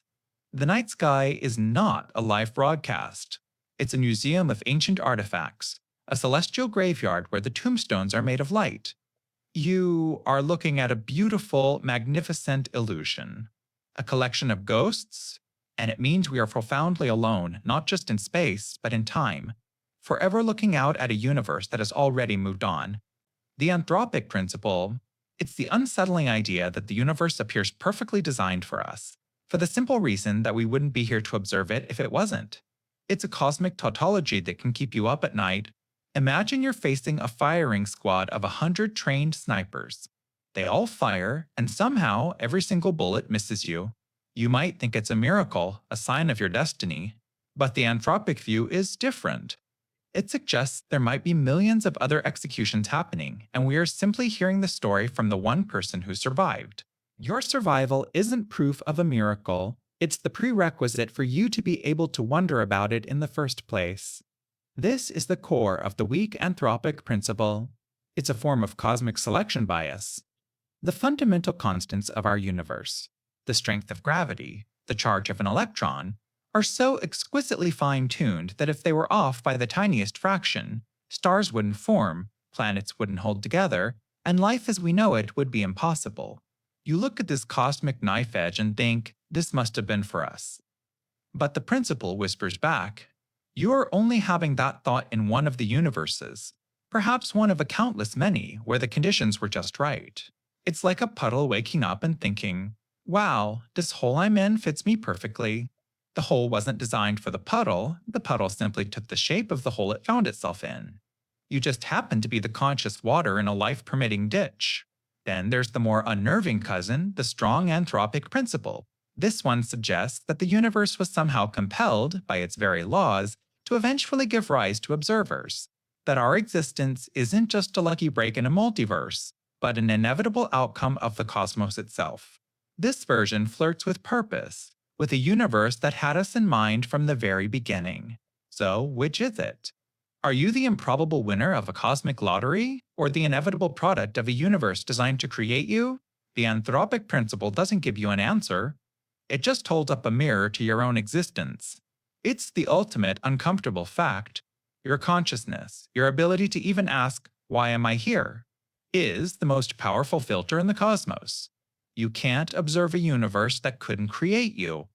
Your very presence biases the experiment, and the question of whether you are a cosmic accident or a cosmic necessity may be the one question you are fundamentally unable to answer.